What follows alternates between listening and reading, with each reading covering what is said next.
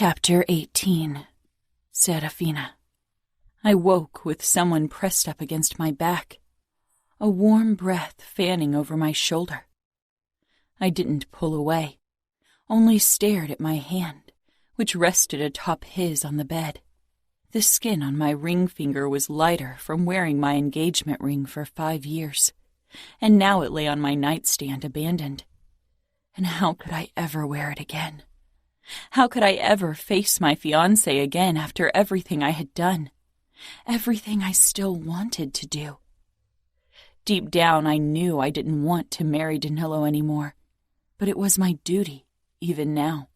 I ran my fingertips over Remo's hand, and he woke with a current of tension radiating through his body. I assumed he wasn't a man used to sharing a bed with someone. He exhaled and relaxed, but didn't say anything. I turned his hand over until his palm was up, then traced the burn scars there, wondering how they'd come to be. My touch followed the scars up to his wrists, where crisscross scars fought for dominance with his burn marks. Remo's breathing changed, became cautious, dangerous. "Will you ever tell me how you got those?" He bit the nape of my neck. "Why should I?" Yes, why should he spill his guts to me? I turned around in his hold. His expression was forbidding, but his eyes held a hint of something even darker. "You're right," I whispered, holding his gaze. "I'm only your captive, the queen in your game of chess, something meaningless, easy to forget the moment you give me back." Even as I spoke the words, I couldn't imagine Remo really letting me go. Not with the way he looked at me, and I wasn't sure if the realization terrified or relieved me. Because how could I return to the outfit? "Oh, Angel, forgetting you will be impossible." And I smiled. God help me, I smiled. Remo shook his head slowly. "This is madness." "It is." It was, and worse. Betrayal. Dad, Mom, Sophia, Sam. Guilt gripped me in its choking hold. I swallowed. My family. I didn't say more. Remo's face hardened, and he untangled himself from me and stood.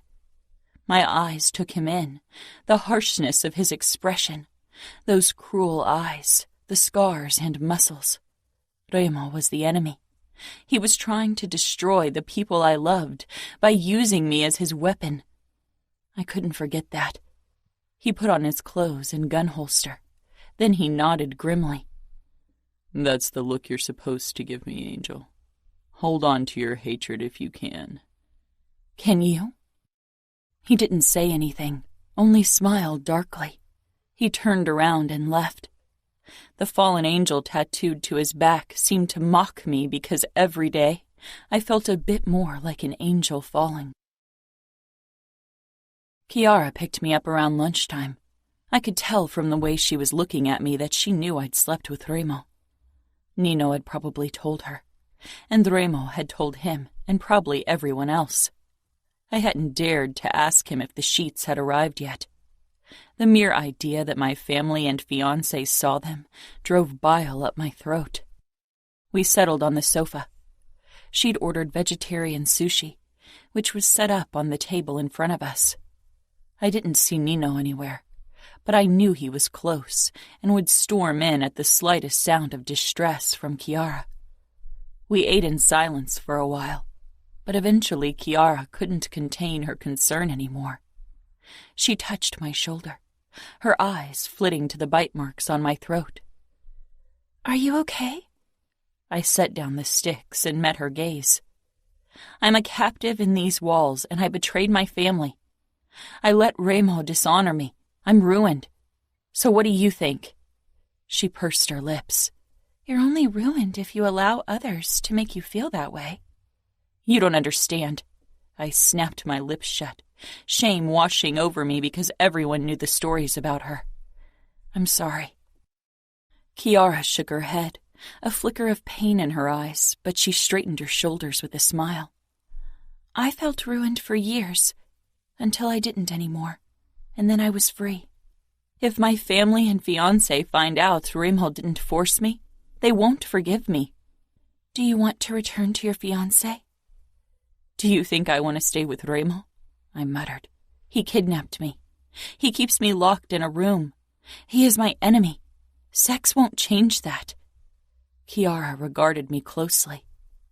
Maybe there's a chance for peace between the outfit and the Camorra. You could be that chance. Something good can be born from an act of brutality. But there won't be. My dad, my uncle, my fiancé, my brother won't ever agree to any kind of peace. They are proud men, Cora. You know how made men are. Remo took me from them, stole my innocence. It's either stolen or given. I looked away. They won't see it that way. He ripped something from them, took something they considered their possession.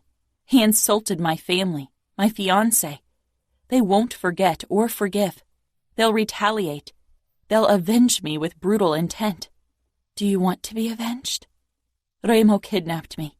He took everything from me. Everything? Cora said curiously. Everything that used to matter. I took my chopsticks again and continued eating, hoping Cora got the hint that I didn't want to talk anymore. Remo came to my bedroom again that night. I had expected him and didn't say anything as he dropped his gun holster on the ground, then lay down beside me. I only regarded him, trying to understand him, myself, us. But I saw the same confusion in his eyes that I felt every time he was close.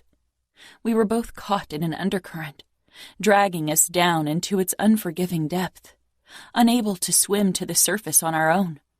The only people who could save us only wanted to save one of us and see the other drown, but we were entangled. One of us would have to let go first to reach the surface. And just like the night before, Remo's mouth forced me into submission, lips and tongue and teeth, harsh one moment, gentle the next. He didn't try to sleep with me, and for some reason it made things worse because I didn't want him to hold back. I wanted him to take without consideration, without mercy, because when he was something more than the monster I knew him to be, he took something I was even less willing to give. He pressed against my back, breathing harshly, his erection a demanding presence pushing into me. "When will you set me free?" I asked. "Soon," Remo murmured, but didn't elaborate. For some reason I heard the echo of the word never. Never, never, never. And it didn't scare me as much as it should. I considered asking about the sheets. Dante must have contacted Remo by now. But I was too scared. Didn't want to know their reaction. Remo's lips brushed my shoulder blade. You always do that. Tension shot through his body as if I'd caught him committing a horrendous crime. "I think Danilo ruined your uncle's plan to keep it cool." I stiffened as well. What? Remo's hold tightened, not allowing me to turn around. "Dante tried to pretend the sheets didn't have the desired effect, but this afternoon Danilo called me, and he wasn't as controlled as the cold fish wanted me to believe." I sucked in a shaky breath. You talked to Danilo? He was furious, murderous. He told me he'd cut my balls and dick off and feed them to me. Remo paused, and I tensed further. And I told him that he could try, but that it wouldn't change the fact that I was the first man inside you. I wrenched myself out of his embrace, whirled around on him, kneeling on the bed. Remo smiled darkly. My eyes caught the holster on the floor. I lunged, ripped the gun from the holster, released the safety, and pointed it at Remo's head. He rolled on his back, arms stretched out in surrender. There was no fear, no apprehension in his eyes. I straightened on my knees beside him. If you think I can't go through with pulling the trigger, Remo, you're wrong. I'm not the girl from before who couldn't cut your throat. Remo held my gaze. "I don't doubt you can kill me, Angel." "Then why aren't you scared?" I asked fiercely. "Because," he murmured, gripping my hips. I tightened my hold on the gun, but I allowed him to keep his hands on my skin. I'm not scared of death or pain. Without lowering the gun, I straddled his stomach, and my core clenched at the feel of his muscles. Remo's eyes flashed with desire. I leaned forward, resting the barrel against his forehead. If I kill you now, I'm free. There are still my brothers and hundreds of loyal men who will hunt you down, Remo said, his thumbs stroking my belly in a distracting way. I had already been wet from Remo's earlier ministrations, but a new wave of arousal pulled between my legs now. But I'd still be free of you, and that's all I care about. Remo smiled darkly again. He lifted one arm, and I tightened my finger on the trigger. You can't be free of me, because I'm in there. He touched my temple lightly, though it was another spot he should have touched, because it was his presence in another place that scared me far more. You will always remember that I'm the one you gifted yourself to for the very first time. I gave him the cruel smile he used on me whenever I got too close. The memory will fade. 2 times don't matter after a while. I'll sleep with Danilo for the rest of my life, and I'll forget that there ever was a man before him. Remo jerked into a sitting position, his eyes flashing with fury. The gun dug into his forehead, but he didn't care. His grip on my hip tightened, and his other hand cupped my head. Oh, Angel, trust me when I say you'll remember me for the rest of your existence. I lifted up and positioned myself over Remo's erection. I touched my palm to his cheek, causing his eyes to flash with an emotion that scared him and me equally. I released the trigger, but didn't drop the gun. I lowered myself on Remo's length slowly, despite the fierce twinge. My head fell back when he was buried all the way inside me. Devastating. I lowered my head, locking gazes with Remo. Devastatingly beautiful, he murmured. I lowered the gun and pressed it to his chest. There's nothing in there for you to shoot. I engaged the safety, wrapped my arms around his neck, and rocked my hips, the gun dangling loosely in my hand. Pain and pleasure shot through me. Remo groaned. I moved faster, lifting and falling. Remo held me tightly, his eyes dark and possessive as he let me be in control. Remo's teeth scraped my throat, leaving marks, and my nails raked over his back, leaving my own marks in turn. It was painful, but I rode him hard and fast, relishing in the burning sensation. Remo sucked my nipple into his mouth, and his thumb rubbed my clit. Pleasure spiked fiercely, mingling with the pain in a delicious dance. Both were spiraling higher and higher, and I knew one of them would eventually shatter me, and I longed for it, needed it. Remo flicked my nub, and pleasure overpowered all else. I cried out, dropping the gun as I desperately held on to Remo's shoulders, my nails digging in. Remo held my gaze with fierceness and hunger, and I felt alive and free and weightless. I was still shuddering from the force of my orgasm when Remo flipped us around, locking my knees under his arms, parting me wide and thrusting into me in one hard push, going so much deeper than before. I arched up, lips parting in a choked sound, half moan, half whimper. Remo didn't pause. He slammed into me hard and fast, shoving me into the mattress over and over again, ripping every last shred of innocence from me. The gun lay beside us on the bed. Remo had been right. A bullet to his head wouldn't free me of him. At this point, I wasn't sure if anything could. Remo. Sitting on the sofa in the game room, I stared down at my phone. 2 missed calls from Dante. The last from yesterday. 3 days since my entertaining call with Danilo. I couldn't bring myself to talk to Dante, knowing I had him right where I wanted him. It's time to end this. Dante called me today. He'll exchange Scuderi for Serafina. I'm Capo. I decide when and how to set her free. Nino leaned forward, arms braced on his thighs. Remo, if you have feelings for her, I cut him off. I'm not like you. One woman won't turn me into an emotional mess. He narrowed his eyes, but his expression remained calm. Then send her back. Fabiano is getting impatient, and so am I. There's nothing else to gain from this. Dante won't give us more than Scuderi. You already made them believe you tortured and raped Serafina. They're on their knees, but Dante is Capo. He won't give up more than his consigliere.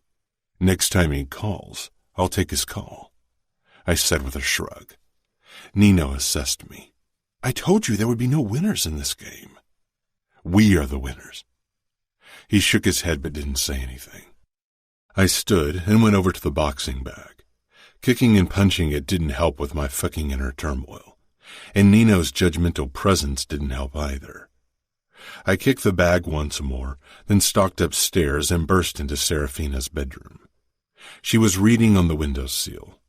By now, Adamo must have brought her half of our library. She put the book down and stood. In the last few days, a gradual power shift had started, and I couldn't allow it. Serafina moved closer, scanning my face cautiously. She stopped in front of me. Instead of dealing out harshness like I'd intended to, my eyes took in her soft lips. Lips I couldn't get enough of. Lips that drove me insane with desire. You have a very strange look on your face. I can't think about anything else than having you on your knees in front of me with those perfect lips around my cock. It was a half-truth, the only truth she'd ever get. I was on my knees once, she hissed. I shook my head. That doesn't count. You can be on your knees and still be in control. I won't kneel. That's a shame, considering there's no better way to bring a man to his knees than to kneel in front of him while you suck his cock. Didn't you want to bring me to my knees? She pushed me back, and I sank down on the edge of the bed. I pulled her between my legs so her knees pressed up against my erection. I slipped my palm between her closed thighs and rubbed her through the fabric of her panties. I wake with a fucking boner every morning, dreaming about your lips and your tongue, Angel. How it would feel to fuck your sweet mouth. She was burned into my fucking mind, not just the feel of her body. Her brows drew together, but her mouth opened as her breathing deepened. Using my thumb, I grazed her clit while my other finger slid along her slit. Her panties soon stuck to her folds with her juices. I eat your pussy almost every day. Don't you ever wonder how it would be to return the favor? To control me with your mouth? Her eyes flashed, and she moaned when I pressed my hand harder against her center. Slowly, I withdrew my hand and smiled darkly. I gripped her hips and pressed down, not enough to make her knees buckle, but to show her what I wanted. She resisted, so I loosened the pressure, and finally she lowered herself to her knees, head held high. My cock hardened further at the sight of Serafina before me. I unbuckled my belt and unzipped my pants before I took my cock out. I began stroking myself, swirling my thumb over my slick tip. Serafina watched with parted lips, but narrowed her eyes when she noticed my smirk. After another swirl of my thumb, gathering my pre-cum, I brushed her lips and pushed into her mouth. Her tongue tasted me hesitantly, and my fucking dick twitched. Serafina noticed, of course, and smiled in triumph. I pulled my finger out and placed my hand over her neck, but I didn't push her toward my waiting cock, knowing she'd resist again if I tried to coax her into doing what I wanted. Finally, she reached out, curling those elegant fingers around the base of my cock. She squeezed experimentally, and I stifled a groan. And then Serafina leaned forward and slid my tip into her mouth. She licked the tip, then sucked. Unpracticed moves that drove me insane with desire. I began thrusting into her mouth, driving my cock deeper into her. But not all the way in. still holding back when I never held back for a woman in my entire life. My balls clenched every time she hollowed her cheeks, and the sight would have brought me to my knees if I weren't already sitting.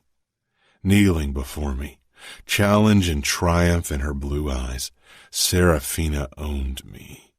Body and whatever black soul was left. My phone rang and I tightened my hold on her neck when I took the call. Dante, what a pleasure. I got out.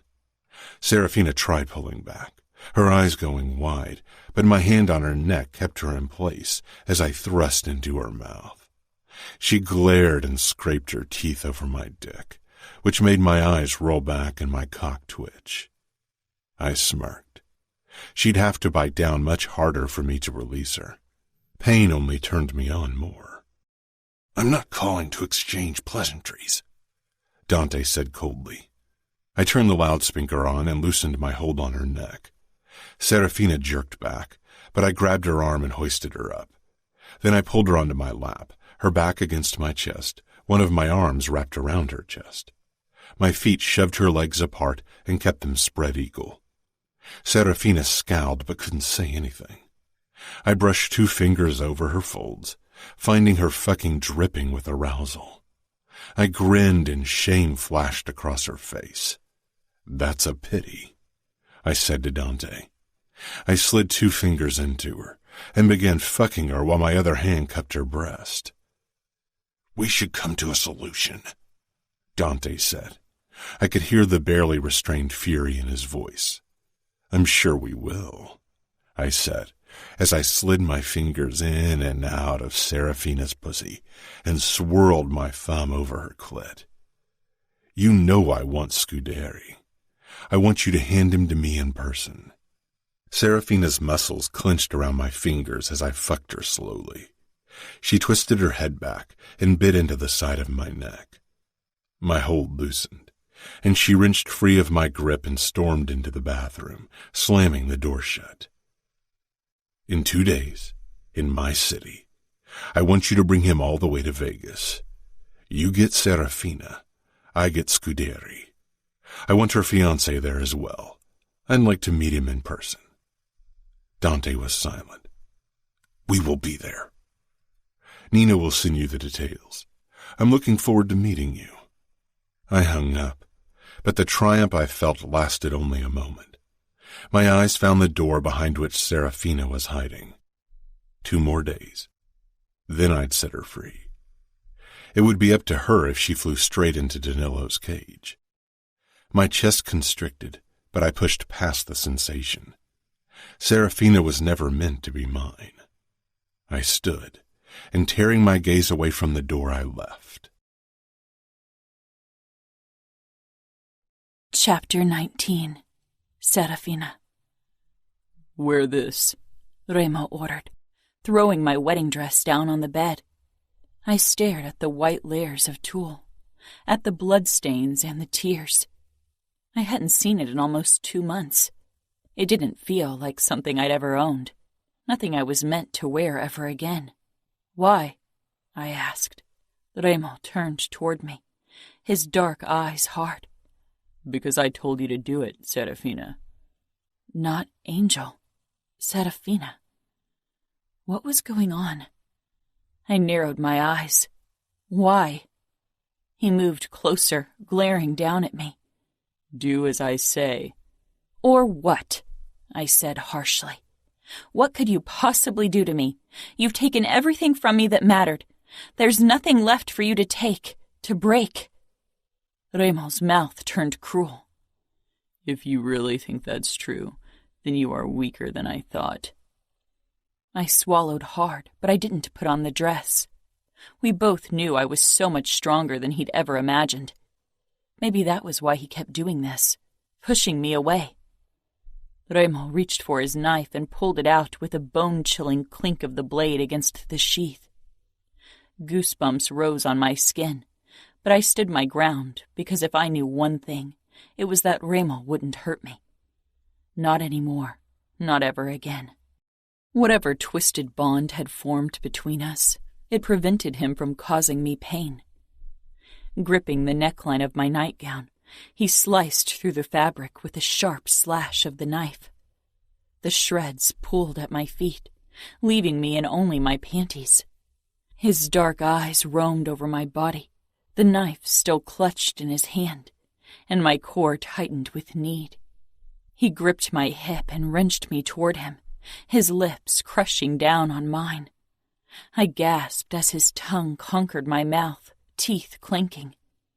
He backed me up against the bed until I fell back. He slashed through my panties with his knife, and the closeness of the blade caused a shiver to pass down my spine. Remo towered over me and freed his erection, his eyes furious and hungry and terrifying. Holding his gaze, I opened my legs for him because I was lost, had been lost from the moment Remo had laid eyes on me. And as I looked up at him, I knew without a doubt that he too was lost. The corners of his mouth lifted as he lowered his gaze to my center. He got down on his knees, pushing my legs even further apart. Remo buried his face in my lap. I arched up, my nails digging into the crisp sheets, my gaze finding my torn wedding dress. Remo's mouth claimed me relentlessly, with tongue and lips, bites and licks. There was no escaping. He wouldn't let me. He made me surrender, not with force, not with violence. He dove in, swirling until I was a slave to the sensations he created. My orgasm crashed over me like an avalanche, but my eyes remained locked on the stained white fabric of my dress. A sign for my honor, my purity. Both lost, both taken. No, given. Remo's mouth traveled up my stomach, licking and nibbling, tongue flicking my nipple. He bit down lightly, then soothed the spot with an open-mouthed kiss. His body covered mine, his palms pressed into the bed beside my head, the knife still clutched in his grasp. For a moment our eyes locked, and I hated him, hated myself, hated us both, because hate became harder to hold on to each day that I spent with him. We both needed our hate, and yet it was slipping through our fingers like sand. There was no way to contain it. Lost, his dark eyes reflected my inner turmoil, losing ourselves to each other. My gaze returned to my dress when Remo thrust into me in one all-consuming, merciless stroke. His mouth pressed up to my ear as he slammed into me angrily. When I saw you in that dress, I knew I needed to be the one to rip your innocence from you. I knew I needed to be the one to make you bleed. Who knew you'd make me bleed in return? I shuddered, my throat tightening even as my body throbbed with traitorous pleasure. Finally, I tore my gaze from the dress to glare up at Remo, my captor, my nemesis, my ruin, and yet, despite what he'd taken from me, hatred wasn't the only thing my weak, idiotic heart felt. But that was a truth I would take to my grave. I hate you, I whispered as if saying the words aloud would make them true. Remo's eyes bore into mine, filled with emotions, his mouth twisting in a dark smile because he knew. He moved closer, tongue sliding along the seam of my lips.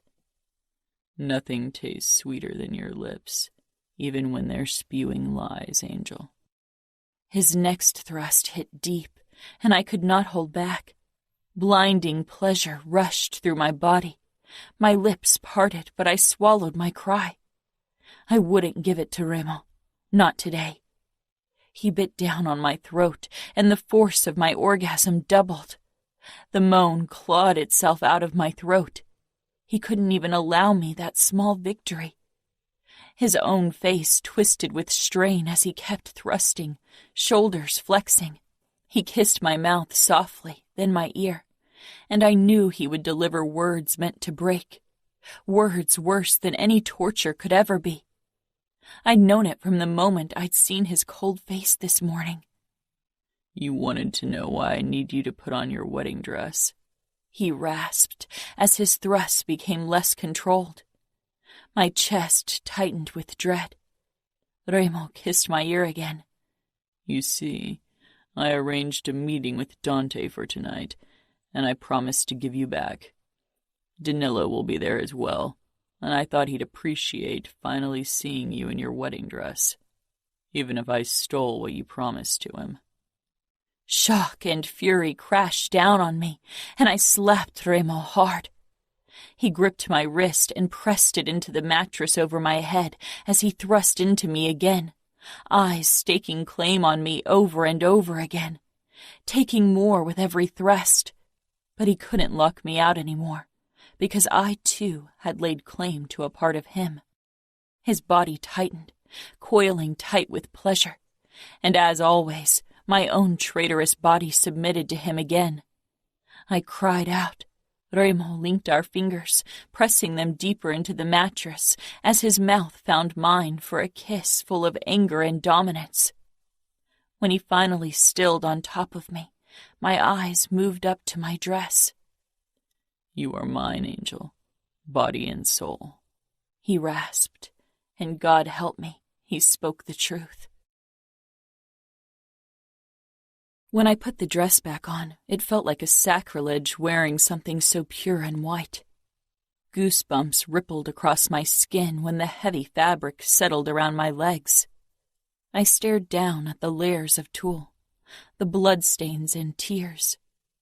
Had I really chosen this dress? Had I ever felt comfortable wearing it? Remo regarded me with a hard expression. I still remember the first time I saw you in it. I didn't say anything. Remo reached for my engagement ring on the nightstand, and the little hairs on my neck rose. He stopped right in front of me and took my hand, then slid the ring on with a twisted smile. This marks you as Danilo's, doesn't it? I stared at him fiercely, unyielding because he knew the mark he had left went deeper than an expensive ring. Something in Remo's eyes shifted, a flicker in his harsh mask. Yet he still held my hand. He released me abruptly and stepped back. Danilo will be delighted to get you back. I'm not the girl I used to be. Remo's gaze hit me like a sledgehammer, but he didn't say anything, even though I needed him to. Up until the very end, I was convinced Remo would keep me. I kept denying the truth until I was faced with the result of my sins. The exhausted faces of my family and fiancé. They waited in the abandoned parking lot. Dad, Dante, Danilo. Samuel wasn't there, and I knew it was because he would have lost it. Behind them on the ground lay a tied-up man, probably Fabiano's father. His back was turned to me, so I couldn't be sure. Their eyes were drawn upward toward one of the buildings, and when Remo pulled me out of the car, I found the reason why. Nino was perched on the roof as a sniper. Fabiano got out of the car as well, his own gun drawn. Remo led me a few steps away from the car, then he stopped. You were very ill-advised attacking our territory, Dante, he said pleasantly, his grip on my hip tight as he held me against his body. My eyes lingered on the ground because my guilt sat so heavily on my shoulders I couldn't find the courage to meet the gazes of the men who'd come to save me. The white fabric of my dress seemed to mock me, and I focused on the bloodstains. Bracing myself, I finally raised my head and wished I hadn't. Nothing had ever hurt worse than the look on Dad's face. He took in my bloody dress, the bruises on my throat where Remo had marked me over and over again. Remo had made his claiming of me as apparent as possible, flaunted it in front of everyone, and it had the desired effect. Uncle Dante, my fiancé Danilo, and my father regarded me as if they had been gutted. Remo's ultimate triumph. I wanted to scream at them that I hadn't suffered the way they thought I had. Wished they would hate me, but I wasn't brave enough for the truth. Next time you consider fucking with us, look at your niece, Dante. And remember how you failed her. Dante's face was stone, but there was a flicker of something dark in his eyes. I couldn't meet their eyes. Burning shame sliced through me at what I had let Remo do, at what I had done, what I had wanted to do, what I still wanted to do. Remo leaned closer, his lips brushing my ear. I own you, Angel. Remember that. You gave me a part of yourself, and you'll never get it back. It's mine no matter what happens next. Dante, Danilo, and my father looked on the verge of attacking, their bodies tense, expressions twisted with hatred and fury. They wanted to protect me when I no longer wanted saving, couldn't be saved because I was irrevocably lost. I turned my head slightly, meeting Remo's cold gaze. I'm not the only one who lost something, I whispered. You gave me a part of your cruel black heart, Remo, and one day you will realize it. Something flashed in Remo's eyes, those cruel eyes that haunted his victims' nightmares. How long will they haunt me? Especially all the times they hadn't looked upon me with cruelty or hatred, but with a far more terrifying emotion.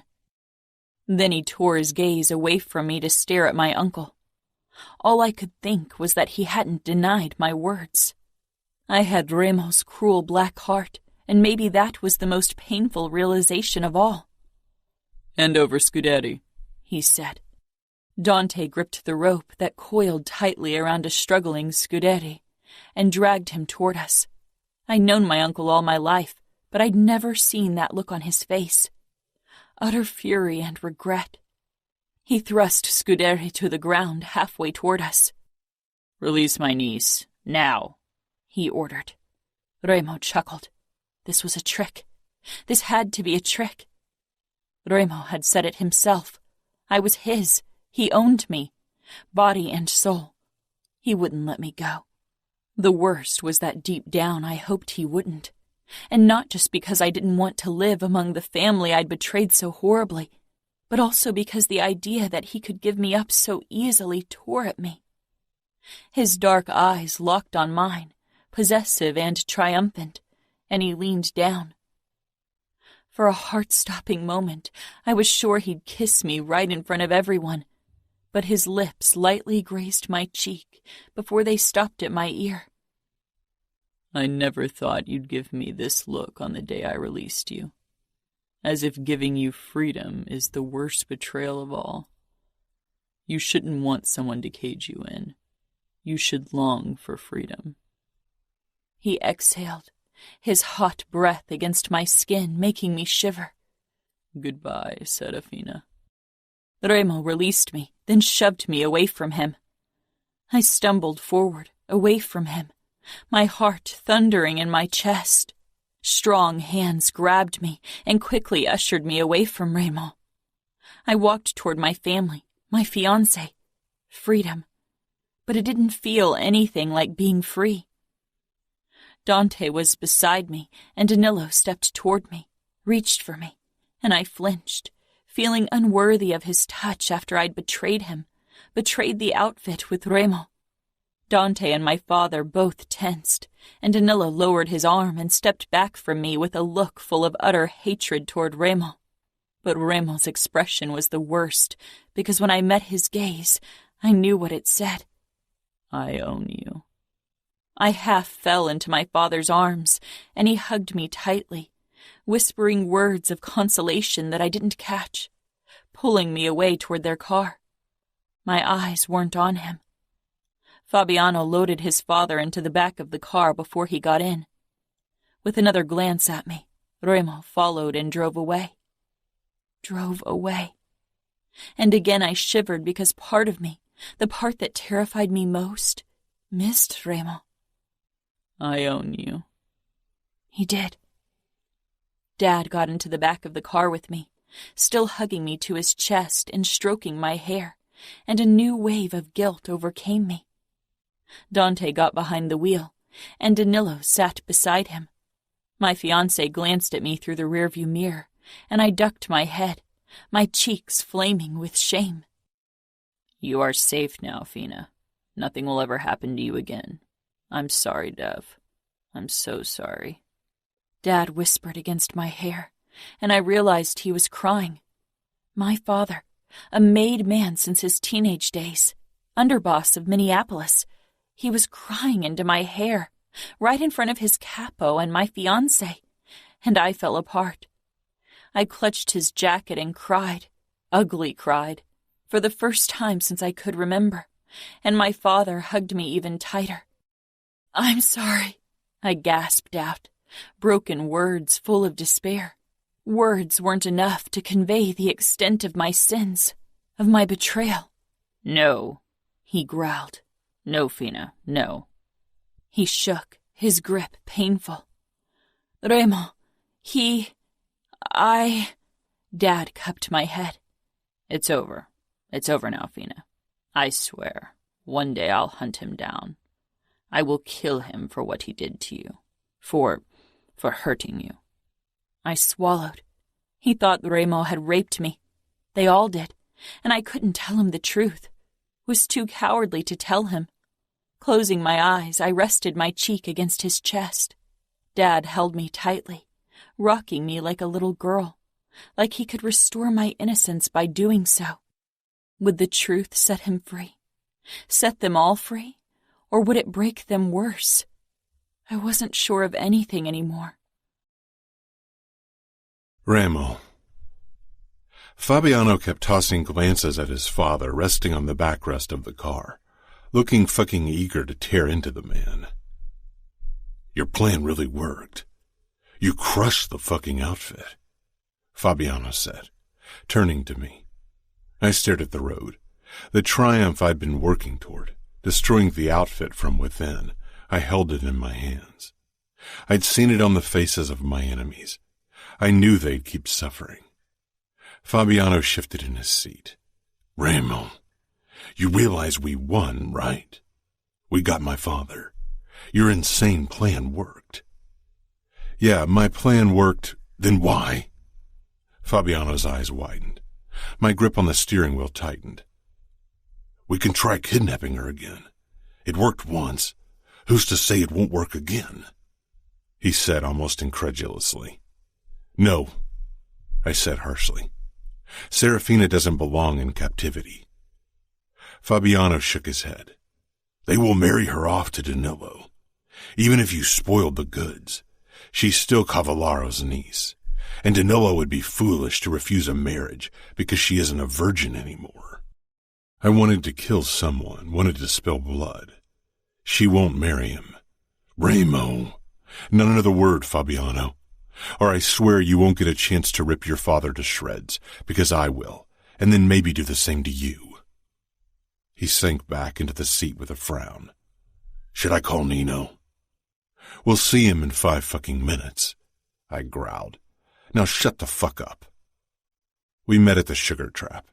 Fabiano dragged his father down into the basement, while I sat down at the bar. Jerry put a bottle of brandy and a glass down in front of me without a word. Nino joined me after a couple of minutes.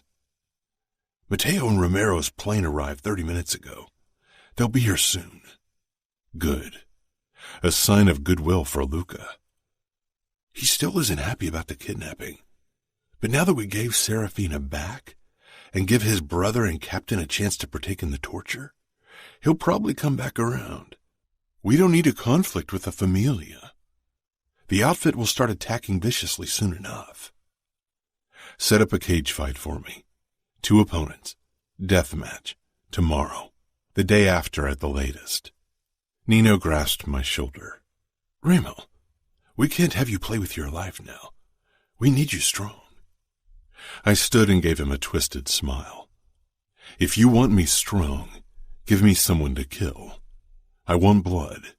I want to maim and kill, and I'm not risking my life. I will fucking obliterate every fucking person who enters the fucking cage as my opponent. It won't make you miss her any less."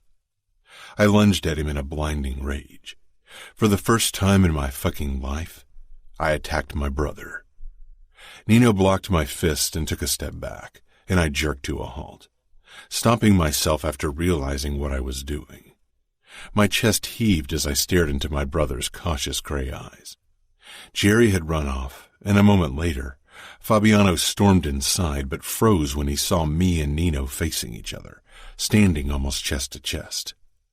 "Fuck," I rasped, taking a step back. I held out my arm, tattoo on display, my palm up. A silent apology, the only one I was capable of.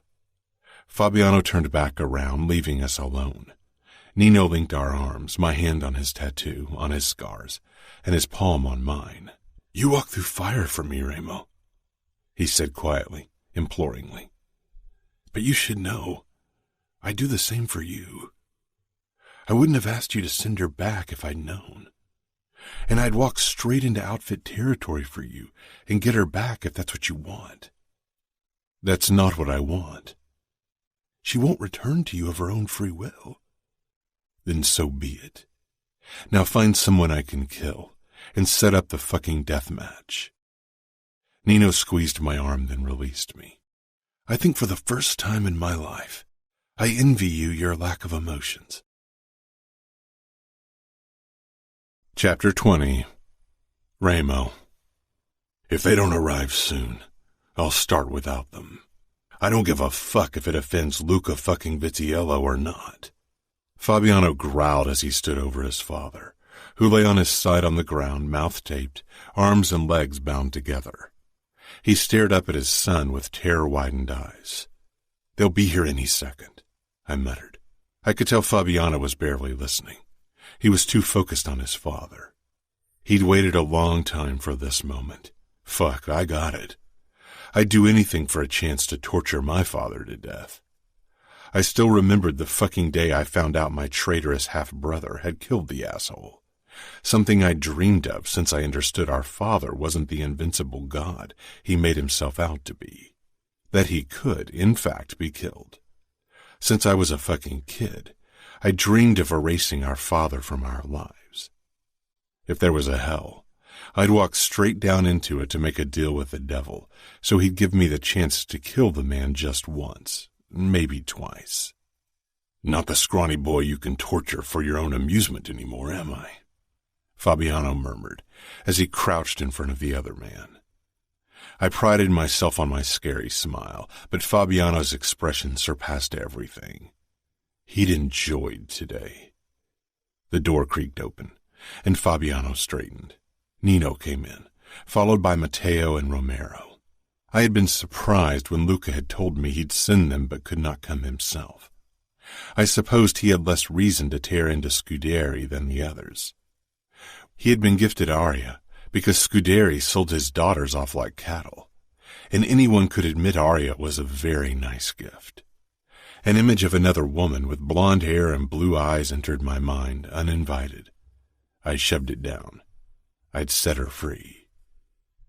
"Nothing better than bonding over shared torture," Matteo said with a grin as he sauntered into the cell in the basement of the sugar trap. That asshole always looked as if he'd walked straight out of a photo shoot for a fashion magazine. One day, I'd fuck up his pretty face. Romero gave me and Fabiano a curt nod before his eyes too fell on Scuderi. I pushed off the wall and extended my hand to Matteo, who took it after a moment. "I still can't stand your fucking face, Remo," he said with a smirk. "But for this, I might hesitate a millisecond before cutting your throat out once we're back to being enemies." "That millisecond will be the moment I cut your head off, Matteo," I said with a twisted smile of my own. He released my hand. "May the craziest fucker win." My smile widened, and I caught Nino's gaze across the room. We both knew who that would be, because when it came to crazy fuckery, I was the undisputed master. I turned to Romero, who didn't display the careless attitude of Vitiello. He obviously was wary about being in a basement in Vegas. I didn't have the slightest intention to attack either of them today. War with the Familia would have to wait until the outfit was crushed and its territory split between us. He briefly shook my hand. "Your methods are dishonorable," he said tersely. "You disapprove of them, and yet here you are, benefiting from them." Romero pulled his hand away, his brown eyes were turning to Scuderi and his expression filling with hate. I went over to Scuderi and smiled down at him. His eyes flickered with terror. I must say you've gathered many enemies over time, and we've all come together to tear you apart. I reached down and ripped the tape from his face, then straightened and returned to my spot at the wall. Maybe his agonized screams would drown out the voice of regret in my head. Serafina walking away in that fucking white dress, and that last look she gave me. Fuck it all. Fabiano circled his father. Father, I've been waiting for this chance for a very long time, and I have every intention of making it last for as long as possible. Lucky for me, Nino is a master at prolonging torture. With a little luck, we can keep you alive for 2 or 3 days. That way, we can all get the fun we deserve. Scuderi tried to push himself into a sitting position but failed. His expression became pleading. If he thought that would warm Fabiano's heart, he didn't understand what Fabiano did on a daily basis as my enforcer. I'm your father, Fabi. You already lost your mother. Do you want to lose me as well? Fabiano lunged, smashing his fist into the man's face. Bones crunched. I watched from my spot against the wall. This wasn't my moment. Despite my need to maim and kill, I'd hold back. Matteo, Fabiano, and Romero had more reason to spill Scuderi's blood. Shut up, Fabiano snarled. Matteo had begun twisting a karambit knife in his fingers. An eager gleam in his eyes I knew all too well. I got small kids who need me, Scuderi tried in a hoarse voice. Fabiano lifted him by the collar and jerked him up against the wall, getting in his face. They'll be better off without you. My sisters and I would have, that's for sure.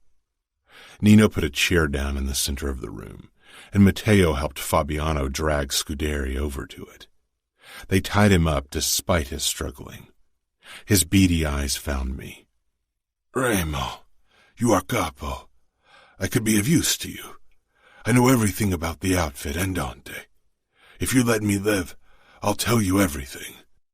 Fabiano scoffed as he pulled his knife from the holster around his chest.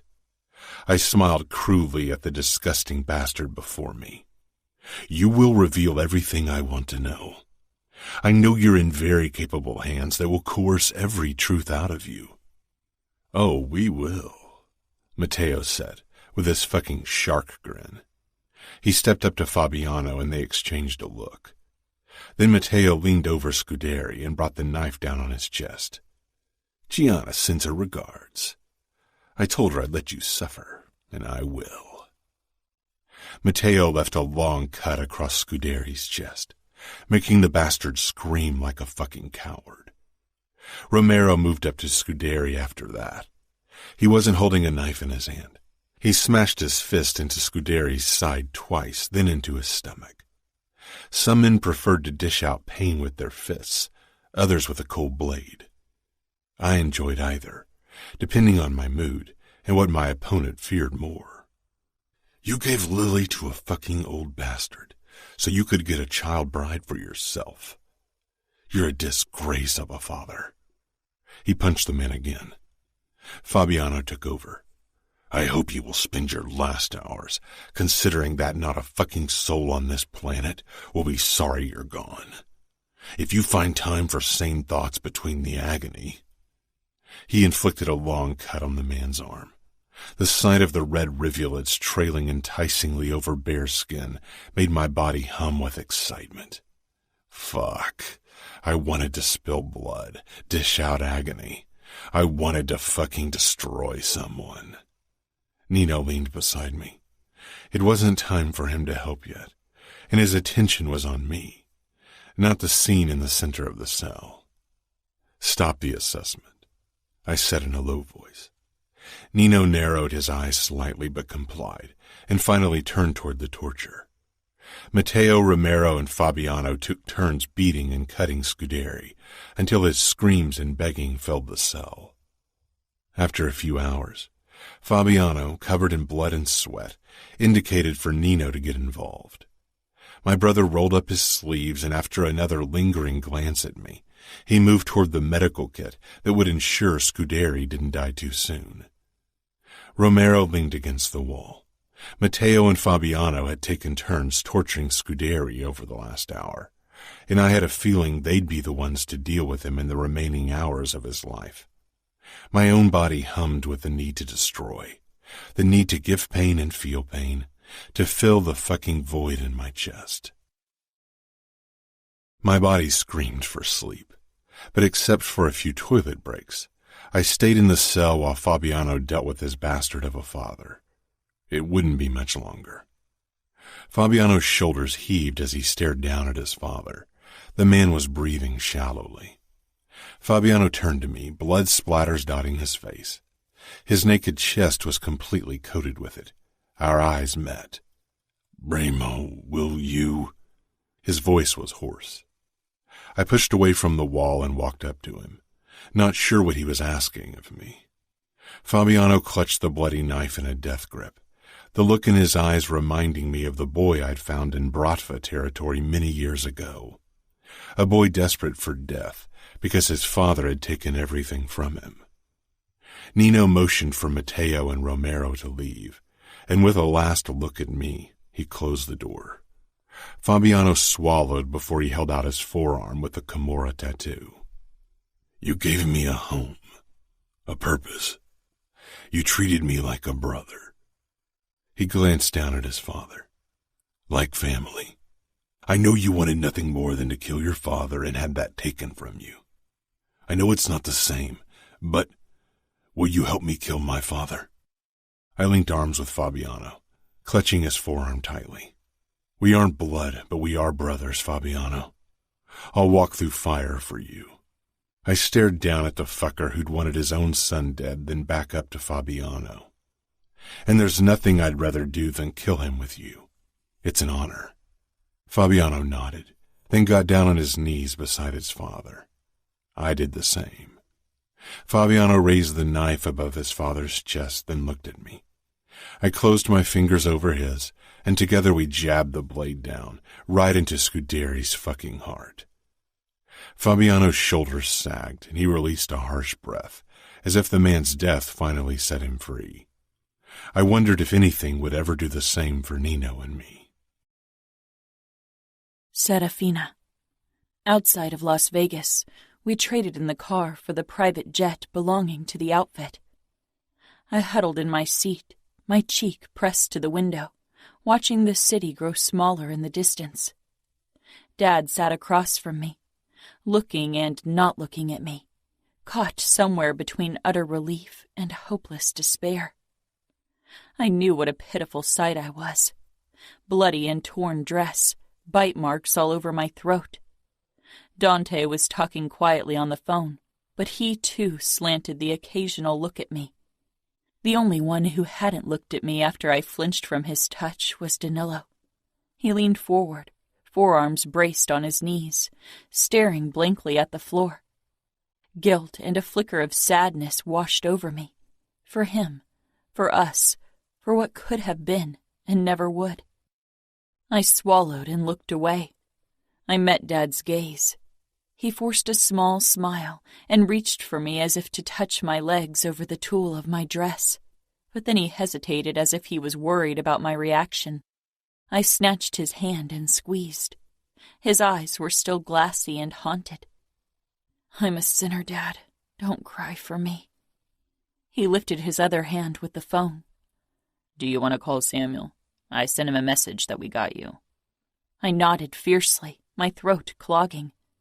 Dad's eyes darted to my throat once more, and the hint of something cruel and harsh flared in them, something he had never showed at home. He gave me his phone, and I hit speed dial with shaking fingers. "Yes?" For a second, hearing Samuel's voice immobilized me. "Sam," I croaked. There was silence. "Fina?" The word was a broken exclamation that splintered me apart. Tears trailed down my cheeks, and I could feel all eyes on me. I closed my own. "I'm sorry." Samuel sucked in a sharp breath.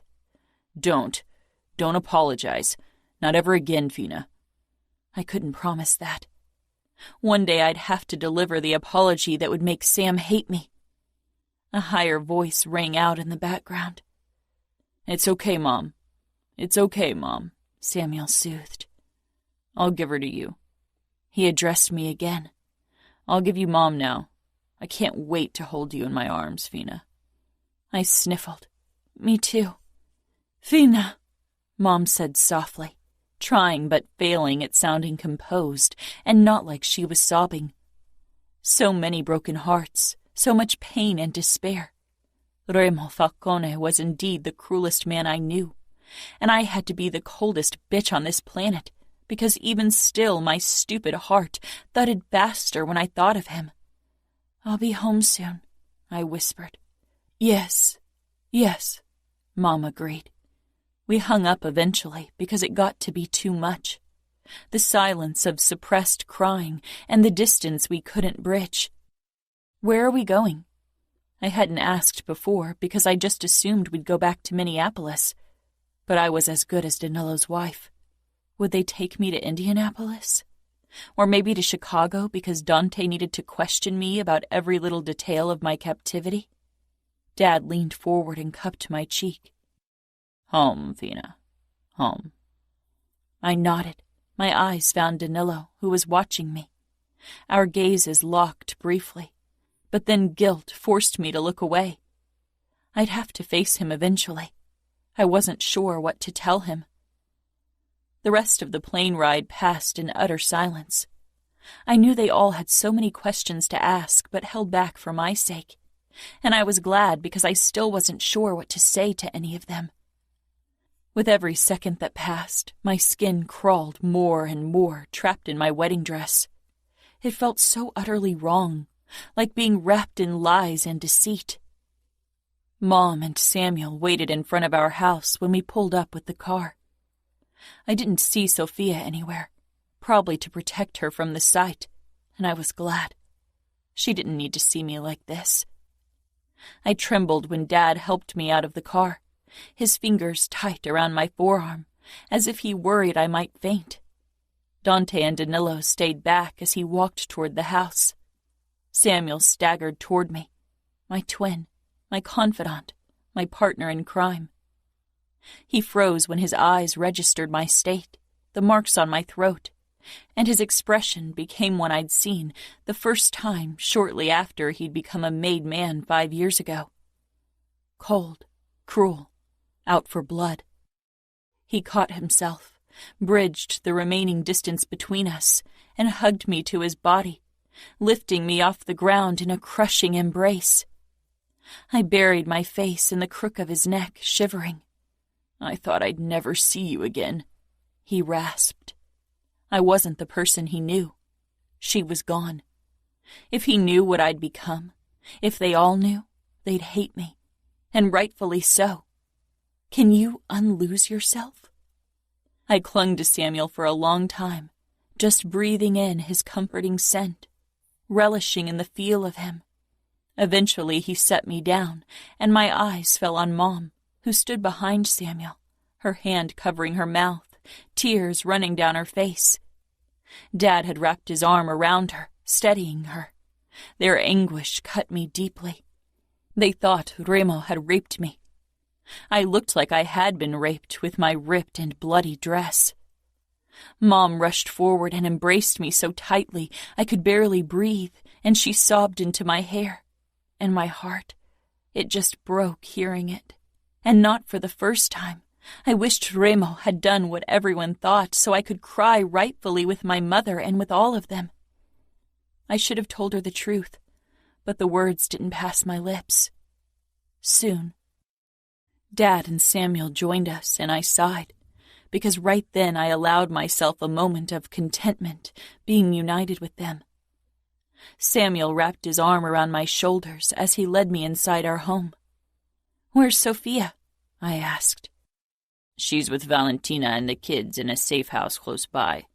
They'll come over soon," Dante explained from behind me. I nodded. "I need to shower," I said, and regretted my words when I saw the look my family exchanged. I quickly moved away and headed upstairs into my room, starting to tear at my dress. But the thing clung to me.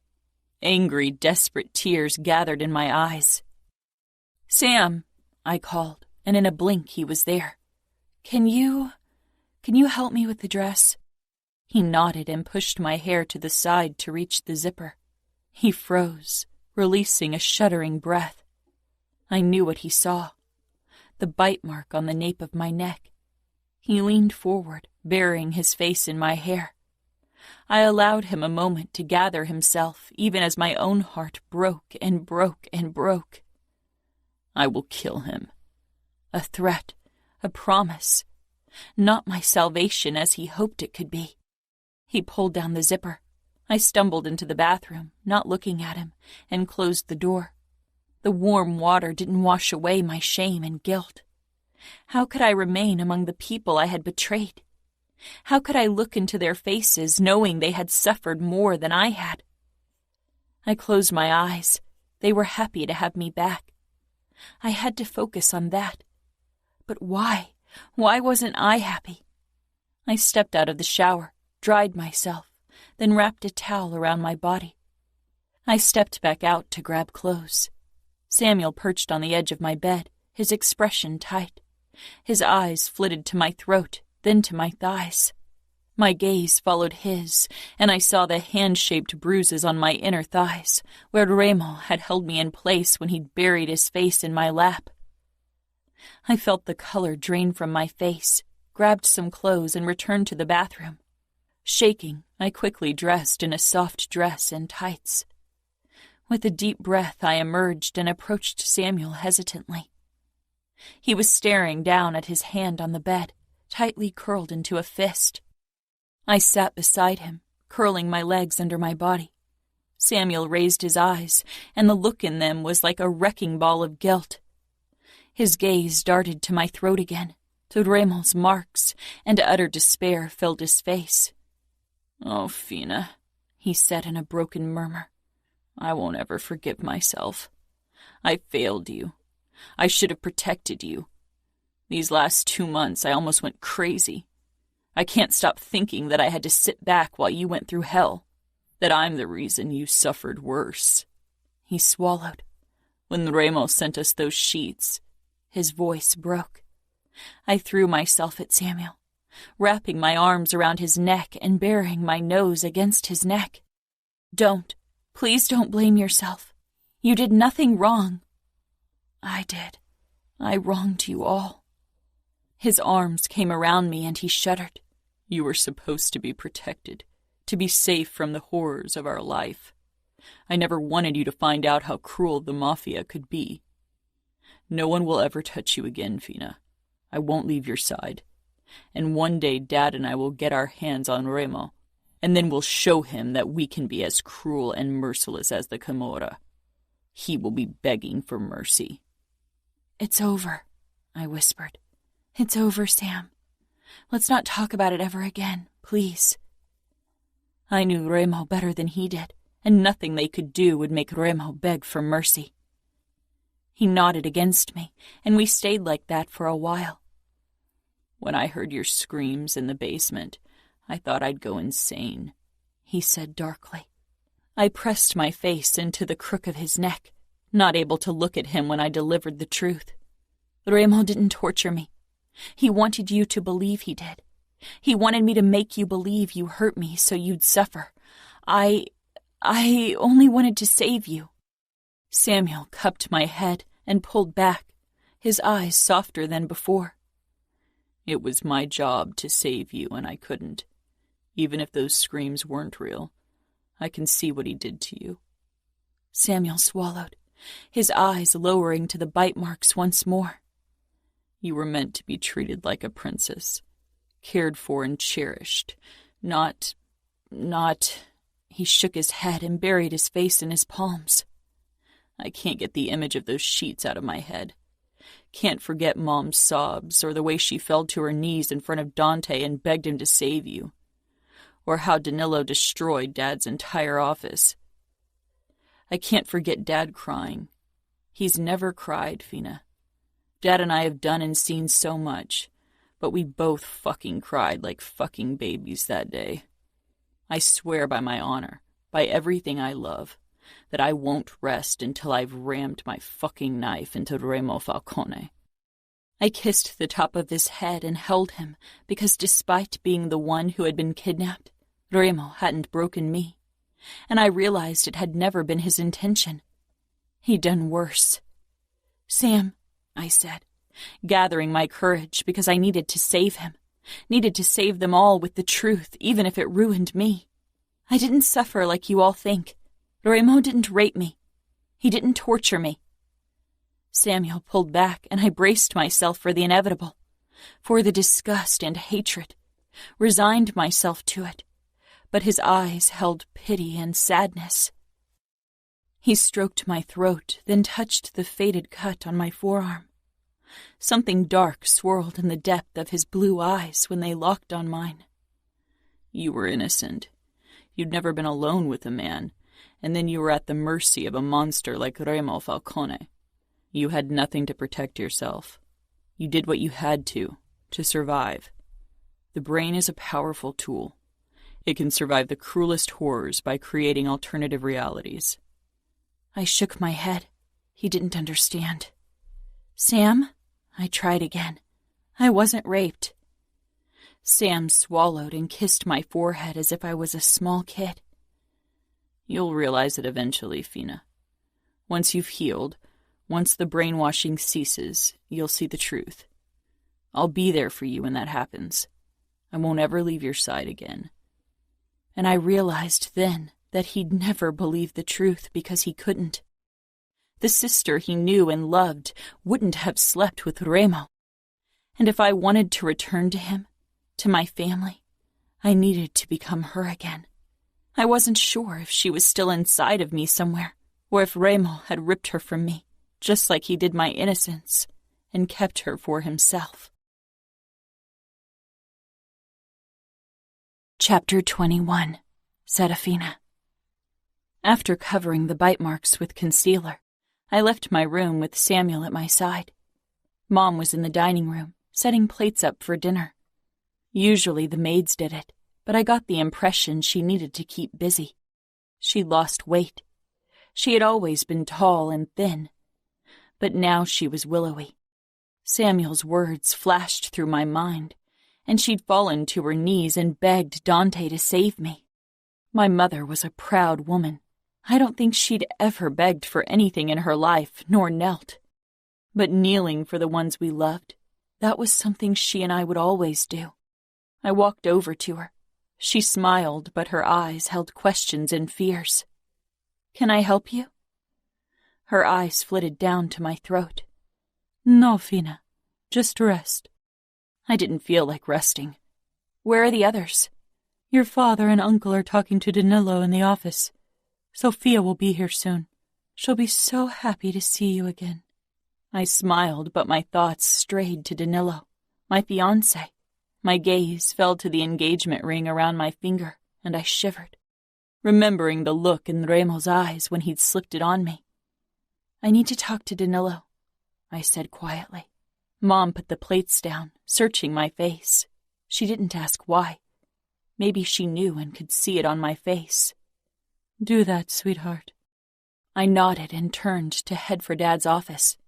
Samuel followed at my heel. "You're not going to marry him, are you?" I stopped in the hallway and peered up at my twin. There was no judgment in his voice, but there was relief. "I can't." He touched my shoulder. "I'm here for you." "Won't you have to go to Chicago to work with Dante?"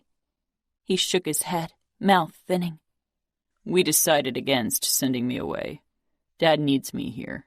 We need to protect our territory." Me. They needed to protect me and Sophia. "I want to talk to Danilo alone, Sam." He frowned, protectiveness flashing in his eyes. "Sam," I said firmly, "I can handle it." I'd handled Remo for months. Nothing could scare me any more. Maybe the same thought crossed Samuel's mind, because he nodded with a grimace. "I'll wait in the hallway," he said, leaning against the wall beside the wooden door. I knocked twice, then walked in, not waiting for a reply. My breath caught in my throat at the mess. Someone had thrown 2 bookcases over, ripped books and broken glasses. Dad's beloved collection of whiskey tumblers scattered the floor. The leather sofa was slashed, filling poking out everywhere. Danilo had done this, and nobody bothered to clean up afterward. My eyes found my fiancé. He was controlled, so much like Dante that he probably couldn't stand being compared to him anymore. I couldn't imagine him doing this. His brown eyes latched onto mine, full of regret and anger. "Dove?" Dad asked. I cleared my throat, realizing he and Dante were staring at me as well. "I'm sorry for disturbing you," I said, "but I need to have a word with Danilo." Dad hesitated, his eyes flitting between my fiancé and me. Dante put a hand on his shoulder, and eventually they both left. Danilo faced the window, his hands pressed into the wall on both sides. The door closed with a soft click, and silence reigned in the room. Danilo's shoulders heaved. He was tall and muscular, but not quite like Remo. I began, but then didn't know how to go on, how to explain that I was lost to him. Danilo turned around slowly, a haunted expression on his face. He smiled, but it was strained, tired, and behind it lurked something dark and broken. "Serafina," he murmured. He took a step closer, but stopped when I tensed. "I still want to marry you, if you want me." I regarded Danilo's handsome face. He knew to hide his violence better than Remo. He was elegantly handsome, not brutally attractive like Remo. Remo. Always Remo. "I own you." "I'm not the girl you were promised anymore," I whispered. "I'm lost." He shook his head and came closer, but still not close enough to touch. "He will pay.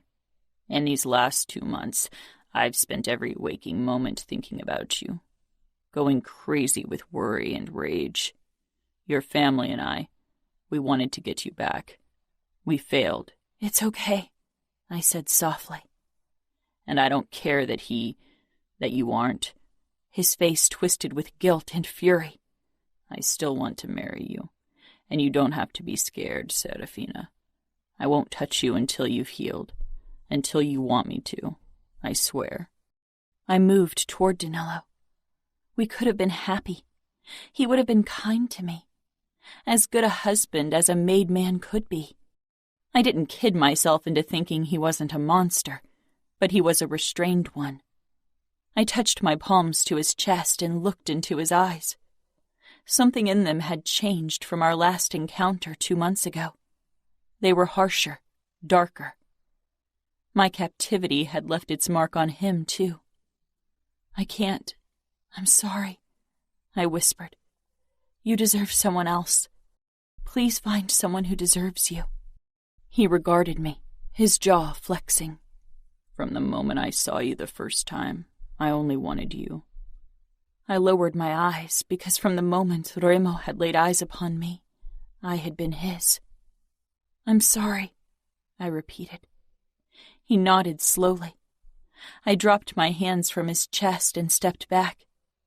"Falcone got what he wanted, didn't he?" said hoarsely. "But your family and I will bring him down. We will destroy him." I shivered. I slid my engagement ring off my finger and handed it to Danilo. "Don't waste your time on revenge, Danilo. Move on. Find someone else. Be happy." He shook his head, obviously fighting for control. "Revenge is all I want, and I won't stop until I get it. Remo will curse the day he took you from me." Remo already did, but not for the reason Danilo wanted him to. He left without another word. Swallowing hard, I leaned against the windowsill. That was it. I was no longer engaged. I was nothing. I was ruined. In our circles, I was ruined. If I'd married Danilo, things might have been different. But now... There was a soft knock, and Mom entered, looking worried. I gave her a small smile, wanting to banish the harsh line between her brows. "Danilo told me you don't want to marry him." As if it was as easy as that. Wanting had little to do with it. I couldn't because deep down I knew I needed to loosen Remo's hold on my stupid heart before I could ever consider moving on. I knew the rules of our world. Even now they still bound me, bound my family. We had promised the Mancinis Dante's niece, and now they wouldn't get what they wanted, what they expected as the ruling family of Indianapolis. Maybe Danilo had accepted my decision, but his father was still alive, sick and bedridden, but alive. He pulled the strings in the background. The Mancinis wouldn't settle for just anyone as my replacement. "I can't," I said quietly. "I can't ever marry Mom. Don't make me." Mom rushed toward me and embraced me. "We won't. Not me, not your father, not Dante. We all failed you horribly. You don't ever have to marry, sweetheart. You can live with your father and me for as long as you wish." "Thank you, Mom," I said, and even as I said it, I knew it wasn't what I wanted. She pulled back, frowning. "Your uncle would like a word with you. I told him it's still too soon, but he insists it's necessary.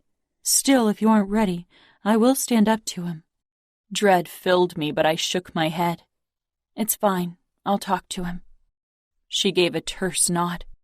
"I'll get him. He needs to return to Chicago tomorrow morning. He's been gone for too long these last 2 months." She kissed my cheek before she left.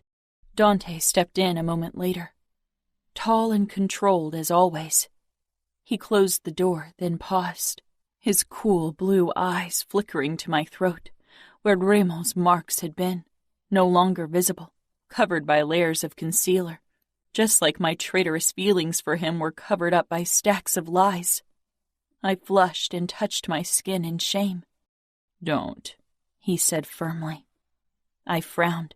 He moved toward me slowly, cautiously, as if he thought I might bolt.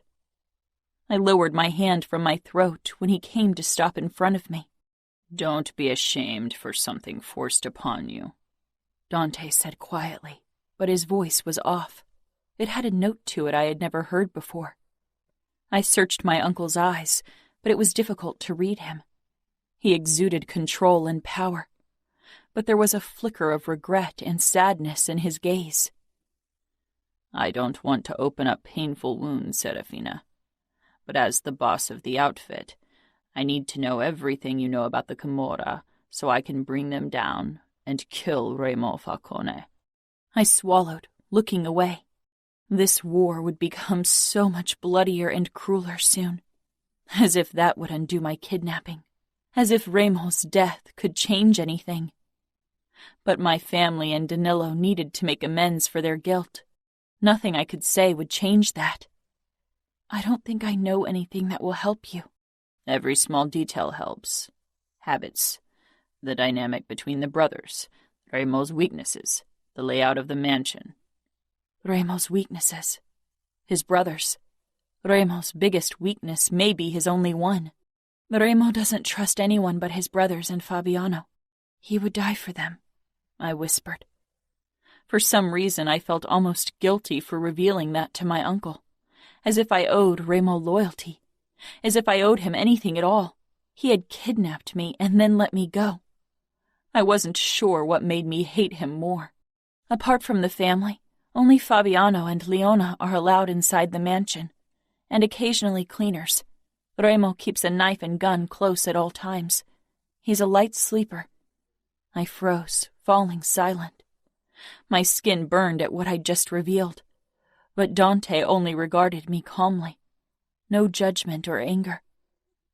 I still had to lower my gaze from his because his understanding made me feel even worse. He didn't know I'd come freely into Remo's bed, enjoyed not only the sex, but also the tenderness afterwards. It was a side of Remo no one knew, and that he had showed it to me meant more to me than it should. Could I reclaim what was lost? I began shaking, overwhelmed with the situation, with my feelings. "Serafina," Dante said firmly, touching my shoulder. I raised my eyes to his and shook even worse, overcome with the need to spill everything, but not brave enough. I pressed myself against my uncle, and he touched the back of my head in comfort. What am I going to do? How will I belong again? Everyone will look at me with disgust. Dante's body coiled tighter. If anyone does, you'll let me know, and I'll deal with them. I nodded. And you never stopped belonging. You are part of the outfit, part of this family. Nothing changed. Everything did. Worst of all, I had. When we finally emerged, Samuel took his place as my shadow again. We were on our way into the dining room when the front door opened. One of our bodyguards stepped in, and then Sophia shot inside. Her wide eyes landed on me, and she stormed off in my direction. She collided with me, and I would have fallen backward if Samuel hadn't steadied me. "You're back!" Sophia hugged my middle tightly, and I rested my chin on top of her head, smiling. When I pulled back, her eyes were alight with happiness, despite the tears in them. "I missed you so much." "I missed you too, Ladybug." I wondered how much she knew, how much my parents and Samuel had divulged or had been unable to hide from her. Valentina entered with her 2 kids, Anna and Leonis. Anna was around Sophia's age, and they loved each other dearly. They were not just cousins, but best friends despite the distance between them. Leonis was almost 8, and the spitting image of Dante, except for the eyes. Anna and Leonis gave their mother a questioning look, and she nodded before they came toward me as well. I hugged them, though it proved difficult because Sophia continued to cling to my arm. Anna and Sophia sometimes were mistaken for sisters because their hair color was similar. Valentina was the last to greet me. Her embrace was gentle, as if I was breakable, but I gave her a firm smile. "We can have dinner," Mom said with a brave smile of her own. With the kids around, she wouldn't burst into tears again, nor would anyone else. Conversation flowed easily at the dining table. Too easily. I could tell everyone was trying to create normalcy for my sake and their own. Danilo wasn't there. I assumed he wanted to be alone after I'd broken off our engagement, and he wasn't part of the family, and now he'd never be. It was strange being surrounded by my family again. I sat between my siblings, both of them eager to be close to me, but my thoughts kept straying to Las Vegas, to Remo. "How was Las Vegas?" Leonis blurted when we were done with dessert, a decadent chocolate cake, my favorite. "Leonis," Dante said sharply. My cousin flushed, realizing his mistake. I took a sip from my water, then shrugged. "Not worth visiting, if you ask me." Leonis giggled, and my family relaxed again. Samuel squeezed my hand under the table. Maybe I could find my way back to them. It felt strange being back in my own bed. I had trouble falling asleep. Too much had happened. This morning I'd woken in Las Vegas with Remo, and now I was here. The door opened and Samuel slipped in. I made room for him in the bed. "Awake?" he asked quietly. "Yeah." I didn't elaborate. He lay down on the covers on his back. "What about you?" Samuel was quiet for a couple of heartbeats. "I was in a late-night meeting with Dante and Dad." "Oh," I said. "About your plans to get revenge on the Camorra?" Samuel swallowed audibly. "No, not that. It was about Danilo. His father isn't happy about the state of things." Worry overcame me. What if they married me off to him despite everything? What if his family insisted on being given Dante's niece? "Sam," I whispered, and he reached for me in the dark, his hand covering mine.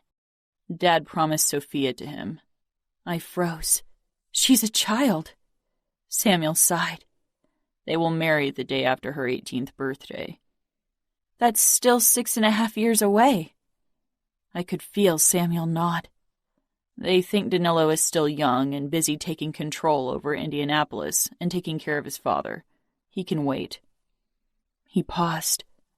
"And it's not like he can't keep himself busy with other women until then." I closed my eyes. "What will Sophia say? It's my fault. I should just marry him." "No." Samuel growled. We won't let you. That's a point we all agree on, Fina. You won't be given in marriage to anyone. You've gone through enough. You'll stay here until you feel better. And then? I don't know, he admitted. I couldn't live on my own. As a woman, that wasn't an option. They'd have to marry me off, or I'd have to stay with Mom and Dad forever. You come live with me eventually. I laughed. Yeah, right.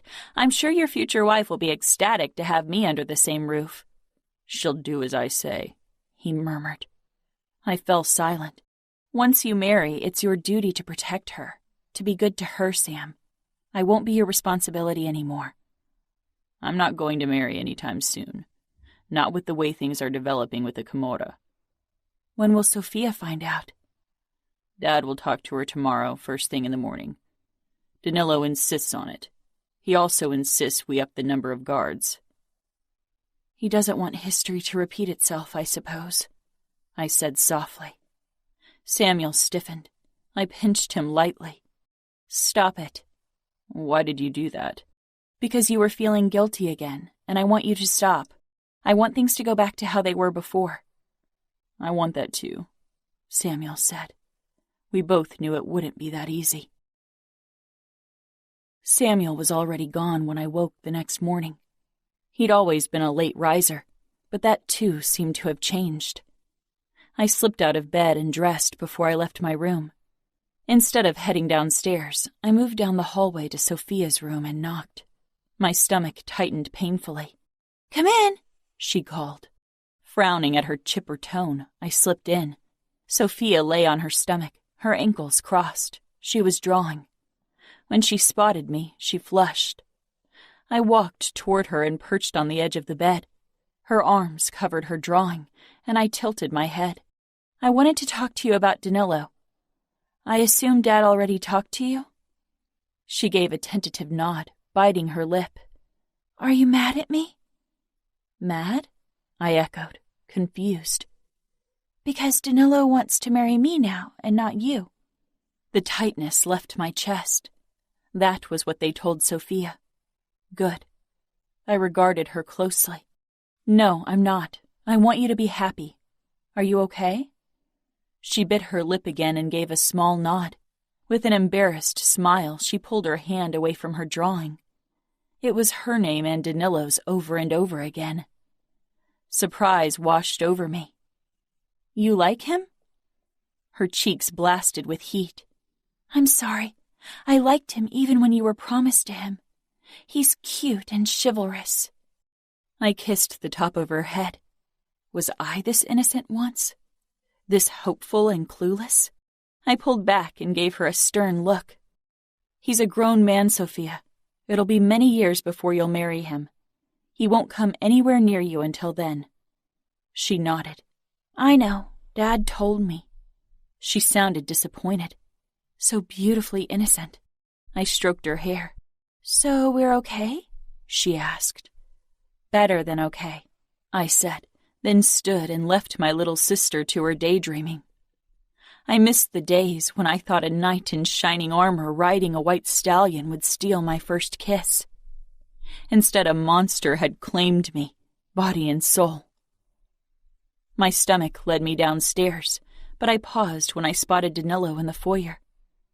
I assumed he'd gone over the details of his engagement to my sister with my parents and Dante. For some reason, I was furious. Sophia might be happy, but she didn't know the extent of her promise. Of course she would have been promised to someone eventually, but not as a consolation prize because the Mancinis wanted Dante's niece. I walked straight toward him. His face flickered with regret and self-hatred as he looked at me. "Sophia is a girl. How could you agree to that bond, Danilo?" His expression flashed with anger. "She is a child. Too young for me. She's my sister's age, for God's sake. But you know what's expected. And we won't marry until she's of age. I never touched you, and I won't touch her." "You should have chosen someone else, not Sophia." Tension shot through his body. "I didn't choose her. I chose you. But you were taken from me. And now I have no choice but to marry your sister, even though it's you I want." A sharp intake of breath made us both look up at Sophia, who was standing on the highest stair, watching us with wide, hurt eyes. Her chin wobbled, and she whirled around, storming off. "Damn it," Danilo muttered. He made a move as if to follow, but I grabbed his arm. "What are you doing?" "I should talk to her." "I don't think that's a good idea." Danilo pulled back, his expression back to being controlled, calm, poised. "I should apologize." "I'm not sure she'll talk to you, but we can try," I said quietly. I led him upstairs, trying to ignore the way his eyes lingered on my throat. I hadn't covered the marks this morning. I pointed at Sophia's door, and Danilo knocked firmly. "Go away!" "Sophia," Danilo said calmly, "can I talk to you?" It was silent behind the door for a long time. Danilo's brows drew together. "She's probably trying to clean up her face so you don't see her tears." He gave a small nod and again glanced at my throat. I sighed and looked away. "I will protect her. I won't fail her like I failed you," Danilo muttered. My eyes shot up, but the door opened in that moment. Sophia stood in the doorway, looking shy and embarrassed. Her eyes moved from Danilo to me, and I gave her a smile. She flushed when she raised her eyes to Danilo. "Can I talk to you for a moment?" he asked. Sophia looked at me for permission. "Sure," I said. I knew custom forbade girls from being alone with men, but Sophia was 11, and Danilo had always been a perfect gentleman with me. Sophia walked back into her room and perched on her plush pink sofa. Danilo followed her inside, leaving the door open. His eyes took in her pink, girly room, and I could see how uncomfortable he was. He sank down on the sofa with as much distance between them as the piece of furniture allowed. He looked out of place in the room, like a giant beside her. The contrast couldn't have been bigger. Sophia in her pink dress with her boisterous nature, and Danilo in his black pants and black dress shirt with his cool demeanor. He had already seemed so much older to me. But in comparison to Sophia, not that she seemed to mind. She was peering up at him with so much childish adoration that even my crushed heart sang with joy. I hoped she could hold on to it for a long time. I took a few steps back and gave them a moment of privacy. 2 minutes later, Danilo stepped back out. He ran a hand through his dark hair. His eyes met mine, and again I saw the flash of longing and fury. "And?" He gave a terse nod. "I think I managed to convince her I said those things to make it easier for you." "Good," I said. Danilo shook his head, his brows drawing together. "Nothing is good about this situation, Serafina. And I'm surprised that from all of us, you are the one who seems to be dealing with it the best." I stiffened. "I just want things to return to normal. That's all." He nodded tiredly. "They won't, but I understand. I need to go now." He left without another word. I waited until his tall form had disappeared before I stepped into Sophia's room. "Everything okay?" She was still sitting on the sofa, staring down at her hands. "I think so," she said thoughtfully. "You will be the most beautiful bride. I just know it." Her eyes lit up. "You think?" "I know it." My chest ached for what I'd lost, for what I could never have, especially not with the man who had my heart. Chapter 22. Remo. Roger's arena was packed for my fight as I strode in. Nino followed close behind as we walked toward the booth where Adamo, Savio, Chiara, Leona, and Fabiana were waiting. I was already in my fight shorts, and my body thrummed with barely contained bloodlust. Roger helped behind the bar for once and gave me a nod in greeting, which I returned. The audience was throwing glances my way, eager, curious, terrified. My fights were always particularly popular, for those who could stomach them. Griffin looked fucking ecstatic as he noted the bets down. Who are the unlucky souls you'll fight? Savio asked curiously. Ask Nino. I didn't care who they were. I'd rip them to shreds either way. 2 ex-cons, both on the run. Both in desperate need of money and new identities. Out of options. Nino said matter-of-factly. One of them kicked his pregnant wife half to death, and she lost the baby. Already served a sentence because of manslaughter. The other spent half of his life in jail for child molestation. Sounds like they deserve their death sentence, Fabiano said with a grin. His arm wrapped around Leona, and she smiled up at him in adoration. The sight spiked my fury, and I focused on the cage. They will wish for the death penalty when I'm done with them. The ref called out my name, and I walked through the parting crowd toward the cage and the 2 dead men waiting for me inside. The crowd roared and clapped, ecstatic. I swung myself into the cage and assessed my opponents. One of them was taller and broader than me. Maybe I could imagine it was Luca. It would add a nice thrill. The other was short but bull-like, and his stance suggested he was a boxer. Both looked like they knew how to pack a punch. Good. The moment the fight began, they attacked together. I gripped the short one and rammed my knee into his side, but was grabbed from behind by the giant. Short guy scrambled toward me and landed a punch in my stomach. I jerked my head forward and smashed it against his. He staggered, and I kicked out against his chest, catapulting myself and the fucker who held me from behind. We crashed into the cage, and I jumped out of big guy's hold. Whirling around, I pushed off the ground and flying kicked his fucking face, breaking nose, chin, and cheekbone. Blood splattered everywhere, and he fell backward holding his face. That would keep him busy for a while. I turned toward short guy and smiled. The audience roared. They knew that smile. The look in my opponent's eyes was familiar. Panic and horrified realization. I stalked toward him and he raised his fists. I feigned an attack, causing him to stumble back. I chuckled. This was going to be fun. I lunged at him, kicking and punching hard without mercy. The cries of the crowd and the fucking whimpers of my opponent spurred me on, but the fucking hollowness in my chest remained. I kicked him over and over again until everything was red. When he didn't even twitch anymore, I let up. The other guy had his back turned to me and was shaking the cage door, wanting out. No one's going to open that door. If you want out of this cage, you'll have to kill me. Big guy turned, face swollen and bloody. He tried his best. Soon I had him in a chokehold, and then I smashed his face against the cage. Once, twice, and then over and over again. I couldn't fucking stop. I needed to crush something. Remo! Smash! Remo! Smash! A hand gripped my shoulder and ripped me backward. I released the bloody pulp and stared at Nino. His face was splattered with small red dots. Blood. I glanced down at myself, then at the floor. It was silent in the arena, and everyone was staring at me in open horror. I won, I muttered. Nino shook his head. Come. I followed him out of the cage and toward the changing room.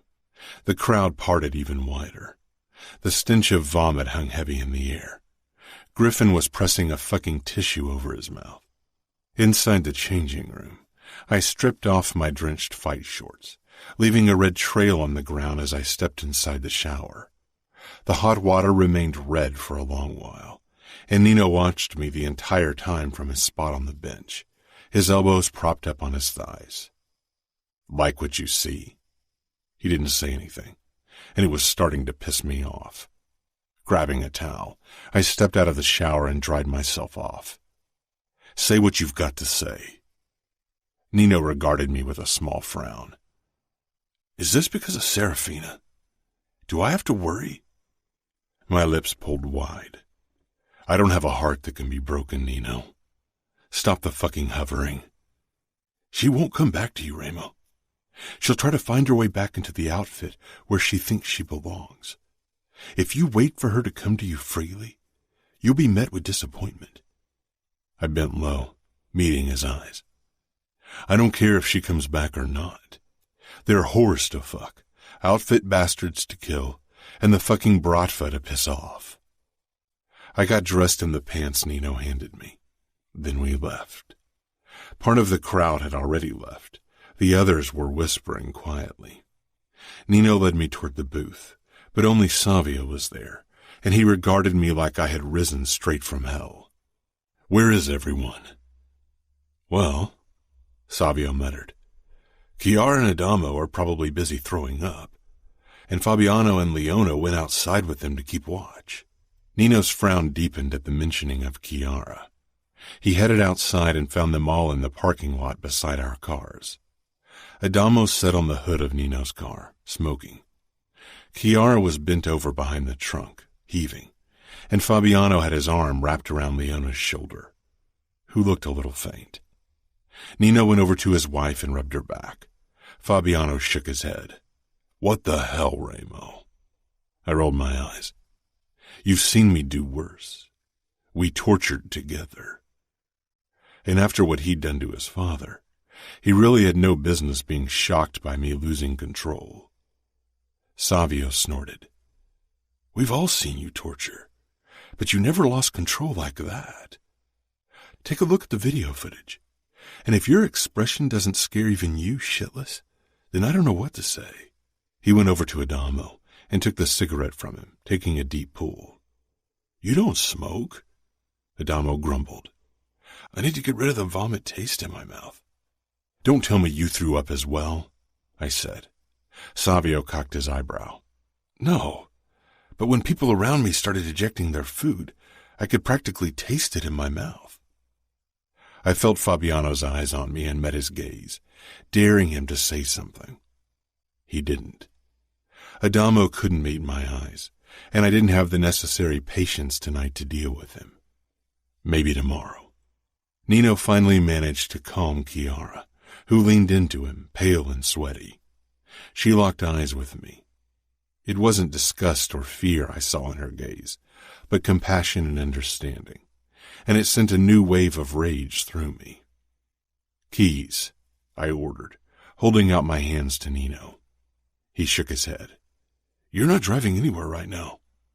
"Give me the fucking keys," I growled. "No, I can drive you," Adamo quipped. I slanted a look at him. Of course he'd come with his new car, and of course he was sitting on its hood. Nino nodded, as if I needed his fucking permission to get into Adamo's car. "Then let's go, kiddo," I muttered. Adamo hopped off Nino's car, threw away his stub, and got into his Mustang. The moment I sank down into the passenger seat and closed the door, Adamo shot out of the parking lot. "Where do you want to go?" I rubbed my temple. "I want to kill and maim, but now that I have you to keep an eye on, that won't fucking happen." "I think I meant to babysit you tonight. Nino's worried," Adamo said. I shook my head. "Fucking nuisances, all of you. You scared the shit out of me tonight." I hope that wasn't the first time, or I'm doing something wrong. "I've been scared of you before, when you sent Fabiano after me because of the cocaine. But today, I was kind of scared for you." "Trust me, Adamo. You have absolutely no reason to be scared for me." Adamo frowned. "Is it because of her?" My brother seemed intent to test the limit of my patience.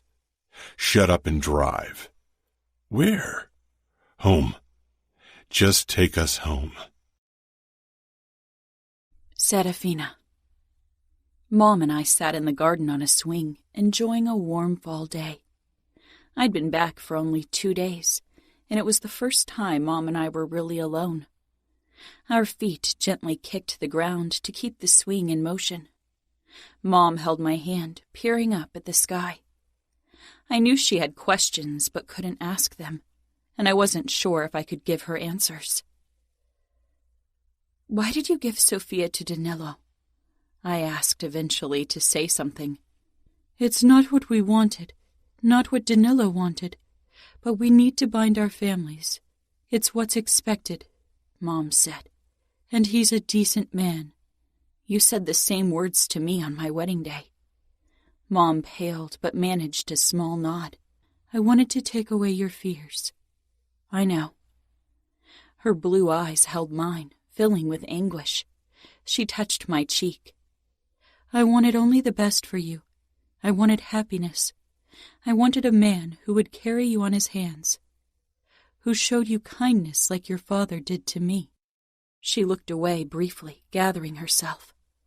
I can't imagine the horrors you lived, Fina, but I wish I could have suffered them in your stead. Mom, I whispered, it's not like you all think. I didn't suffer the way you believe. Remo didn't force me. Your father didn't allow me to see the video where he cut you, but I saw the sheets. I see the marks on your throat. Don't make light of your suffering to make me feel better, love. Don't. She cradled my face, her eyes fierce, determined. She, too, would never understand the extent of my betrayal. My family needed me to be the victim in this. I wanted to belong, wanted to be part of the outfit again. But every passing day, it became more obvious that part of me had stayed in Vegas with Remo. People were talking. They did it behind closed doors mostly, but I caught the pitying glances of the bodyguards and maids.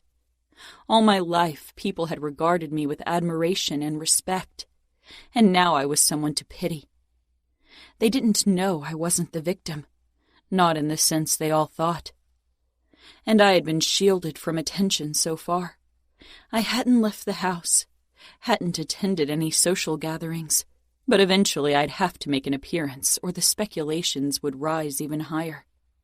I needed to show them that I wasn't hiding, that I had no reason to hide.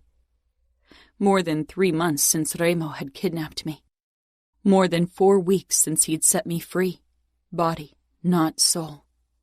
Sometimes I managed to forget him for a few minutes, only to be reminded with a crushing force. But it was getting better. Maybe Sam was right. Maybe Remo's brainwashing was ceasing. Maybe I could be free one day.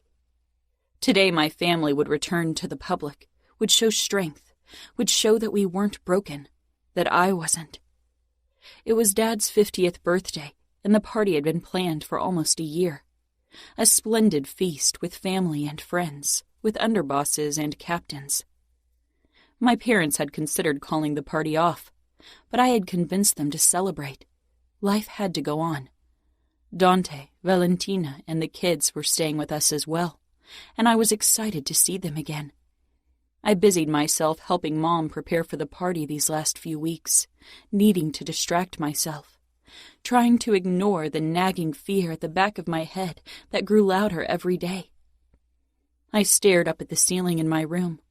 It was already late, and I needed to choose a dress, get ready, and help Mom, but I couldn't move. For the last 2 hours I lay motionless, except for my shallow breathing. I'd got my period the last week of August. It was the end of October now. My fingers traced my belly, terrified, immobilized. Slowly I got out of bed and perched on its edge for a long time, letting a horrible realization fill my bones. 2 months since my last period. Closing my eyes, I swallowed. I'd never taken the pill during my time with Remo, and he had never used protection, wanting to claim me without the barrier between us. I stared up at the ceiling, praying that it wasn't true. It would be the end of all my hopes, of everything. I swallowed again. A knock sounded. Fina, are you awake? Samuel. It was already late, and what he was really asking was if I was okay. I wasn't. I should be getting ready, should play my part, be strong for appearance's sake. Come in, I said. He opened the door and stepped in, already dressed in dark pants and a royal blue dress shirt. His eyes took in my rumpled state.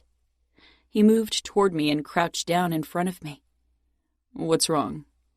I considered keeping my suspicion to myself, but it was a truth I wouldn't be able to hide from them.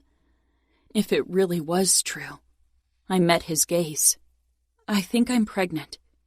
Samuel froze, eyes widening in shock. You mean? He swallowed, staring at my flat stomach.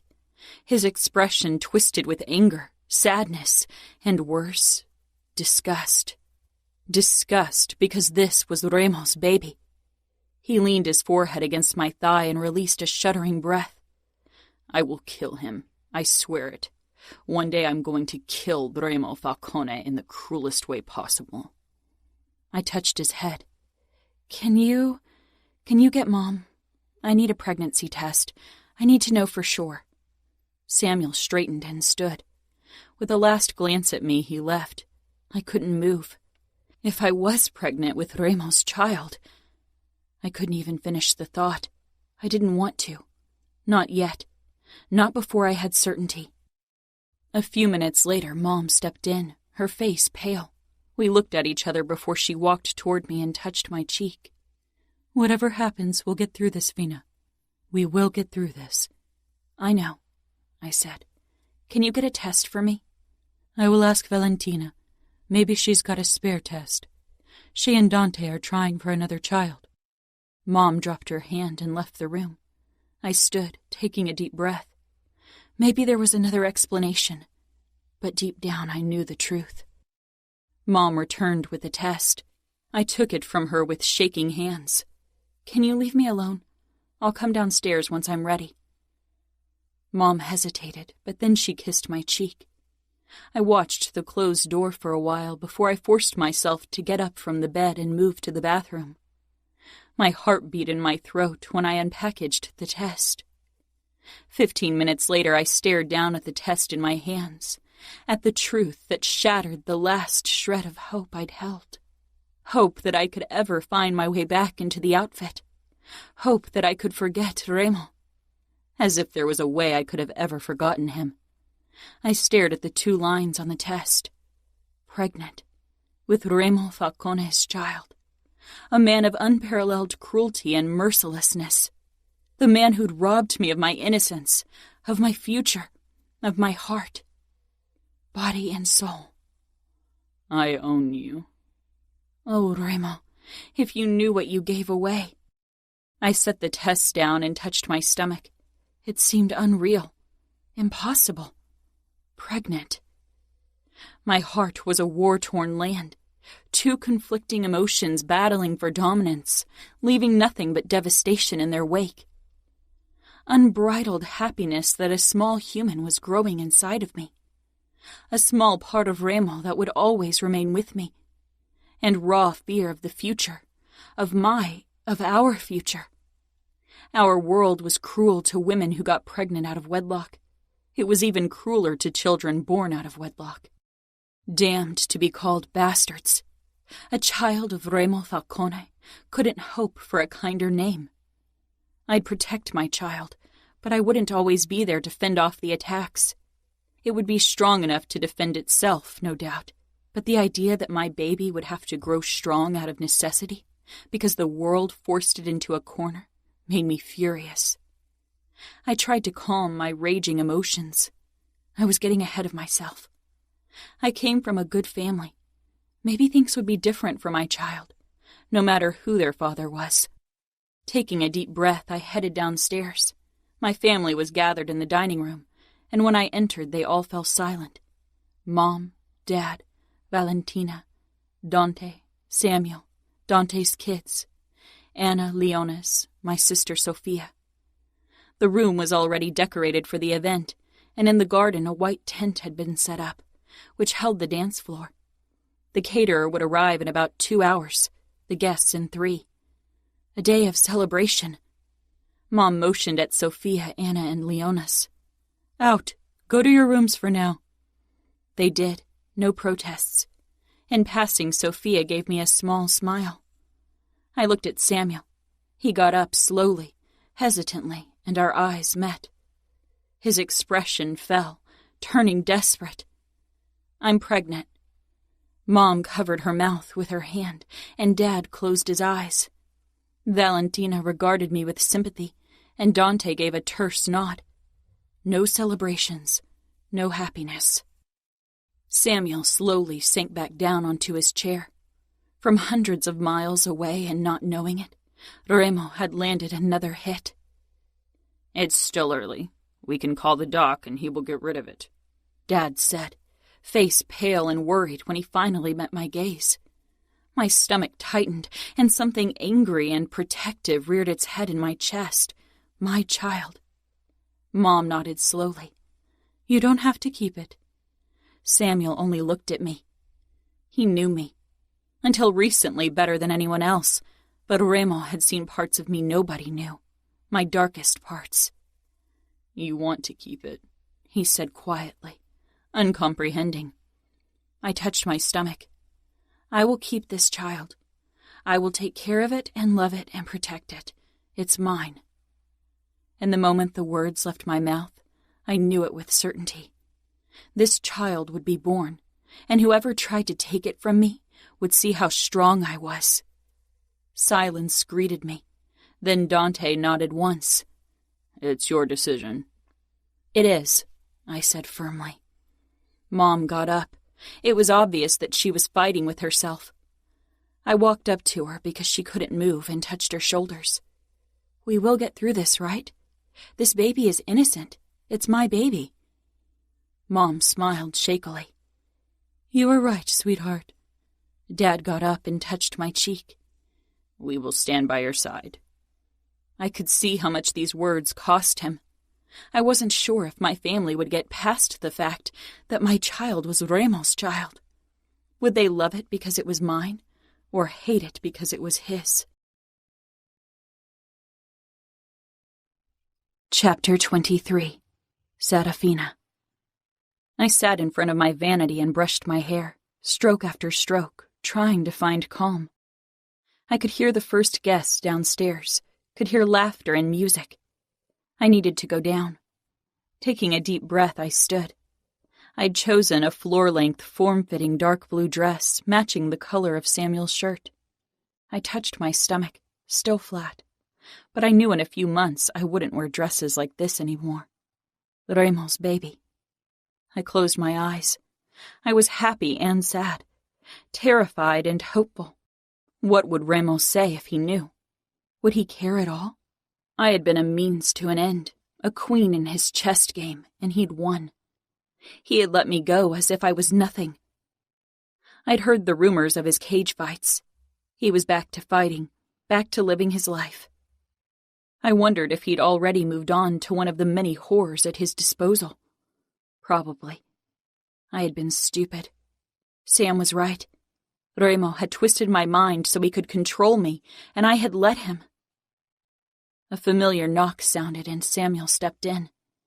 We hadn't talked since I'd revealed my pregnancy to my family. It had become obvious that they needed time to let it sink in. Time to put on their public masks so our guests wouldn't find out the truth. Not yet. He stopped near the door, watching me like I was breaking apart right before his eyes. I turned around myself, showing him my dress. We match. I wanted to see his smile.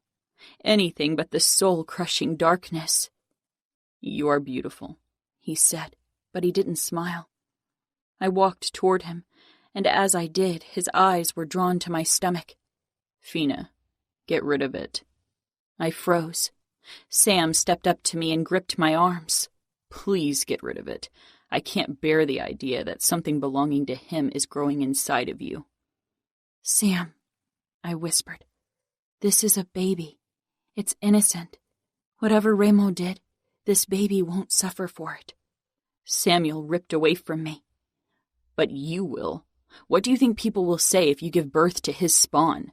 And the thing will remind you of the asshole every fucking day. How will you ever forget if you see the result of Remo's fucking sins every day?" I turned away and moved toward the window, clutching the windowsill in an iron grip, trying to hold on to my composure. If I wanted to show up at Dad's party, I couldn't lose it now. Samuel came up behind me and touched my shoulders. "I shouldn't have said that." "It's okay," I said.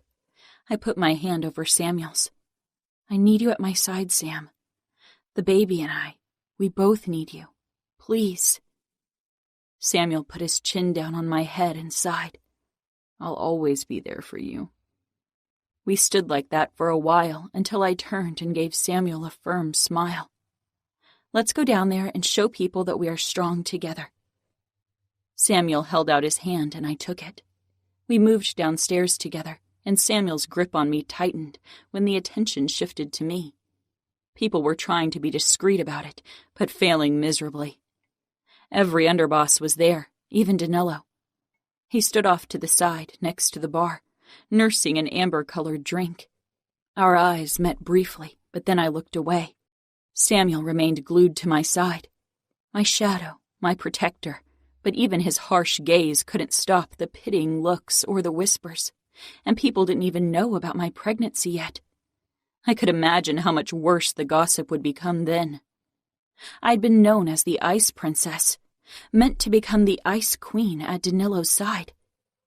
Now I was the woman who Remo had defiled. The men could hardly look at me. Somehow I had become all of their failures.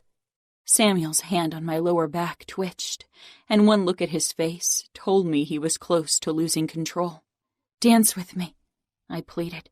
Samuel nodded with a small, tight smile and wrapped me in his embrace, then stiffened when my still flat stomach pressed up to him. His eyes darted down, and anguish flashed across his expression before he could mask it. As if he could already see my pregnancy when it was still safely hidden. I tightened my hold on him briefly, and finally he met my gaze. We began to dance. All eyes were on us. Samuel held my gaze because he was on the verge of losing control. One look at the others and he'd snap. I smiled up at him and he relaxed. I too felt the glances, could practically hear the whispers. A few women my age who'd always resented me for my status looked almost triumphant, happy to witness my fall from grace. I lifted my chin higher, angry, and then worried, because how would all these people treat my child? After 3 dances, Dad took over, and Samuel moved over to the side to watch. "You are beautiful, Dove," he said quietly. His expression was controlled, calm, his public face. Mom, too, looked poised and elegant as she stood beside Sophia, Anna, and Valentina. "Thanks, Dad," I said, then added, "I'm sorry I don't have a present for you." I hadn't left the house since my return, and to be honest, I'd completely forgotten to get a present. My mind had been occupied with too many other things. "I got my present already," he said, and for a moment I thought he meant my child, but then I realized he meant my freedom. He didn't mention my pregnancy. Dante danced with me next. I met his eyes, wondering what he thought of my pregnancy, wondering what kind of future lay ahead for my child if it was a boy. Would he be allowed in the outfit? Or would his father's identity close every door before it could ever be opened? I didn't dare ask my uncle, not in public, not on my father's birthday party. After the dance, I headed back to Samuel, who was talking to one of his oldest friends. He gave me a nod, but he too had trouble meeting my eyes. Samuel noticed and his jaw flexed.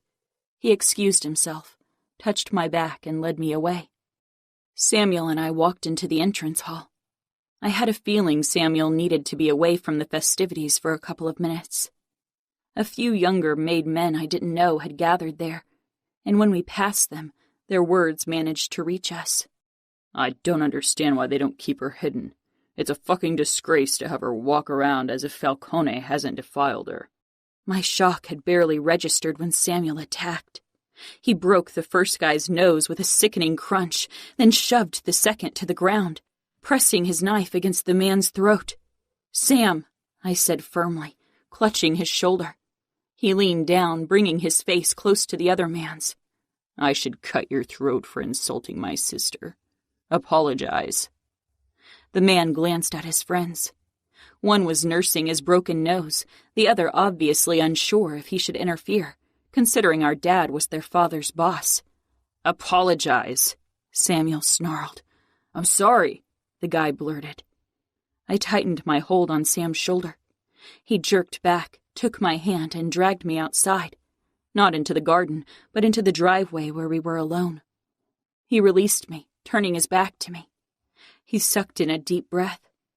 I pressed my palms up to his shoulder blades, then rested my forehead against his back.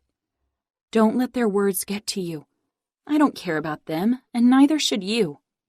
How can you not care about them? You are a mafia princess. I should cut their tongues out for daring to whisper his name in one sentence with yours. His name, Remo Falcone, the father of my unborn child. And worse, the man who filled my nights not with nightmares, but with longing. The next morning, Dad, Samuel, and Dante wanted to talk to me. When I walked into Dad's office, I knew from their expressions that it wouldn't be an easy conversation, and definitely not one I'd like. Dad sat behind his desk, Sam perched on its edge, and Dante stood with his hands in his slacks beside the window. I made a beeline for the sofa and sank down. My brain felt sluggish from lack of sleep. I'd spent all night trying to come to terms with the fact that I was carrying a baby, Remo's baby. What do you want to talk about? 3 sets of eyes darted to my belly, and my hand automatically, protectively, pressed to the spot. If you keep this child, Dante began. I will keep the child. Dad looked away, and then at the picture frame on his desk. A photo of our family taken shortly before I'd been kidnapped. You will have to keep it hidden, Dad said. I blinked at them. What? Once you start showing, we'll have to keep you out of the public eye, Serafina, Dante said, his voice resolute. I doubt Remo Falcone has the slightest interest in his offspring, but he might use it against us. The outfit needs to be strong. This child might cause tension within the outfit, and we can't have that at the current time. Or we could arrange a quick marriage with someone who agrees to a fake marriage and pretend it's his child, Dad suggested gently. I stared between them. Samuel looked at the floor, his brows snapped together. I'm not going to marry anyone, and I'm not going to lie about the baby's father. People wouldn't believe it anyway. Now I was the woman pregnant with Remo's bastard child. Soon my protruding belly would carry the guilt and shame of the outfit.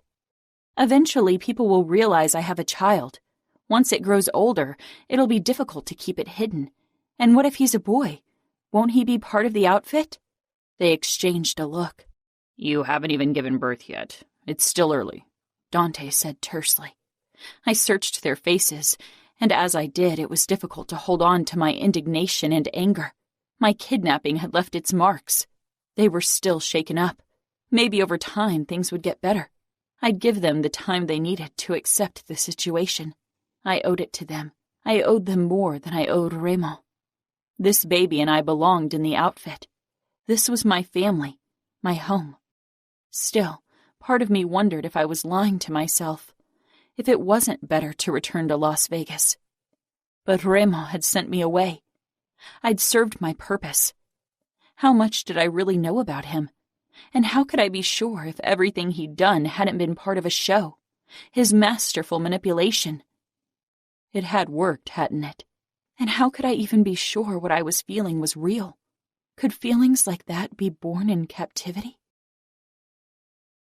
My pregnancy became the pink elephant in the room, an ever-growing presence that everyone tried to ignore, and I did my best to make it easy for them. I wore loose-fitting clothes, glad for the cold winter days that allowed for thick sweaters and even thicker coats. I think my family often managed to forget I was even pregnant. Only when I was alone in my room did I allow myself to admire my bump. It wasn't big yet. I had even managed to take part in Dante and Val's Christmas party because in my 17th week, if my calculations were accurate, an A-line dress still hid everything it should. If people suspected something, they kept it to themselves. It was a possible shame the outfit didn't want to voice aloud. It was early January when Samuel and Mom accompanied me to my first doctor's appointment. So far, I hadn't asked for one, but Mom had surprised me a few days ago by asking if we should check on the baby. It was her silent apology, her attempt to accept what was so very difficult for all of them to accept. The doctor had been working with the outfit for years. She treated most of the pregnant outfit women and would keep the secret I carried. Fear filled me as I stretched out on the examination couch. I wasn't even sure what exactly scared me. It wasn't as if I didn't know I was pregnant. It was unmistakable at this point. The doctor was on one side of me with the ultrasound, while Samuel and Mom stood on the other. I swallowed when I pushed up my sweater, revealing the bump for the first time in front of others. Samuel's face became still, and Mom swallowed before she managed an encouraging smile and squeezed my hand. "This will be cold for a moment," the doctor warned me. I nodded distractedly, my eyes fixed on the ultrasound. The doctor started frowning, moving the ultrasound around on my belly. The thud-thud of a heartbeat filled the room, and my own heart sped up, swelling with love and wonder. But the thud-thud was off, as if it was off-beat, 2 out of sync rhythms. Mom's eyes widened, but I wasn't sure why, and fear filled me. I stared at her, then the doctor, then Samuel, but he looked as confused as I felt. "Oh, God," Mom whispered. What's going on?" Mom's eyes filled with tears. "Twins." The doctor nodded, and my eyes jerked toward Samuel. "Like us," I said in wonder. He managed a small smile, but his eyes held worry. The knowledge that I carried twins changed things for Mom. It was as if she could finally see the babies as mine, not as something alien. Samuel seemed to be coming around as well. He painted the nursery and set up the furniture for me. And Sophia, she was ecstatic about the prospect of being an aunt. But Dad had a harder time. He didn't mention the pregnancy and never looked anywhere below my chin. I understood him.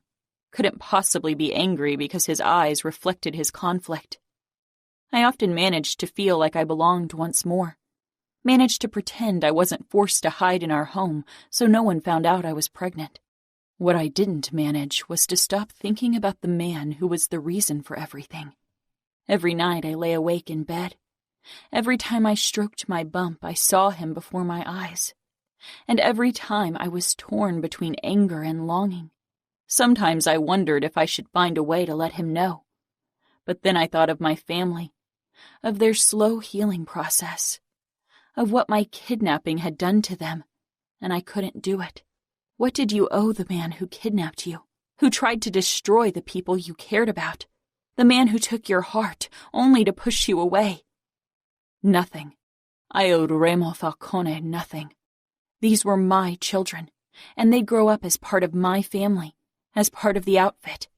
I'd hide the truth from them as long as I could. They would not find out who their father was until they had to. If I wanted them to have a chance in the outfit, they couldn't be Falcones.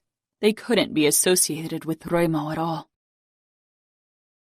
In mid-May, I gave birth to the most beautiful creations I could imagine, and knew with absolute certainty that everything I'd wished for them would never become reality. Chapter 24. Serafina. I loved my family with all my heart, and they loved me. But the moment I held my children in my arms, I knew I could not stay with them forever. Knew it with soul-crushing certainty. Nevio and Greta were Remo. Dark eyes, thick black hair. For everyone in the outfit, they'd always be Falcones. Always the result of something horrid, born out of something shameful, something dark. But for me, they were the most beautiful creation I could imagine. They were utter perfection, twins like Samuel and me.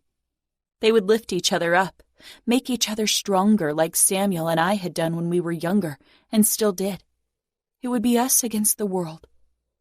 It couldn't be any other way.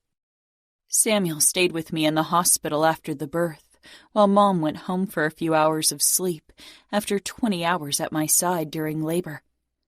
Samuel's eyes were kind and loving as they looked down at me, but these tender emotions vanished as soon as he turned toward my children sleeping in their cradle.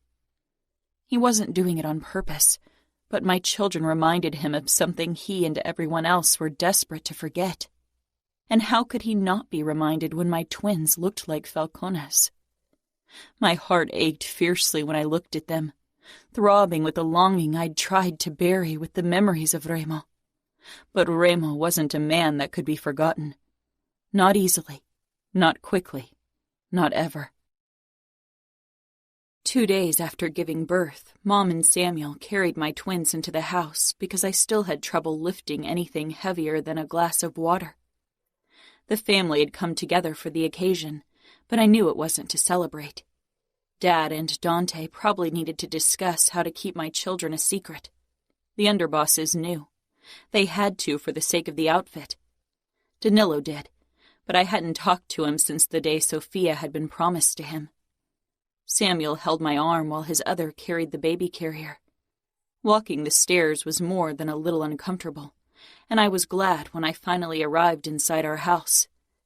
Valentina came toward me and hugged me gently. She and Dante were still trying for child number 3, but so far it wasn't working. She peered down at my babies with a soft smile. "They are beautiful, Serafina." "They are," I agreed. Sam and Dad exchanged a look, and it felt like a stab in the heart because when they looked at my children, they saw the black hair and dark eyes and nothing more. They saw Falcones. They saw shame and guilt. Would they ever allow my babies to be more than the greatest failure in the history of the outfit? Sophia rushed down the staircase, followed by Anna. Leonis showed less enthusiasm than the girls as he sauntered down the steps, rolling his eyes. Sophia stopped beside me and Samuel, looking down at Greta sleeping soundly in the carrier.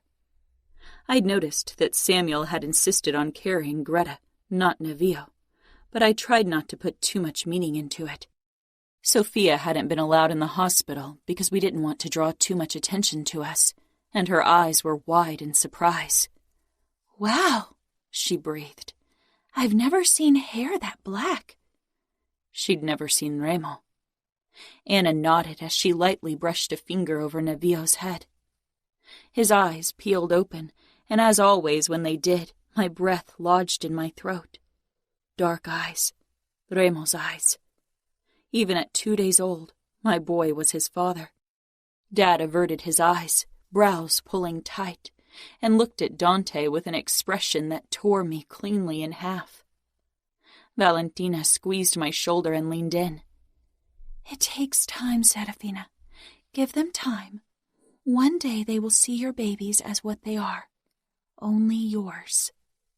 I nodded, but deep down I knew Greta and Nevio would never only be mine, because they were also Remo's, and nothing could change that, and I didn't want it to.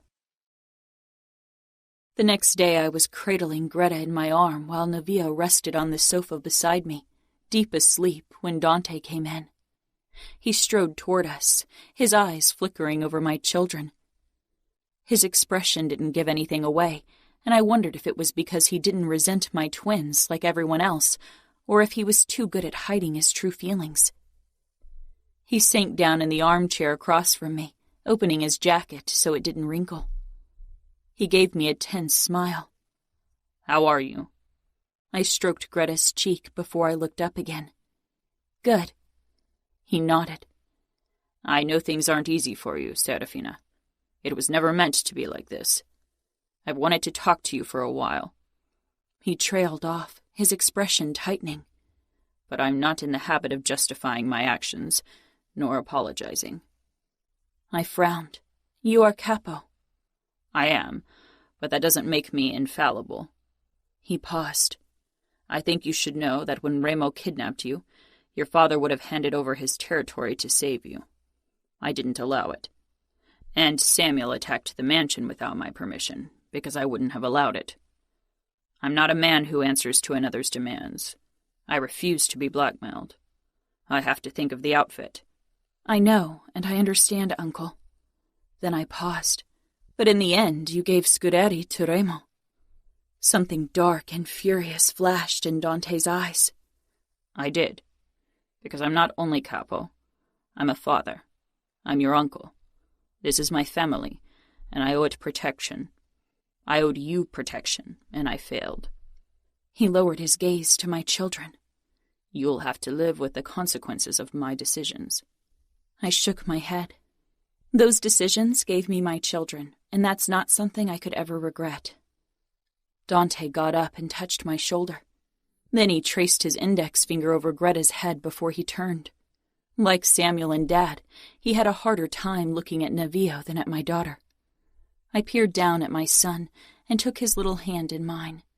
And not for the first time, I wondered what Remo would see when he saw them. A high-pitched wail sounded. Samuel and I jerked up at the same time from where we'd fallen asleep on the sofa in the nursery. We didn't bother going into our beds most of the time because Navío and Greta woke every 2 hours. He and Mom took turns helping me, and during the day Sophia changed diapers and helped feed them as well. I couldn't remember the last time I'd slept more than 2 hours in the last 6 months. Samuel rubbed his face. I knew he didn't sleep much on the nights he wasn't helping either. The outfit was planning something. He had only hinted to it, but it could only be an attack on the Camorra. It scared me, terrified me, because I wasn't only scared for Samuel and Dad, but also for the man I couldn't forget. I stood, and so did Samuel. He reached for Greta like usual, and I took Navío. This was our routine, one I didn't question anymore. I was glad for Samuel's support, even if he couldn't bear being near my son. 30 minutes later, Samuel and I sat shoulder to shoulder, Greta sound asleep in his arm, and Navío wide awake in mine. He snatched at my hair and yanked. I loosened his hold, wincing, and pushed the strand out of reach. Navío let out a happy yowl, eyes zooming in on Samuel. I followed his gaze. My brother sighed and put his head back. Don't give me that look, Fina. What look? Like I'm breaking your heart. Why do you have such a hard time looking at Navío, but have no trouble holding Greta? Because with her I can overlook the similarities. But with Navío... Samuel shook his head, lowering his gaze to my boy, who was happily chewing on his own fingers. With him all I can see is Remo fucking Falcone. Shh! I shushed him. I stroked Navío's head, but he was oblivious to what was being said. One day he would understand, though. One day he would realize what the looks he got meant. You'll never be free of him because of them, Fina. Maybe without those kids, people would have eventually forgotten what happened and moved on. But they are living, breathing reminders. Once people find out they are Falcone's kids, and trust me, everyone will know they are his, things will get really ugly. I rocked Navío and his eyes began drooping. If anyone tries to hurt my children by making them feel less than, they'll have to go through me. Samuel smiled sadly. I'll be at your side. I'll always protect you. Me, not my kids. Never them. Falcone. Falcone. One look. Falcone. The same cruel eyes. Pitch black. Falcone's through and through. Shame, sin, dishonor. Bastards. Why did she ruin herself by having his children? Why didn't she get rid of them? Falcone's. So far, the words were only whispered in the outfit, but soon they would be screamed, because every day my children looked more like Remo, like Falcone's. In a week, my twins would be 7 months old, and I hadn't even left the house with them yet. The only fresh air they got was when I was in the garden with them. The midwife and doctors had made home visits. Despite these precautions, word about them was spreading among our circles. Maybe the maids let something slip. Maybe it was one of the bodyguards, or maybe one of the underbosses trusted his gossipy wife too much. I'd attended 2 events with Samuel, and the whispers had followed me everywhere. The pity and curiosity. The incomprehension and even anger that I had chosen these children and not disposed of them. As if that would erase the kidnapping. When we arrived home after one of these social gatherings, the birthday party of Dad's second-in-command, I lost it right in the middle of the lobby. I can't stand it, I said harshly. Can't stand how everyone whispers their names as if they are something sinful. I don't want them to grow up ashamed of who they are. Mom, who'd stayed with the kids because she didn't feel well enough to attend an event, appeared on the landing, looking concerned at my outburst. Dad sighed, his expression reflecting pain. Everyone knows what happened. Everyone knows what they are, and that won't ever change. What they are? I stared at my father. Samuel touched my shoulder, but I shook him off. They are mine. They are your blood, too. They are part of the outfit. When will you accept that? Will it take Nevillo taking the oath for you to come to terms with it? Dad and Samuel exchanged a look, and I took a step back. He'll become part of the outfit, right? He'll become underboss of a city one day. It's his birthright.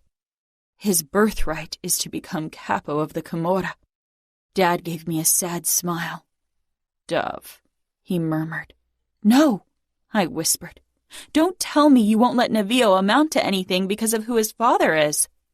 Samuel gave me a look as if I was being unreasonable. Fina, he looks like a fucking Falcone. They are all fucking insane. Remo's twisted blood runs through his veins, and just look at him. He's already got an impossible temper at only 7 months. Our soldiers will never accept him, not after what his father did. We've still barely recovered from the attack. Every wedding is heavily guarded, every woman protected by twice the number of guards. That shame lingers, and your children are a constant reminder of it, Dad said quietly. I turned around and left them standing there, rushing past Mom without a word. I stormed into the nursery and closed the door, breathing harshly. Nevillo and Greta were asleep in the crib they shared, both sprawled out on their backs. Greta's hand rested on Nevillo's chest. They always ended up touching when they slept. My children weren't something shameful. I wouldn't allow anyone to make them feel that way, not even the family I loved. Remo.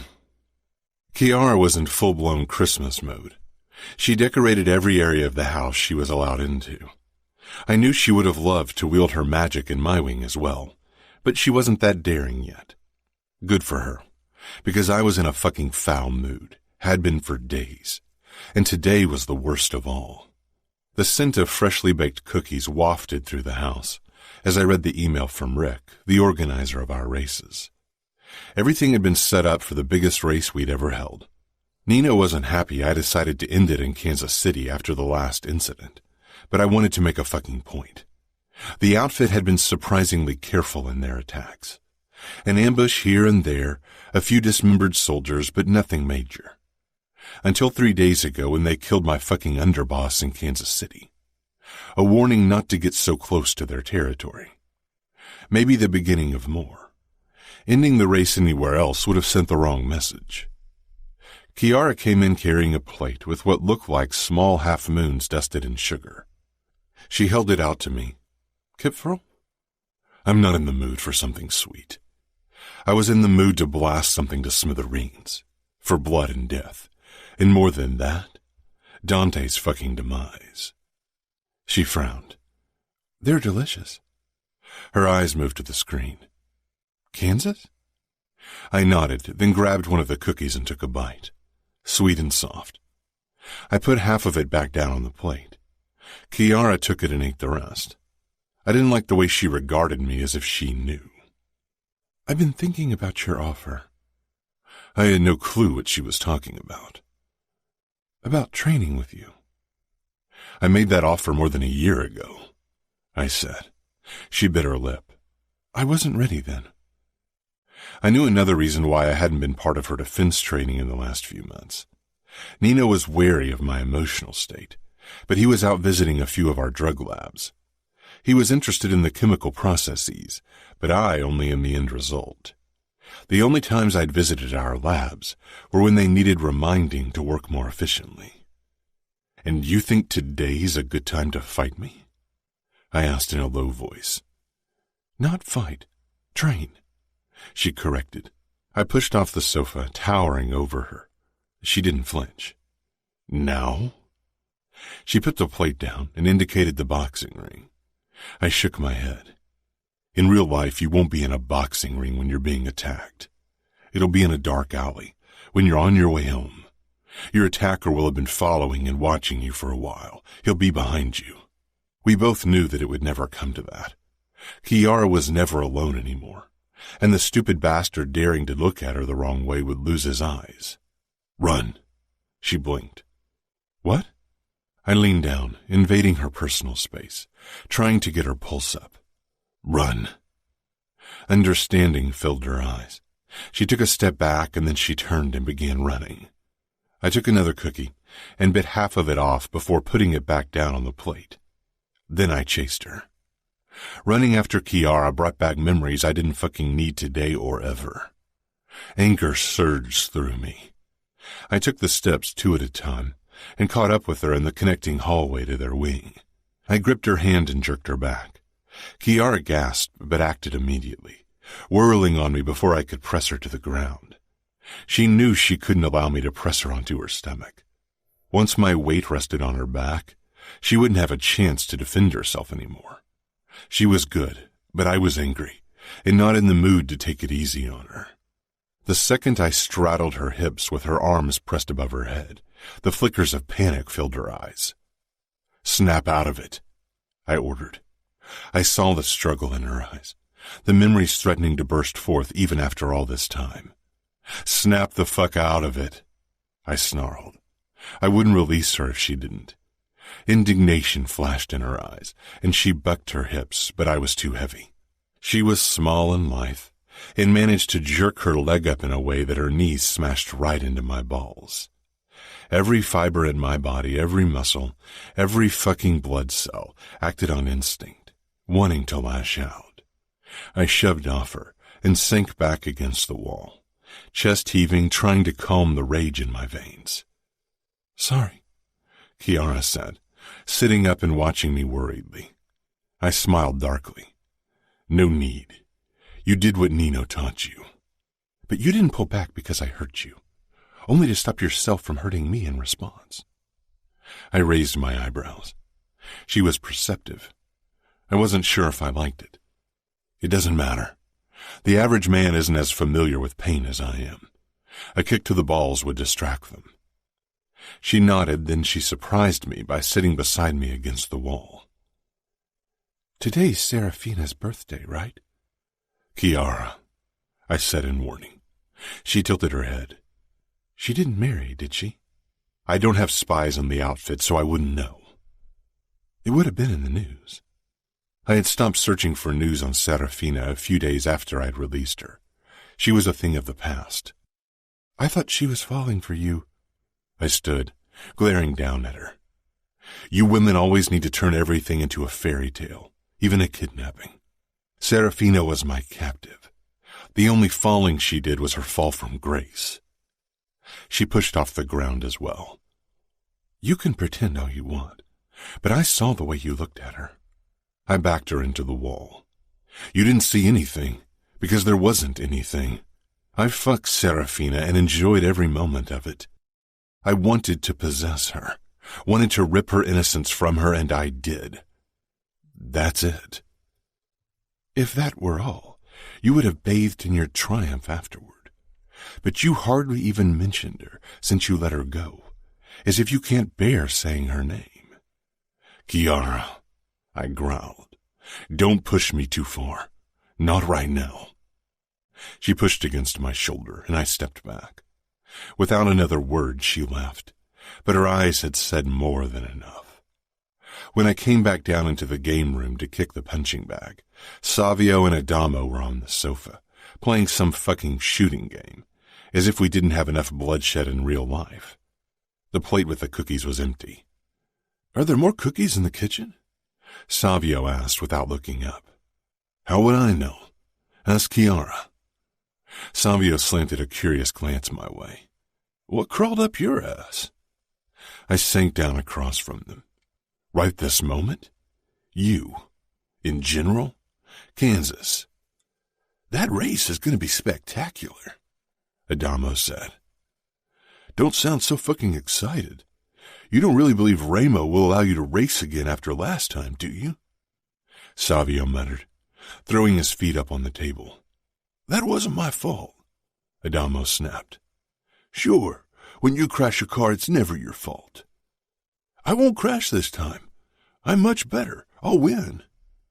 Savio didn't look convinced. "It's the longest race, 8 hours minimum. That gives you plenty of time to fuck up." "I won't fuck up. And the long distance is the best part. It's a cool layout." Adamo said. You won't drive, I said finally. The race ends in Kansas City. I don't want you that close to outfit territory. Nobody has to know that I'm there. I'm in a car. I can use another name. No, and that's final.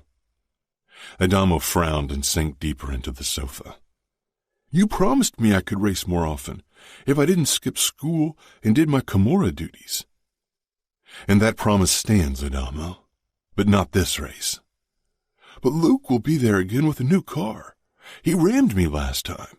I want to kick his ass and make him crash his car. I leaned forward. You won't go anywhere near that race, Adamo. Fine, he mumbled. But next race I'm allowed? I nodded.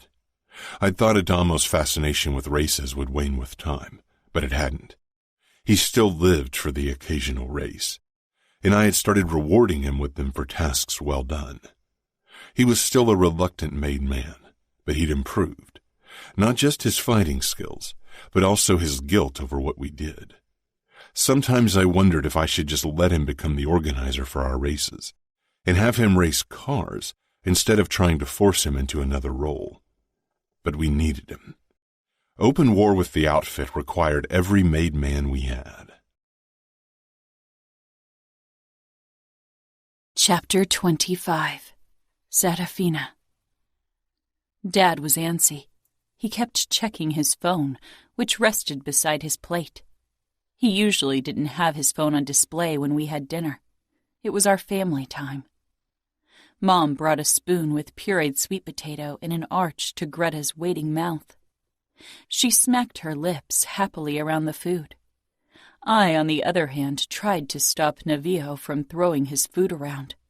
He didn't like being fed and preferred to shove food into his mouth by himself, but he was still too small for that and made too much of a mess.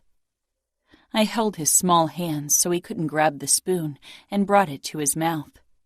It took 3 attempts before he accepted the food. They are cute, but watching them eat is a bit disgusting, Sophia said, her nose wrinkled. And since they started eating normal food as well, their diapers stink. Dad frowned, obviously unhappy about the topic. He could eat dinner while someone was tortured right in front of him, but a stinky diaper bothered him. Men. Navio let out an indignant howl when I tried for another spoonful of puree. He jerked in his seat.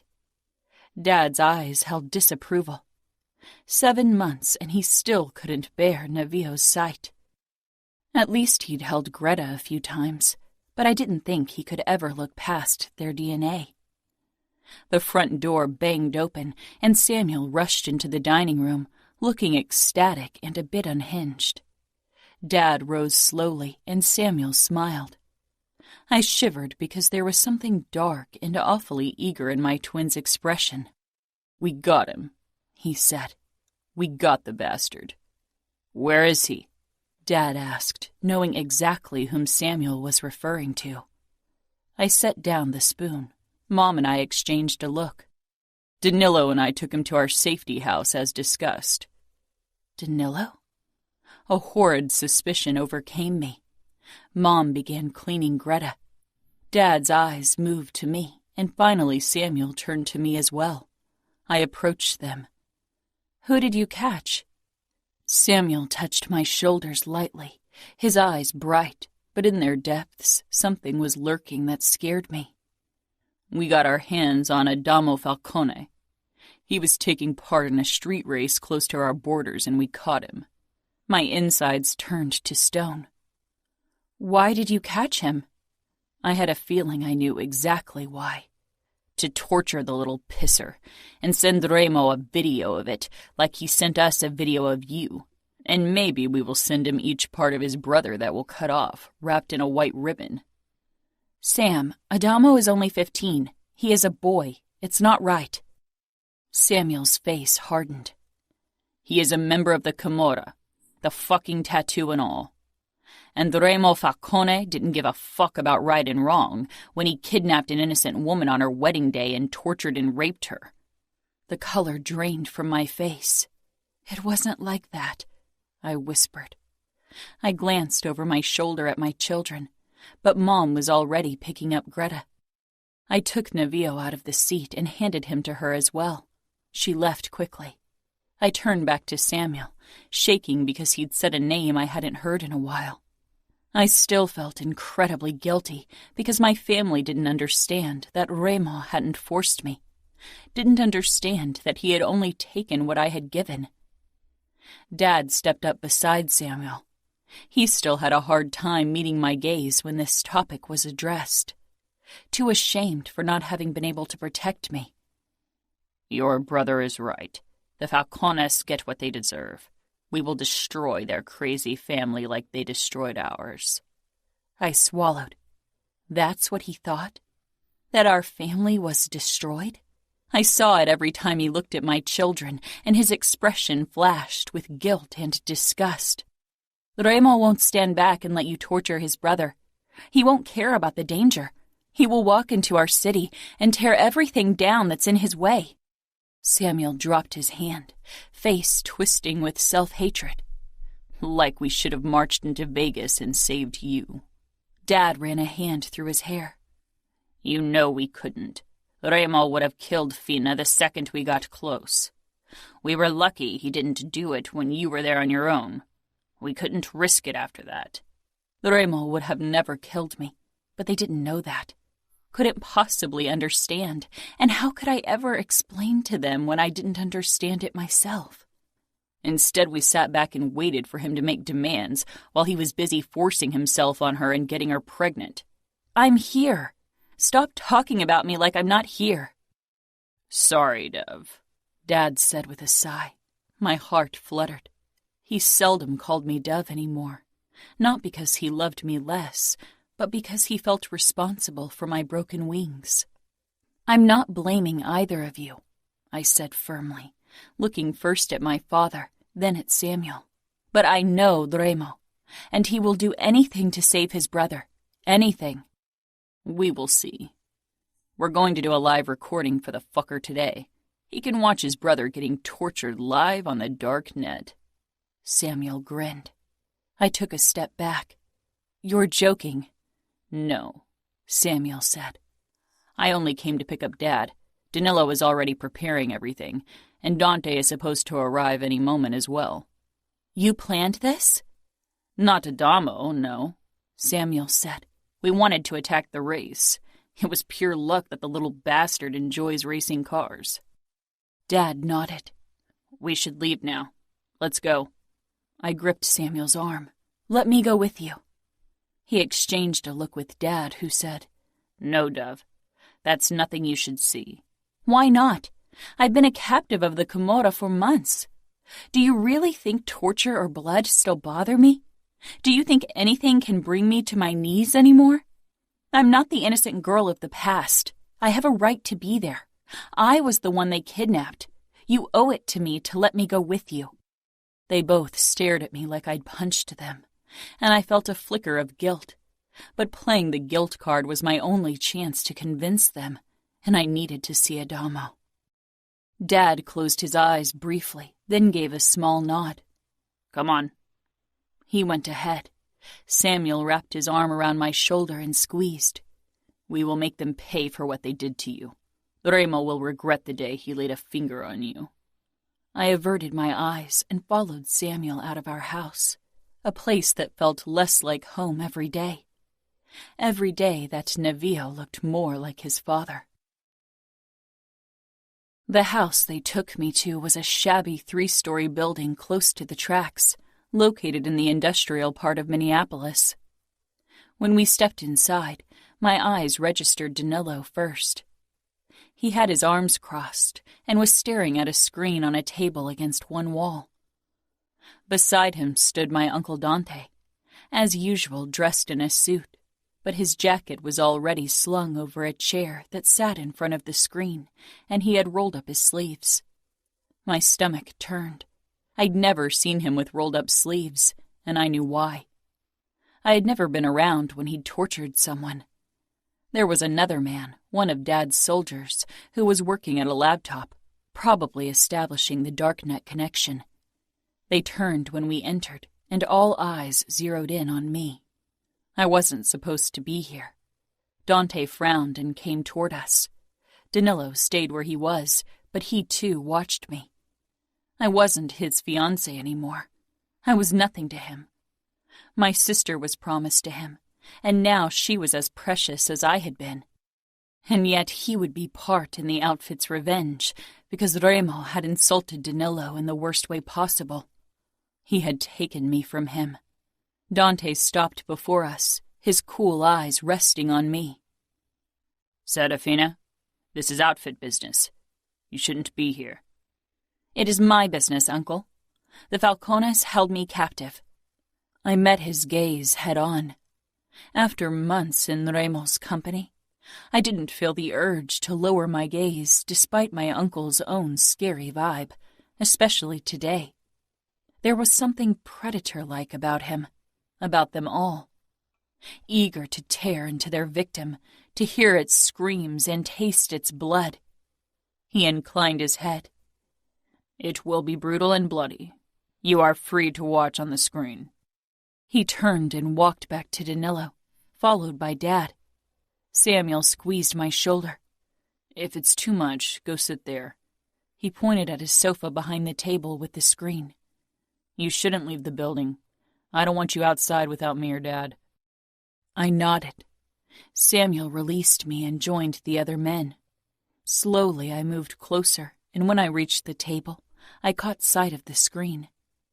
My breath caught in my throat. It showed Adamo in an empty room, bound to a chair, his head hanging down. Ready? Dante asked. Danilo, Dad, and Samuel nodded. Dante turned to the man at the screen. Are we live? All set. The camera in the torture room is sending.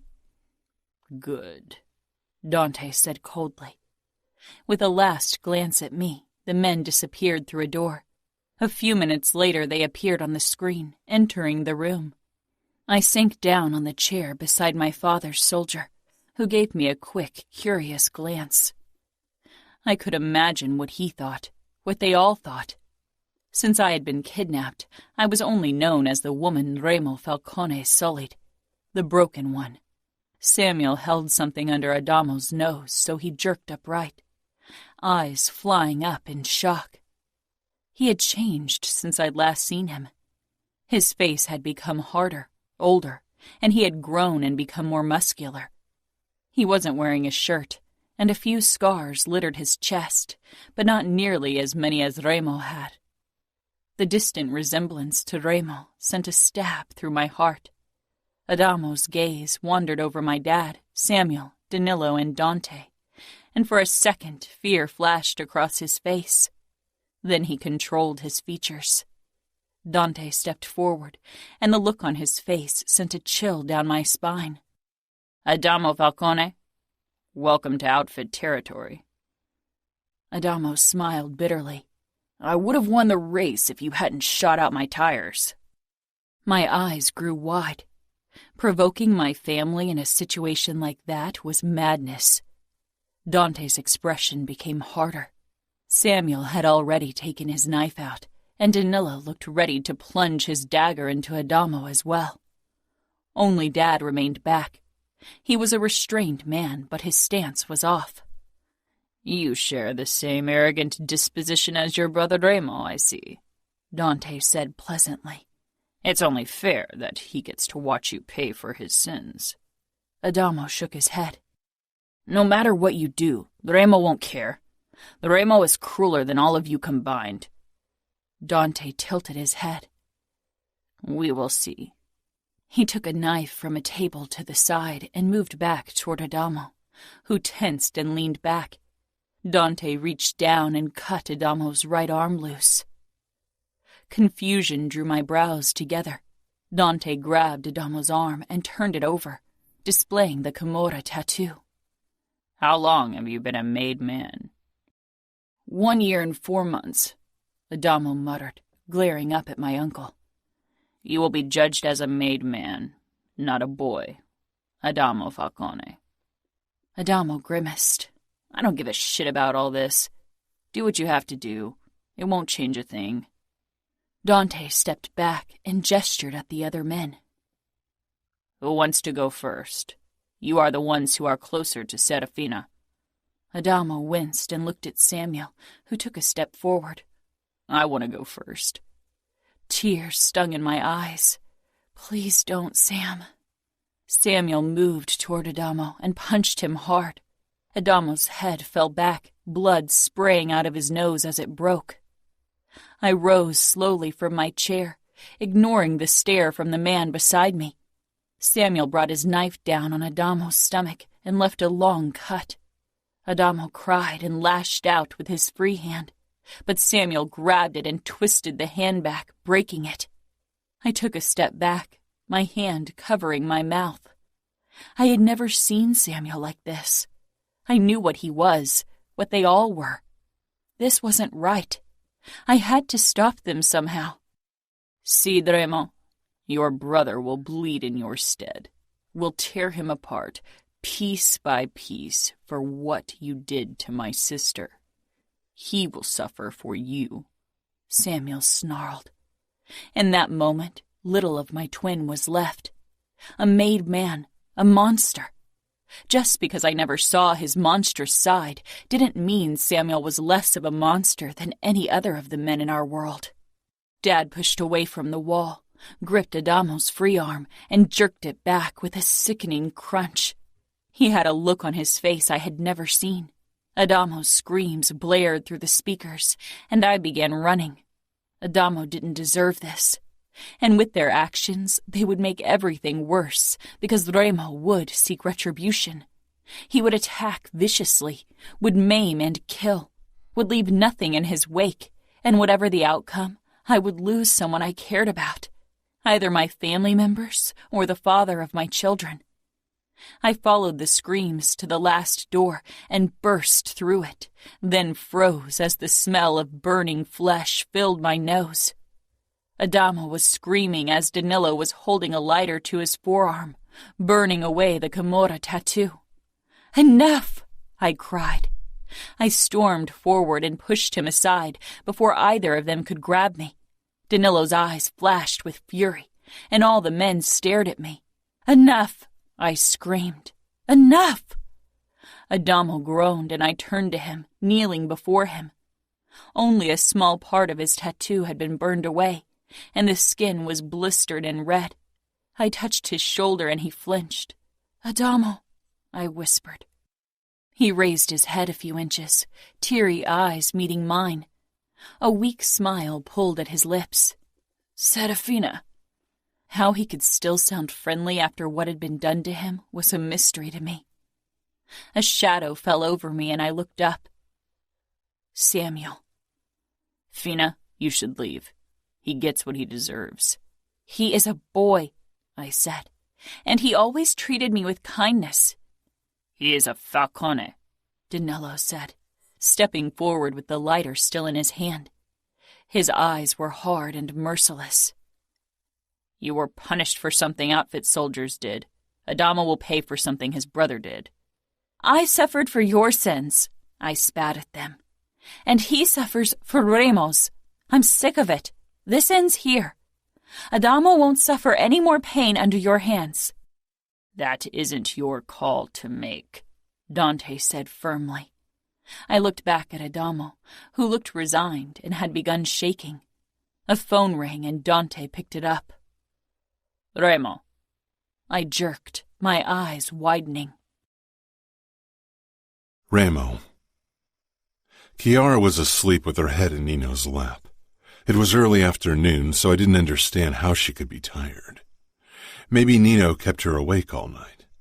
I frowned, then drew my gaze back to the screen where the race was playing out. The number of participants was staggering. They had to start from different spots, all the same distance from Kansas City, to divert the attention of the police. A few of them would be arrested like usual, but that was part of the game. Eventually, the different routes would merge to one for the last 100 miles before the end. Car racing brought in good money, but I didn't really care for it. I preferred cage fighting. Savio ate another bite of the cake Chiara had baked. "Do you think Adamo has a crush on that whore?" CJ, Nino said. Whatever. He's been in the sugar trap an awful lot. They're definitely fucking. And come on, he spent the night with her again. What is he doing with her? Cuddling? He can't fuck her for hours. I'm surprised he gets one up at all. If he had to pay for her, he'd be broke by now. I shrugged. I didn't care if Adamo fucked a whore or not.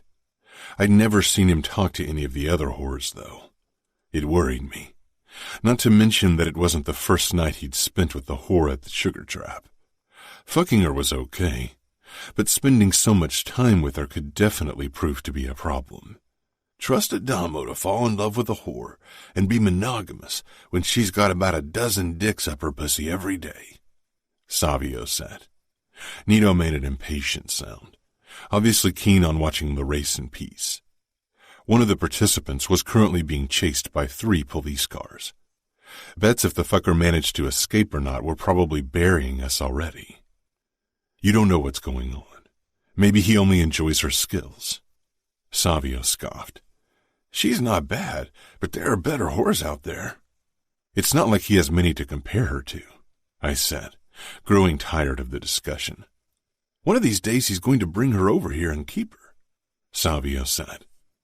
The perspective switched to another drone camera, and my brows drew together. It briefly showed a few burning cars, some of them black limousines. The others were race cars. Then it changed back to the police chase. What the fuck was that? The front door swung open with a bang. Steps thundered toward us. Nino put an arm over Chiara and pulled his gun.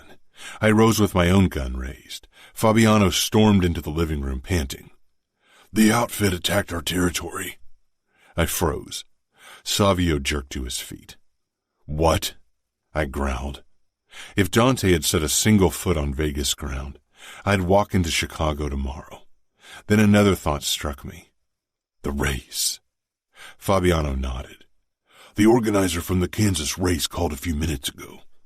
There was an attack on the race. I think he called me because he thought it would stop you from killing him. Tough luck.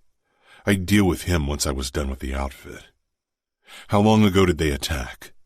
About an hour ago. There's chaos over there, but the race is going on with the remaining cars. Why didn't they alert us sooner? They didn't know what was going on at first. When they realized it was the outfit, they tried to divert the other race cars first so they could keep the race going. Chiara stirred. What's wrong? I pulled my knife, shaking, furious that Dante had attacked again. Nino stood, pulling Chiara to her feet. Go to our bedroom. Nino looked at me, eyes widening, then nodded quickly and hurried away. My phone rang. I picked it up and brought it to my ear. Remo, said a man. The voice was distantly familiar, but I couldn't place it. The background noise suggested he was in a helicopter or small airplane. This is Danilo Mancini. I'm calling to tell you we have your brother, and we're going to enjoy his screams like you enjoyed Serafina's. Tell Nino to set up a dark net connection for later, so you can watch as we tear him apart. I will enjoy slicing him into tiny pieces. He hung up. It took my brain a few moments to process the information. Call the sugar trap and ask if Adamo's there, I ordered. Fabiano frowned but did as he was told. Is Adamo there? He asked without a greeting. Then ask her. Remo, what's going on? Nino asked carefully. My phone beeped with an incoming message, with detailed instructions for the connection. I held it out to Nino, who took it from me, frowning. His mouth tightened when he read what the message said. He's not there. Apparently he left last night. CJ said he asked her to pretend she was with him because he wanted to join the race. I nodded, trying to ignore the way my chest kept constricting. Savio didn't say anything, only stared at me. Fabiano had fixed himself a drink and downed it in one gulp. Eventually Nino looked up from the phone. We won't be quick enough to save him. There won't be anything left of him to save when they're done with him. I got out, fury and weaker emotion burning through my veins. Why couldn't the kid have listened for once? Fuck it. Call Gregory. Tell him he can have Kansas if he attacks the outfit. Nino nodded and pressed the phone back to his ear as he walked back and forth in the room. Savio ran a hand through his hair. Fuck. We have to do something. From the words I caught, Gregory had no intention of getting involved. I flung my knife at the heavy bag. Fuck, I snarled before Nino had uttered a single word. He says this isn't his fight. Bastard, Fabiano muttered. I will soon make it his fucking fight. For this, I will declare war on him in the fucking Bratva and outfit territory. Do you want me to set up the connection? Nino asked quietly. Of course, I growled. If Adamo has to suffer, we will watch. We will suffer with him. Fuck it all. Nino didn't move for a moment. Then he nodded slowly. We need to figure out where they are taking him, I told Fabiano. He knew the outfit better than any of us. I assume honor dictates that they take him to Minneapolis, because that's where her family lives. She wasn't married to Danilo yet, or they would have taken Adamo to his city to dish out punishment there, he said. It would take us at least 3 hours to reach Minneapolis, and probably several more hours to figure out where they kept Adamo. The darknet connection would begin in 50 minutes. I took my phone again and dialed Dante's number. He rejected the call. Fuck him, I rasped. Call our pilot. The plane better be ready in 20 minutes or I'll kill him. Nino made the call, and we set out toward the airport. Fabiano stayed with Chiara, whom he was taking to a safe house with Leona. I'd alerted every fucking soldier in Las Vegas to be vigilant. The plane was ready on time, and we started almost immediately. I tried to call Dante again, but he didn't pick up. It's his game this time, Nino murmured after a while. Savio had his face buried in his hands. It is, I agreed. And he'll win. Nino raised his eyebrows. I'll allow him to put me checkmate. Remo, he began, but I smiled grimly and indicated the laptop. It's time to turn this on. I pressed the blade against my palm when Adamo appeared on the screen. He was slumped forward on a chair. When they started cutting him, Adamo's scream filled the airplane, blaring from the speakers mercilessly, and fuck. They were the first screams in forever that got under my skin. The first since her screams. I cut into my palm deep, drawing blood. Savio gripped the armrest of the seat, his arms shaking. Nino was behind me, one hand digging into my shoulder. Danilo was next and took out a lighter. I jumped to my feet, shaking with rage, so much rage it threatened to rip me apart. Adamo's eyes widened. Fuck. He was a kid. He wasn't like us. This was supposed to be me. I was supposed to burn for them. Danilo touched the flame to Adamo's skin, and his screams got louder.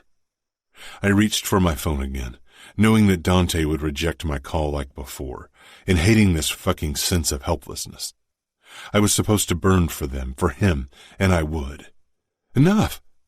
A female voice rang out, and my eyes snapped back to the screen as Serafina threw herself in front of my brother, protecting him. I froze, unable to trust my eyes, to believe that the woman who haunted my nights was really in front of me. Nino and Savio stared at me, as if they waited for me to lose my shit completely. Fuck, Savio murmured, shaking his head. She hadn't returned to me like I'd thought she would. She hated me more than I expected, and yet she protected Adamo. Because he wasn't the one she wanted to see suffer. She wanted to see me bleed. She would get her wish. Remo? Nino said in a cautious voice. I raised the phone to my ear, waiting for the inevitable, but this time it didn't come. He finally answered my call. Dante, I'll give you what you really want. Tomorrow morning, I'll be in Minneapolis and exchange myself for Adamo. He didn't need to know we were already on our way, but maybe he did. Remo. he said coolly. His eyes focused on the camera for a moment, before the screen turned black and Serafina and my brother disappeared from view. It's me you want to see burn, not my brother, and you will get your chance. Tomorrow morning at 8. If you're late, your brother won't be recognizable as your brother anymore. Understood? Understood. I'll have someone send you the details, Remo. I'm looking forward to meeting you again, he said coldly. I hung up.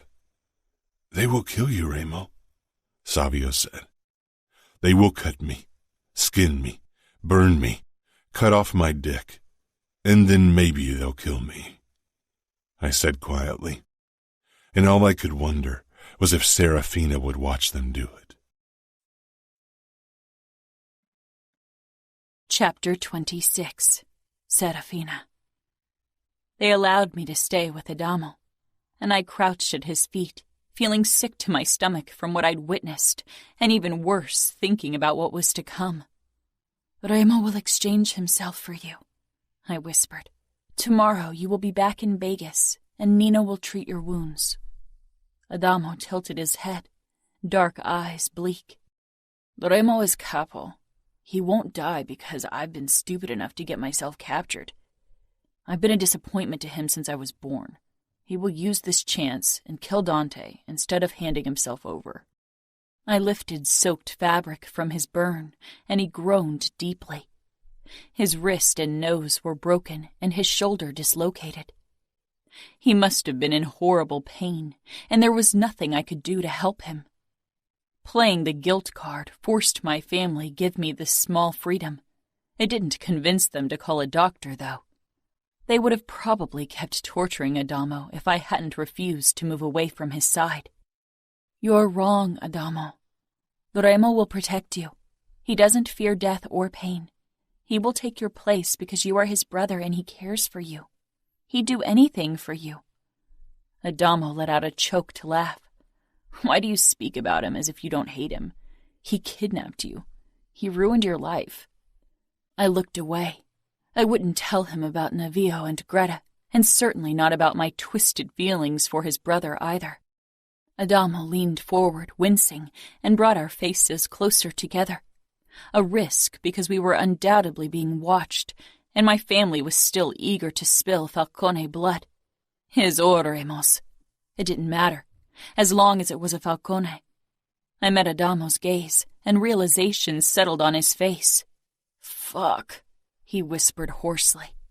He leaned even closer, despite the rope binding his unharmed arm to the chair. You're giving me the same look Remo has whenever someone mentions you. My chest constricted. I need to go now. I stood and took a step back. Adamo Falcone. Falcone, the name my children were supposed to carry. Goodbye, I whispered, but deep down I wondered if this was really the last time I would see him. I turned quickly and left the room. Samuel waited right in front of the door. He regarded me, incomprehension in his features. Why do you take care of a fucking Falcone bastard? He never hurt me. He's a boy. Samuel shook his head. He is a made man, Fina. You should let us handle him and Remo. We are capable of doing what needs to be done.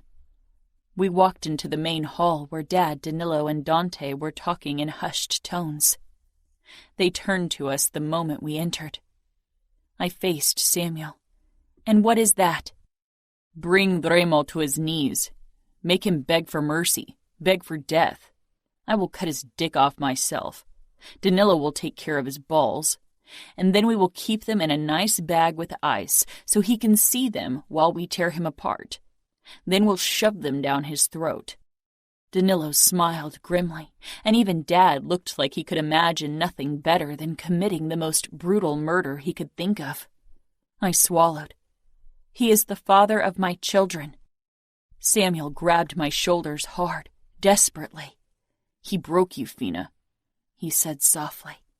None of them had ever asked if I considered myself broken.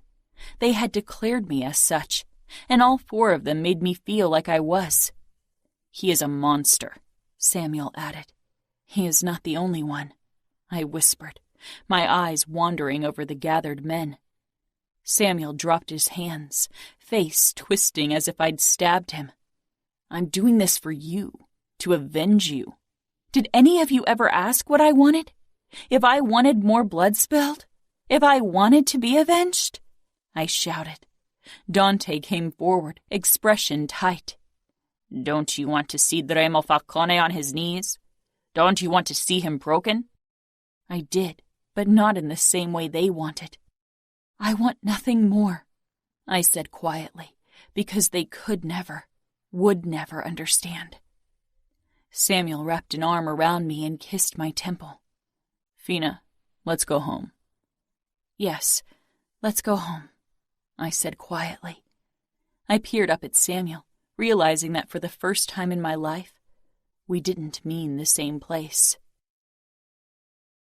Remo.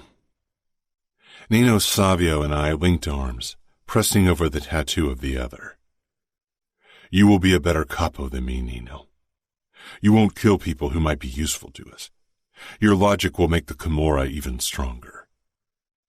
Nino didn't say anything, only stared at me. Savio shook his head. Remo, let's attack them. I'd rather die fighting than have you in their fucking hands. I smiled darkly. You will have to die another day. I will pay for my sins. Nino made a low sound. She didn't return, Remo. She stayed in Minneapolis. They won't let you anywhere near her. You will die for nothing. No, I will die so she gets what she wants. Nino pulled away. Damn it. Be reasonable for once. I made my decision, and you will accept it. Cars pulled up, and I moved away from my brothers who took shelter inside the car. Nino and Savio raised their guns through the open windows. I wasn't armed as I walked toward the parked cars, my arms raised over my head. I didn't think Dante would attack Nino or Savio. Once he dismembered me in the cruelest way possible, he'd send my brothers the recording, and probably to Luca as well. He'd try to break my family like I had broken his. Killing us all just wouldn't do. Not yet. Dante got out, followed by Samuel, Pietro, and Danilo, and more men I didn't know and didn't give a fuck about. Samuel walked around to the back of the car and pulled Adamo out. Adamo could hardly stand as Samuel dragged him behind himself toward me. Rage boiled under my skin. Samuel shoved Adamo to the ground in front of my feet, and Adamo looked up at me with his blood-covered face, cradling his broken and burned arm against his chest. Don't, he whispered. Don't do this. Don't let them kill you because of me. I'm a fucking failure. I moved toward him and touched his head briefly. You are the one from all of us who deserves death the least, Adamo. I removed my hand from his head, but before I could move on, he grasped my forearm, his fingers curling over my Camorra tattoo. It's us against the world, he croaked. Us against the world, I said. Samuel gripped my arm, and I shoved down the instinct to smash his face. I saw his fist coming toward my face and smiled. The first punch only blurred my vision. His kick to my balls brought me to my knees, and his gun to the back of my head finally pulled me into blackness. Serafina. Samuel and Danilo dragged Remo into the safe house, his arms and legs bound, his nose busted and dripping blood, his hair sticking to the back of his head with more blood. I slowly rose from the sofa where I had been waiting for almost 1 hour with 2 bodyguards. Dad moved toward me, trying to shield Remo from my view, or me from his. I wasn't sure and didn't care. Dove, you shouldn't be here. His eyes narrowed on my bodyguards, harshly, cruelly. I touched his arm. I will stay, I said firmly, my voice resolute. Dante was the last to enter. The men exchanged a look. Their word was law, not mine. But their guilt gave me power over them, more power than they'd ever held over me. I hated using it against them, but they would never allow me to possess power for any other reason. I walked past my father, toward Danilo and Samuel, holding Remo between them. His head hung down, body was slack. I tried to hide the tremor that had taken hold of me the moment I'd spotted him. Remo Falcone. Danilo's expression twisted like it always did when he saw me, with guilt and a flicker of humiliation because something had been taken from him, because Remo had taken it from him. He was a strong, powerful man, and having lost me haunted him like it haunted every man in the room. I was their failure, their pride a tattered, sullied rag. Every time they had to peer into my eyes, and worse, the eyes of my children, they were reminded. They never let me be anything but the dove with broken wings. They couldn't, but I wanted to fly.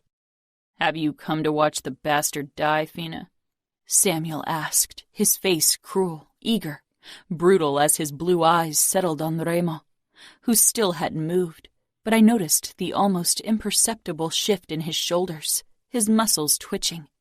He was waking up. My heart beat faster, my palms becoming sweaty. "I know you deserve your revenge, Dove, but this is going to be more than you can stomach. Trust me," Dad said, coming up behind me and putting a hand on my shoulder. His voice was soft, compelling, but his face held terrifying eagerness and cruelty as he regarded the father of my children. "What are your plans for him?" I asked my uncle, because he was the man who would have the last word on the matter.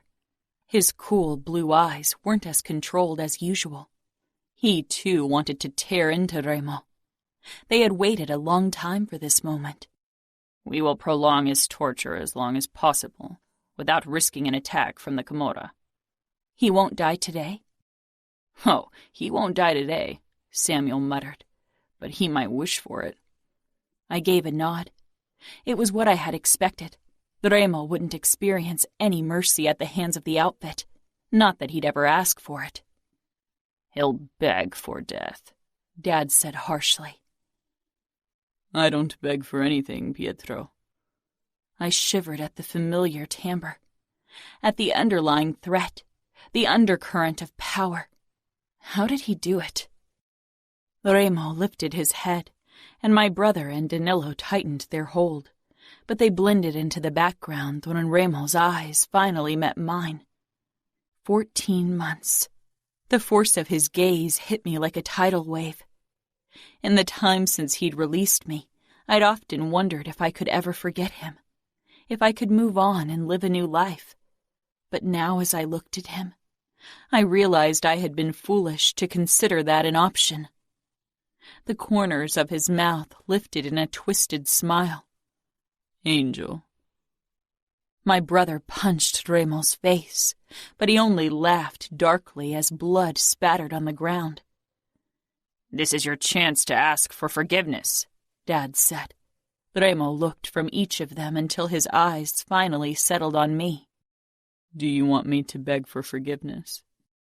His eyes dragged me down fiercely, mercilessly, irrevocably as they'd always done, as they always would. "I won't give you my forgiveness," I said quietly. Something flickered in Remo's eyes, but Samuel and Danilo wrenched him away from my view, down the corridor into their torture chamber. Dad kissed my temple. "We will avenge you. Make him pay for what he did." He walked away, leaving me with Dante, who regarded me with calm scrutiny. He touched my shoulder lightly, and I met his gaze.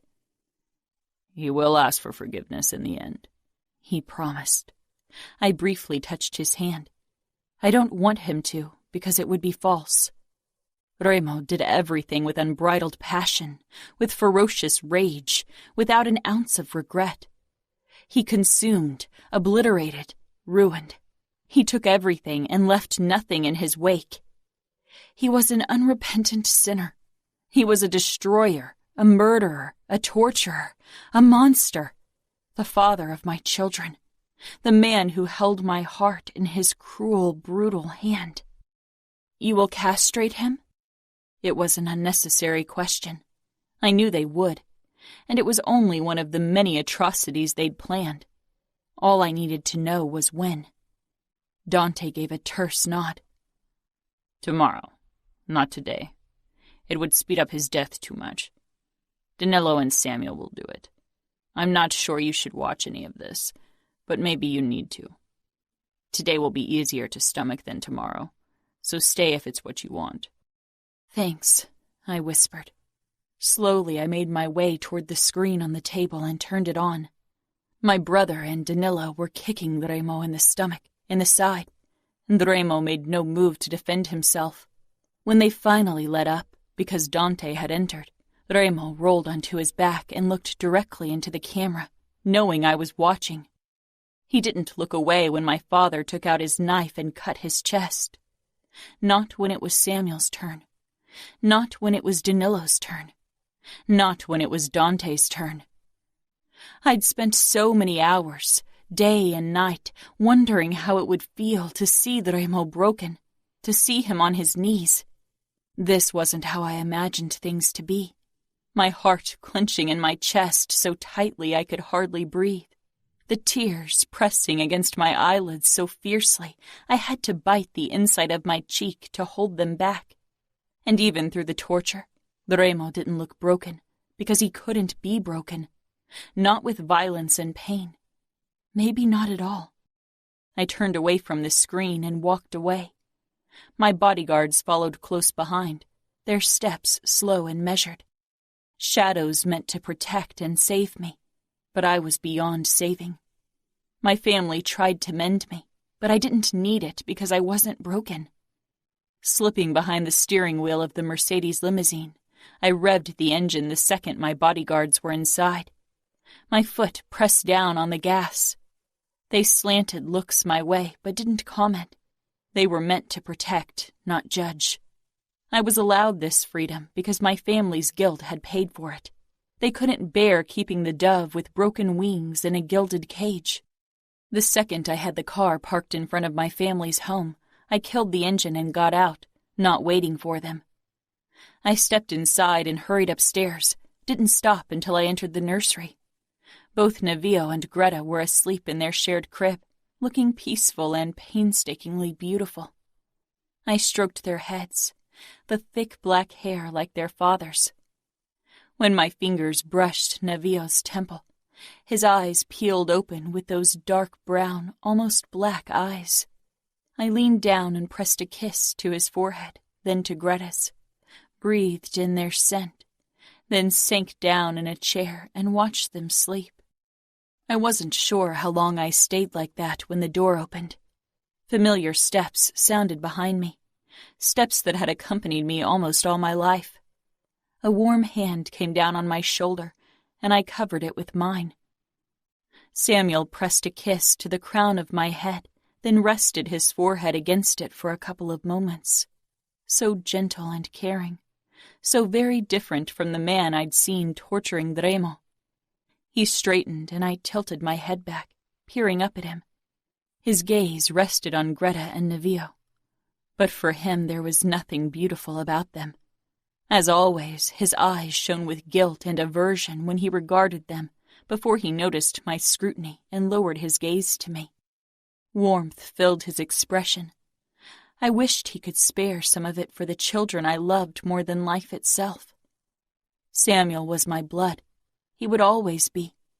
He was part of me as I was part of him, and I didn't resent him for his feelings toward my children. I knew he hated their father, not them. But more than that, he hated himself. I stood, grabbed his neck, and pulled him down until his forehead rested against mine. Please, Sam, stop blaming yourself. Please, I beg you. I'm not broken. You have no reason to feel guilty. He returned my gaze, but I realized his guilt ran too deep. Maybe tomorrow he'd finally be free. Maybe he could let go of his guilt when he had to let go of me. I love you, I said, knowing it was the last time. Samuel wrapped his arms around me. And I love you, Fina. Chapter 27. Serafina. Dad and Dante didn't come home that evening. They would spend the night in the safe house. Safe house. What a name for a house to torture enemies. After Samuel had made sure I was okay, he drove back there as well. Maybe they were worried Remo might manage to escape, or maybe they wanted to keep torturing him throughout the night. Probably the latter. I grabbed a bag and packed a few things for Greta and Navio. Then I walked down into the basement where we kept our weapons, as well as other necessities in case of an attack. I perused the display of guns and knives. I strapped a gun holster to my chest over my t-shirt. It allowed me to strap a gun and a knife to my sides, as well as another gun to my back. Just to be on the safe side, I added a knife holster to my calf. I had chosen loose linen pants for the occasion, just for that purpose. After that, I rummaged through the medical supplies. Samuel had explained everything to me, so I was prepared if something happened, not so I could use it against them. I grabbed a syringe with adrenaline and one with a sedative. After I'd put on my thick cardigan, I stuffed the syringes into its pockets and returned upstairs. It was quiet in the house. Sophia was probably reading in her room before bed, and Mom was most likely doing the same. The bodyguards were in their quarters in the back of the house, and 2 were guarding the fence surrounding the garden. I put on comfortable sneakers, then headed for the nursery. I considered going to my mother, saying goodbye, apologizing for what I was about to do. But words would never be enough to explain my betrayal. Words were too insignificant. They would never understand. I'd try to call her later, once we were safe. Lifting the bag over one shoulder, I grabbed Navio and Greta before I made my way out of the nursery, moving quietly. I froze when I spotted Sophia standing in her doorway in her pink nightgown, brown hair disheveled. Her eyes took in everything, and a small frown drew her brows together. "Where are you going?" I considered what to tell her. How to explain to a 12-year-old what I had done and was about to do. "I'm leaving. I have to." Sophia's eyes widened, and she padded toward me with bare feet. "Because of Greta and Navio?" I nodded. She was young, but she wasn't as oblivious as we all wanted to believe. She stopped right in front of me. "You're leaving us." I swallowed hard. "I have to, Ladybug, for my babies. I want them to be safe and happy. I need to protect them from the whispers." Sophia regarded my twins. She leaned forward and kissed each of them on the cheek, her eyes filling with tears as she peered up at me. My heart clenched tightly. "I know what people say about them, and I hate it, but I don't want you to go." Her voice broke. "I know." I tried to hold back my emotions. "Give me a hug." She wrapped her arms around me and the twins, and we remained like that for a moment. "Don't tell anyone, please." She pulled back with a knowing look. "You're going to return to their father?" I nodded, a half-truth, but Sophia didn't need to know that our family and her future husband were currently torturing the man she was referring to. "Do you love him?" "I don't know," I admitted. Sophia looked confused for a moment, but then she nodded, biting her lip, more tears gathering in her eyes. "Dad won't allow me to see you anymore, will he?" I swallowed. I hope one day he'll understand. "I'll miss you." "I'll miss you too. I'll try to contact you. Remember, I love you." She nodded, tears trailing down her cheeks. I quickly turned before I lost it. I could feel Sophia's eyes on me as I walked downstairs. The light from upstairs illuminated my path as I headed into the garage. I put Navio and Greta into their car seats, then slipped behind the steering wheel. The guns were digging uncomfortably into my back and side. The garage door slid up, and I pulled out and steered the car down the long driveway. I pressed the button for the gate, and it opened. A guard stepped in front of the gate, and I had to pull to a stop or run him over. The windows were tinted, so he couldn't see the kids on the back seat. I let down the window a gap. Miss Bione, nobody informed us you'd be leaving. I'm informing you now, I said firmly. He frowned. I'll have to ask the boss. I scowled. Get out of my way. I'm driving over to the safe house to kill the man who raped and tortured me. His eyes grew wide, and he lowered his gaze, the shame of all outfit soldiers reflecting clearly on his face. I'll have to make a quick call. He lifted his phone to his ear, and I considered hitting the gas. He lowered the phone, touched the screen again, then lifted it once more. Samuel, I can't reach your father. Your sister is at the gate, trying to leave. He held the phone out to me. I took it with a glare. Fina, what's going on? Tell him to let me leave. Fina. I'm coming over. I need to see what you're doing. You owe it to me, Sam. Guilt sliced through me, but I shoved it back. You should take a bodyguard with you. Sam, I whispered harshly. Let me leave. Do you want me to beg? I've done enough of that. Trust me. A lie. One I'd never wanted to use on Samuel. He sighed. Okay, but right now we're not doing anything. Dad, Danilo, and Dante are catching some shut-eye. It's been a long day. I'll be there in 15 minutes. Let them sleep for now. They don't need to know I'm coming over yet. You know how Dad can be. I handed the phone back to the guard, and after an order from my brother, he finally let me through. Samuel was waiting for me outside the safe house when I pulled up. I programmed the heating so it would keep the car warm for my babies before I exited. Samuel regarded me with a deep frown. He was wearing a different shirt than last time I saw him, and as I got closer, I noticed the red under his fingernails. He wrapped an arm around my shoulders, and for a moment I tensed because I worried he could feel the holster. But his arm was too high up and my cardigan too thick. He led me inside. My eyes searched the main area. They're in the sleep area upstairs. Do you want me to wake them? No, I said quickly. My eyes were drawn to the screen. It showed Remo lying on the floor, not moving. I tried to gauge the angle.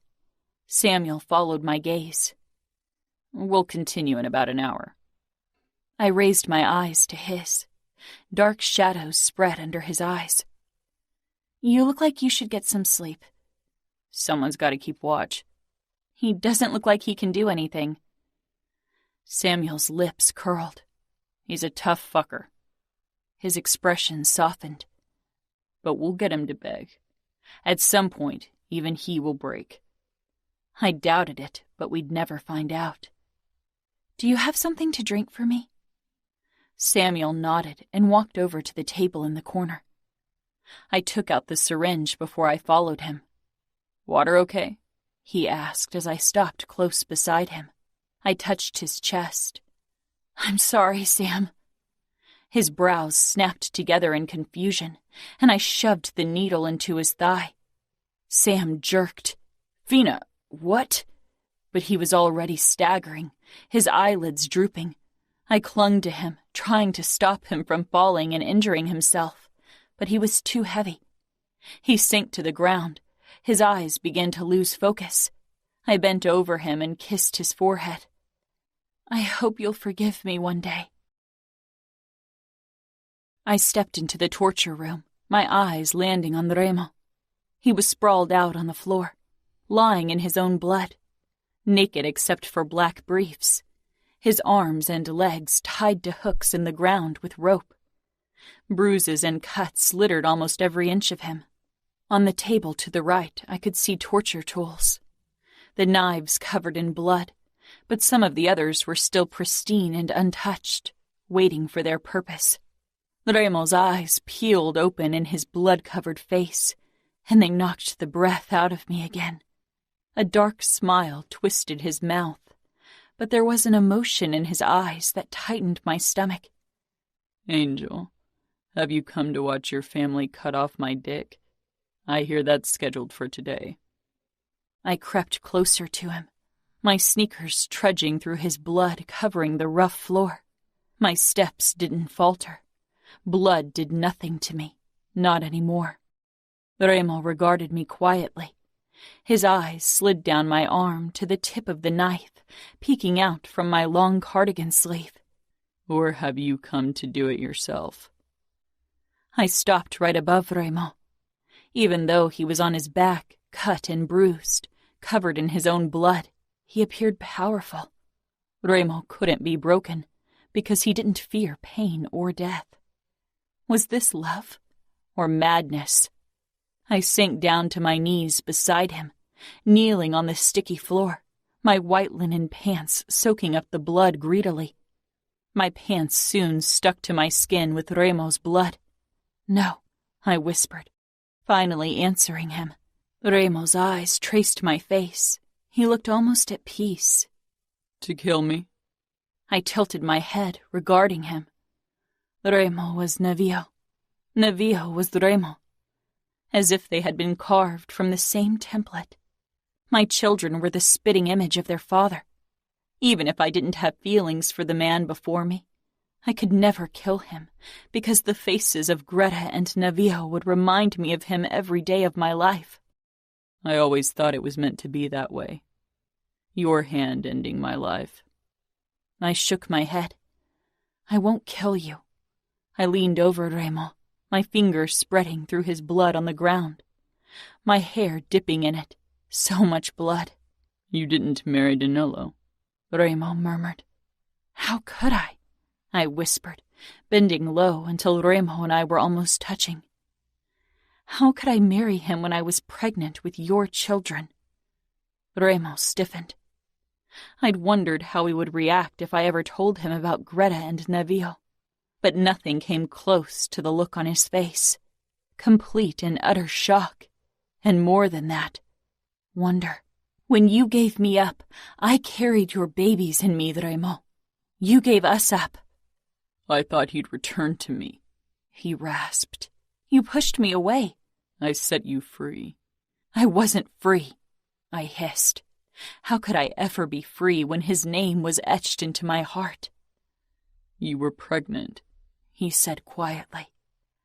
I was pregnant, a living, breathing reminder of the greatest failure of the outfit, a living, breathing reminder of something dark and shameful, a reminder that you took something from the outfit, took something from me. That's what everyone thought. My family and everyone else in the outfit. I knew giving birth to a child of yours would ruin any chance I had to find my way back into the outfit, back into my family. I knew I'd seal my fate if I had your child. I'd be damned to live a life of pity stares and disgusted expressions.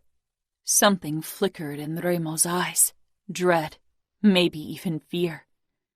You got rid of the babies. And his voice wavered ever so slightly. A cruel, unbreakable man. My nemesis, my captor, the man who took everything from me and without knowing it, gave me the greatest gift of all. I'd always wondered what it would take to break Remo, and I realized I held the power to do it, to crush the cruelest, strongest man I knew in my hand, held it on the tip of my tongue. One word would shatter him. The knowledge filled me with unparalleled joy, not because I could break the man before me. No, because our children, even without knowing them, meant so much to him that their death would destroy him. Oh, Angel, have they sent you to deliver the ultimate blow? Tell Dante he wins. I shook my head. No, I said quietly, then fiercer. No, I didn't get rid of the babies, even though everyone wanted me to do it. Remo held my gaze. How could I get rid of the most beautiful creation I can imagine? Greta and Nevillo are pure perfection, Remo. He exhaled, and the look in his eyes. God, that look. This cruel man had stolen my heart, and I had let him. They look like you. Nevillo is you. Everyone who sees him knows he's yours. Remo smiled the darkest, saddest smile I have ever seen. Have you come to tell me before my death that I'll never see them? Angel, I must say you are crueler than I could ever be. I linked my fingers with his bloody ones, the blade cupped between our palms.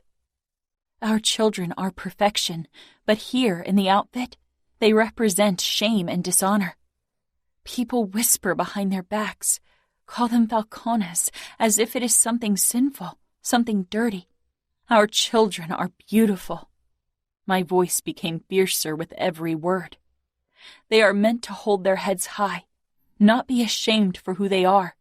They aren't meant to bow, aren't meant to live in the shadows. They are meant to rule. They are Falcones. They belong in Las Vegas, where their names carry power and respect. They are meant to rule at the side of the cruelest, bravest man I know. Their father, Remo, didn't say anything, but his expression set me aflame with emotion. "How badly injured are you?" I whispered in his ear. "Badly," he admitted. I nodded, my throat tightening. I reached for the syringe in my pocket and pulled it out. Adrenaline. Remo's mouth pulled wider. I injected him with the liquid and he shuddered. His pupils were dilated when he met my gaze again. My lips brushed his lightly. "How strong are you, Remo Falcone?" "Strong enough to take you and our children home, where you all belong, Angel." I smiled. I wedged the blade under the rope. "Swear not to kill my family. Not my brother, not my father, not my uncle. Swear it on our children, Remo." "I swear it," he murmured. I cut through the rope when I heard the creak of the door. I dropped the knife in Remo's now free hand. "Serafina, get the fuck away from the asshole," Danilo growled, gripping me by the shoulders and pulling me to my feet. I whirled around on him, getting in his face. "Don't tell me what to do. I have a right to be here." Danilo was breathing harshly, his chest heaving. I took a step back, closer to Remo again. Dante and my father stepped in. I shielded Remo mostly from their view, but that wouldn't last long. "You shouldn't be here, Dove. This isn't something for a woman," Dad said gently. He still believed in my innocence, but Dante and Danilo regarded me more cautiously. "Where's Samuel?" Dante asked. I wrapped my arms around my body and slid my hands beneath my cardigan, my fingers curling around the gun strapped to the holster there. "I'm sorry," I whispered and pulled the gun on them. Dante put his hand on his gun at his waist but didn't pull it. My father and Danilo were completely frozen. "Samuel's going to be okay. He's knocked out behind the sofa." "Fina," Dad said in a soothing voice. "You've been through a lot. Put down the gun." I took another step back, releasing the safety catch. "I'm sorry," I said again, biting back tears, thinking of Samuel, of what he would think once he woke up. In my peripheral vision, Remo cut through the last rope around his ankle. Dante pulled his gun, and so did Danilo, but I barred their view of Remo. They wouldn't shoot me, not even now that I was holding them at gunpoint. I was a woman, someone to protect. I was their responsibility and their failure. Remo staggered to his feet behind me, and Danilo aimed. I shot at him, nicking the outside of his upper arm. He gasped, his eyes flashing at me. "Not a single move," I warned. Remo pressed up behind me, as usual not heeding any safety measures, towering a head over me. "We only want to leave. No one has to get hurt," I whispered.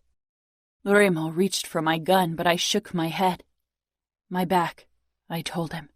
His hand slid under my cardigan and pulled the gun from there. "Dove," Dad croaked.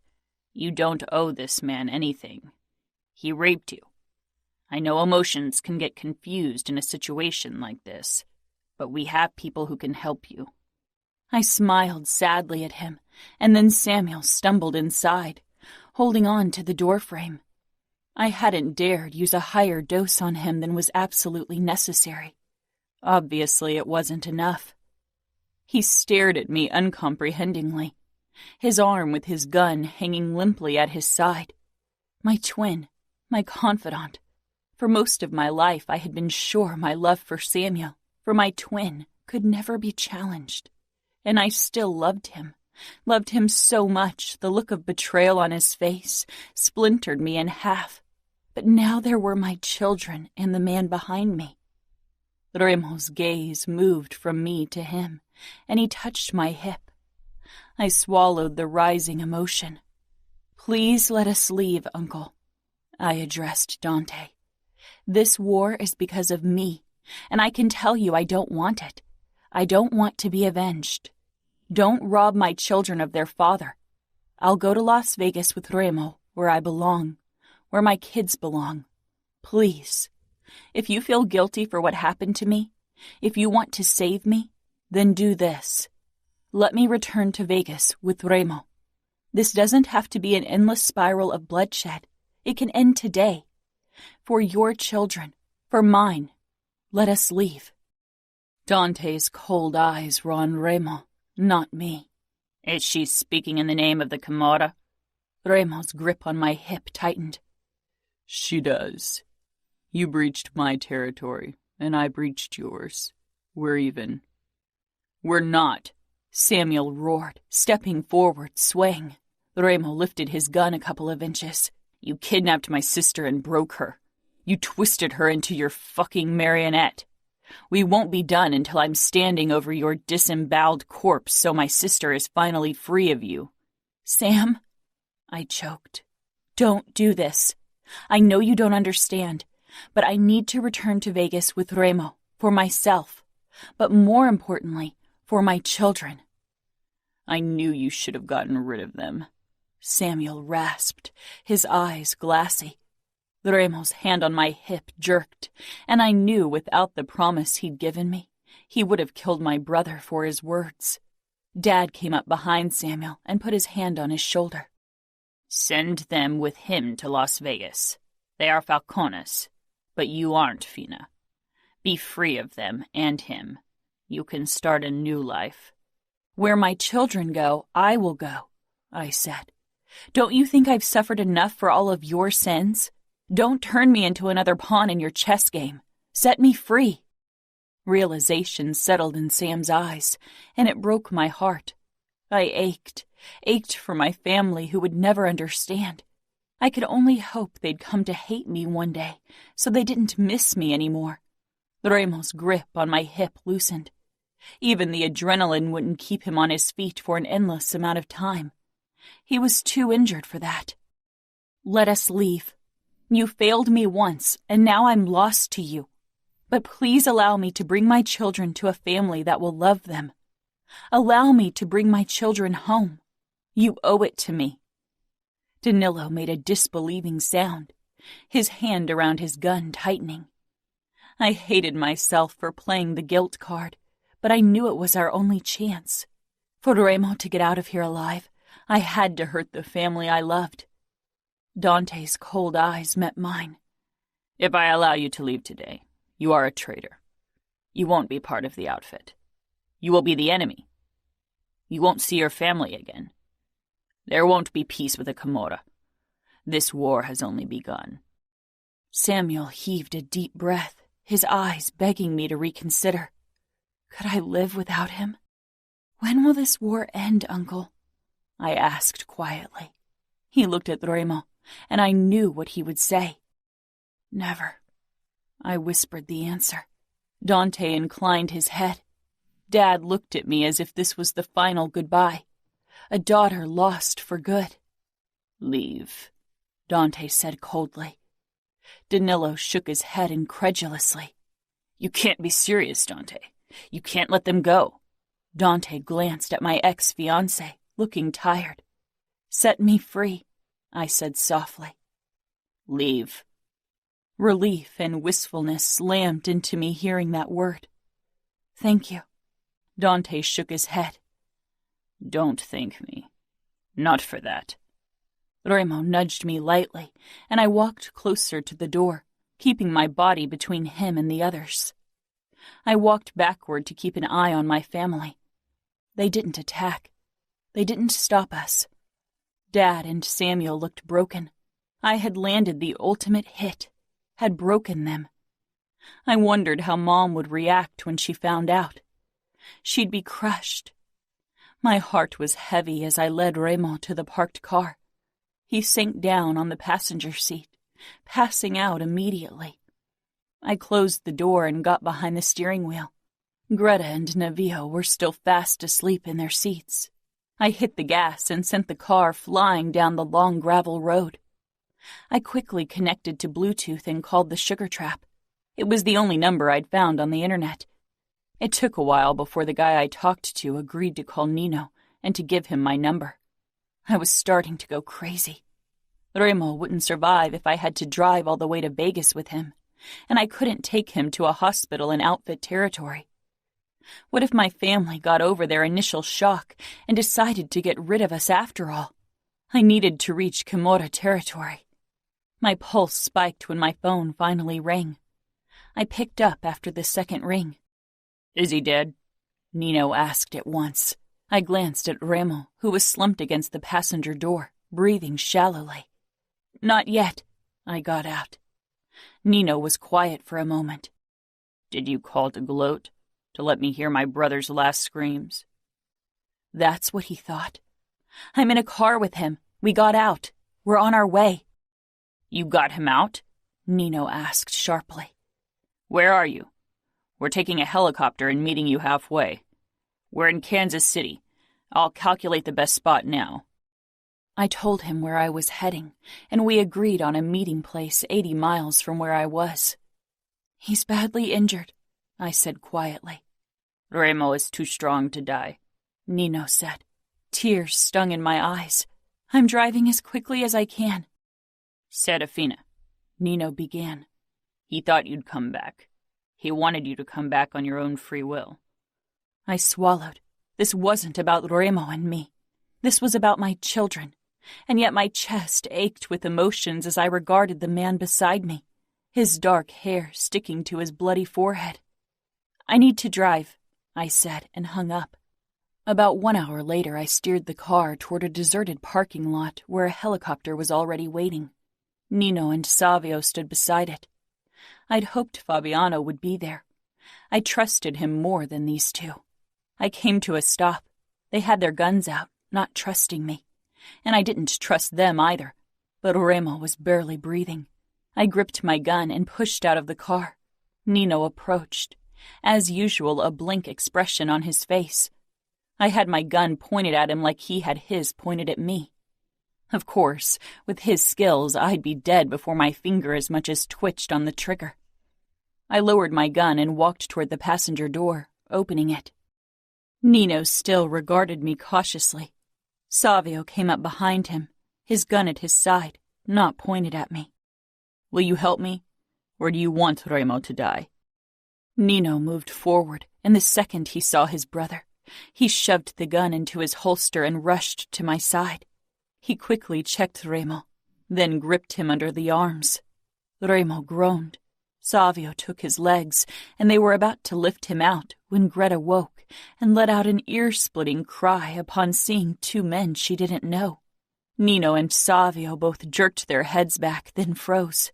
Navio had also awoken, and his dark eyes stared back at them. My small Remo. "Holy fuck," Savio gasped. His brown eyes flew up to me. "They are Remo's." It wasn't a question, because one look at Navio, and they knew he was their brother's.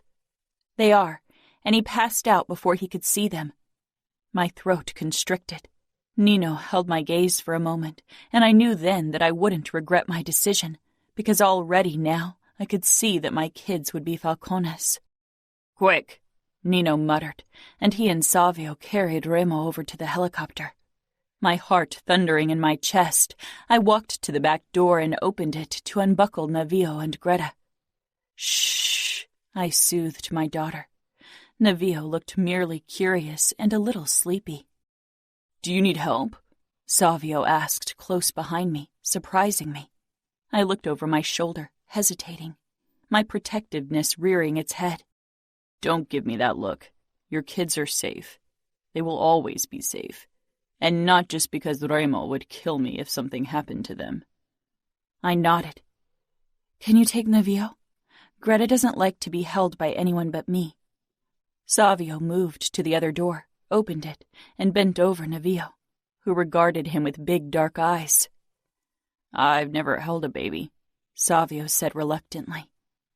Speak to him soothingly and lift him against your chest. He can support his head by himself. Hey, Navio, Savio said, as he slid his hands under Navio's armpits and carefully lifted him. It looked as if he was holding a bomb about to detonate, but I was glad he was being careful. I hadn't thought Savio could be like that. I turned to Greta and quickly lifted her as well, then straightened to keep an eye on Savio. He held Navio against his chest, and my son seemed content to be held by the unknown man. Savio's eyes were curious and fascinated as he looked down at my boy.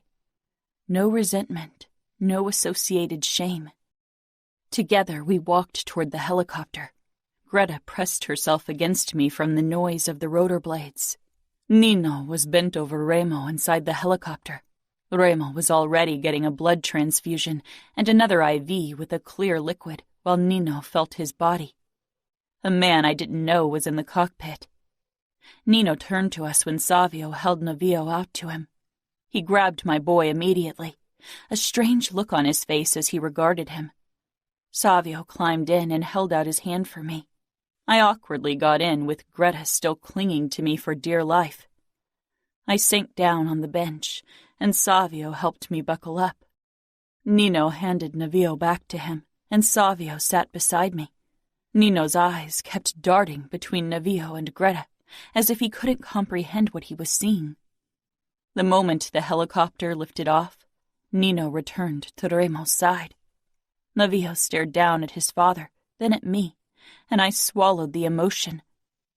What if Remo died before he could see his kids? What if my children never met their father? I never expected Remo to want his children. But now that I knew he did, guilt washed over me. I thought I protected them by keeping them from him, by staying in the outfit.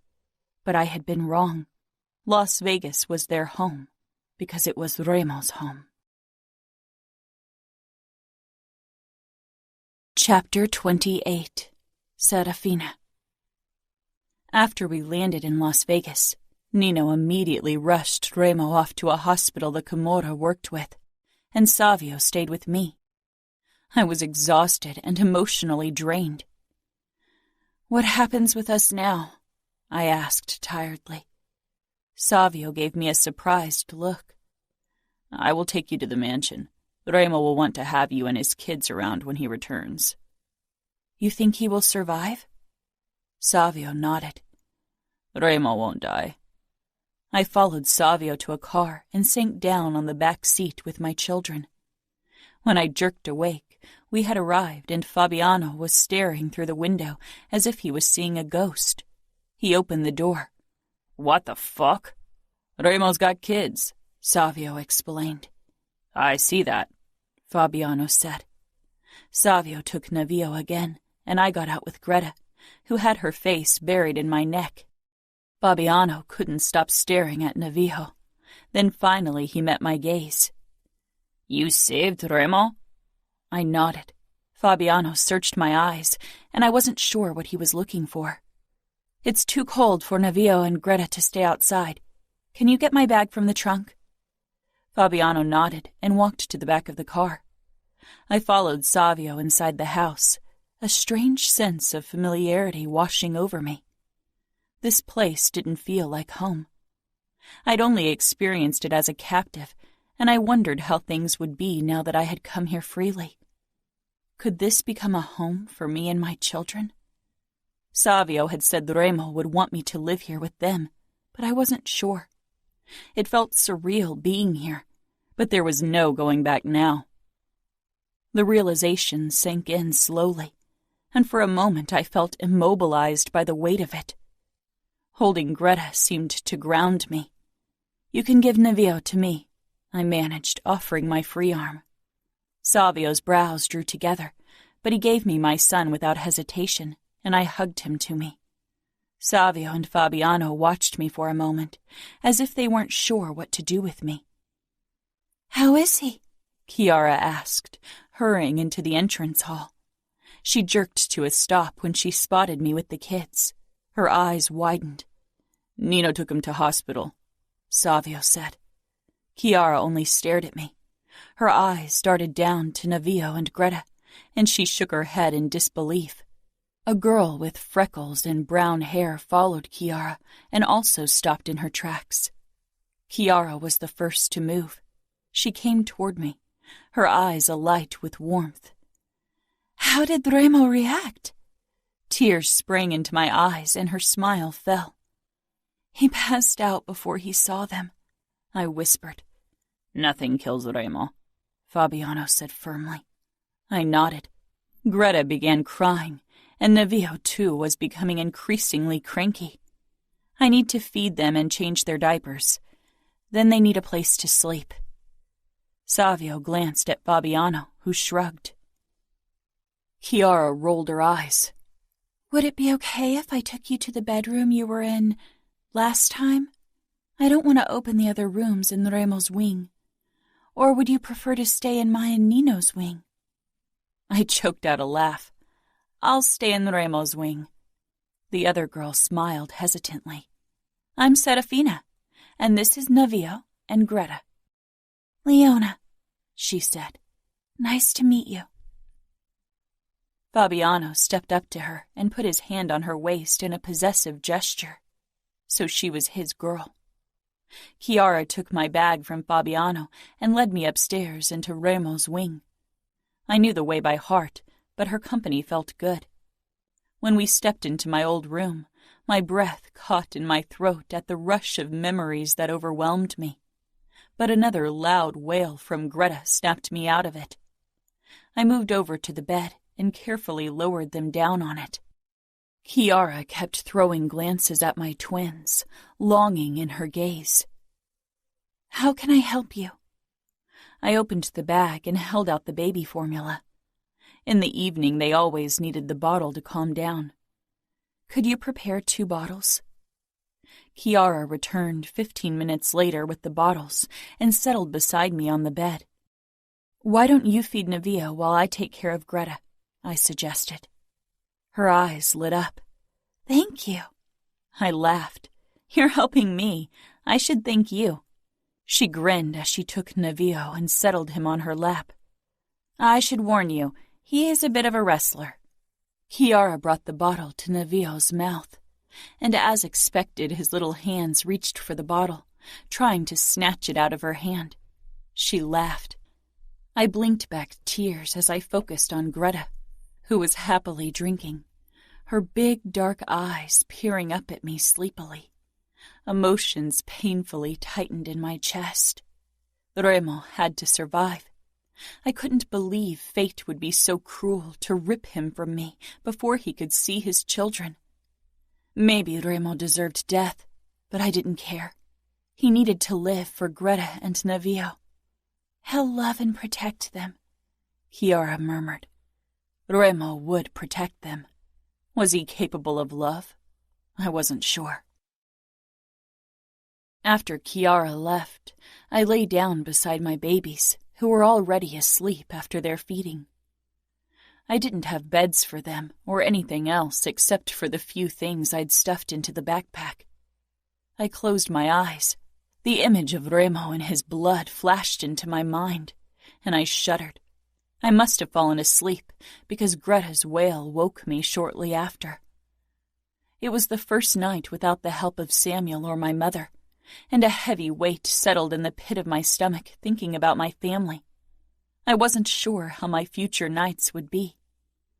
Would I handle everything on my own? I was up early the next morning and blinked against the soft light streaming in through the window. I had barely slept, and not just because of my twins' erratic schedule. Worry for Remo had haunted my sleep.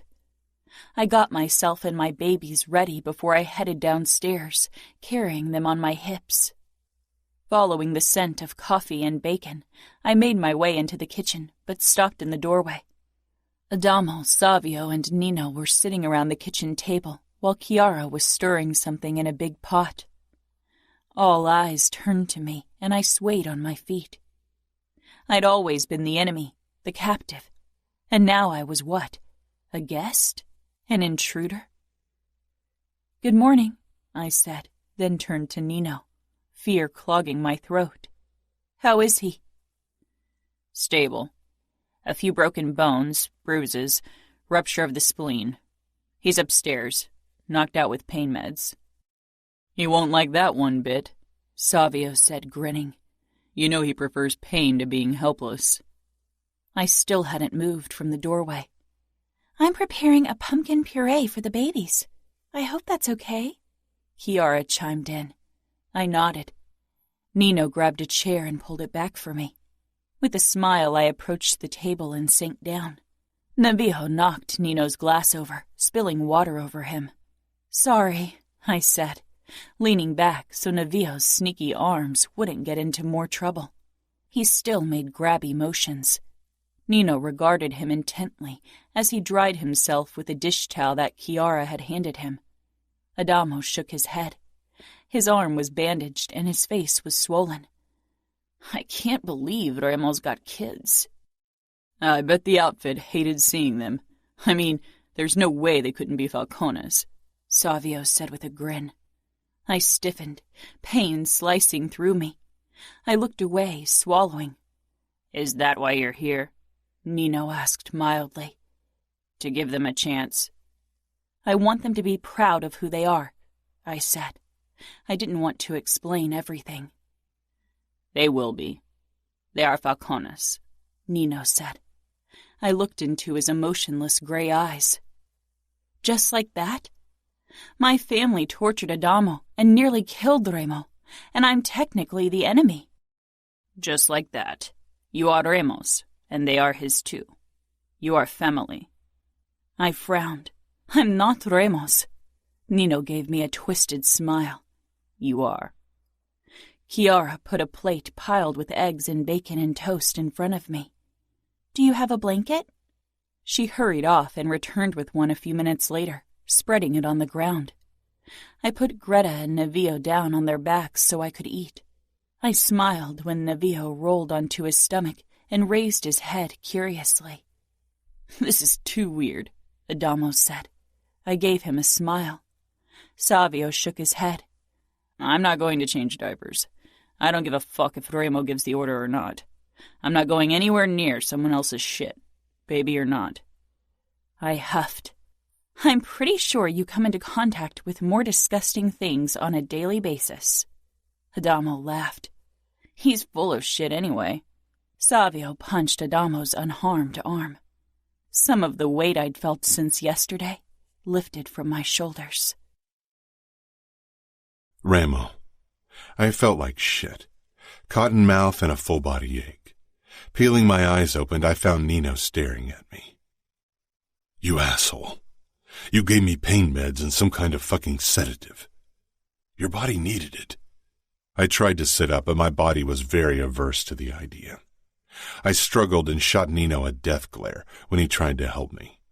Eventually, I managed to sit against the headboard, every fucking inch of my body throbbing fiercely. Most of my upper body and arms were covered with bandages. Nino sat on the edge of my bed. "You look like shit when Serafina brought you to us."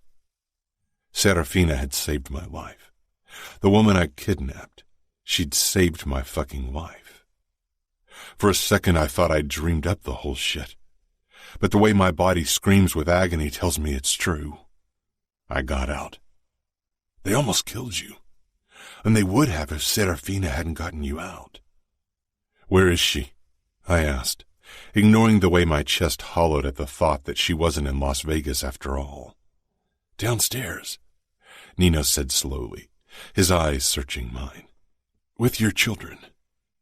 "My children," I repeated, trying to make sense of the words, trying to fucking understand that I was a father.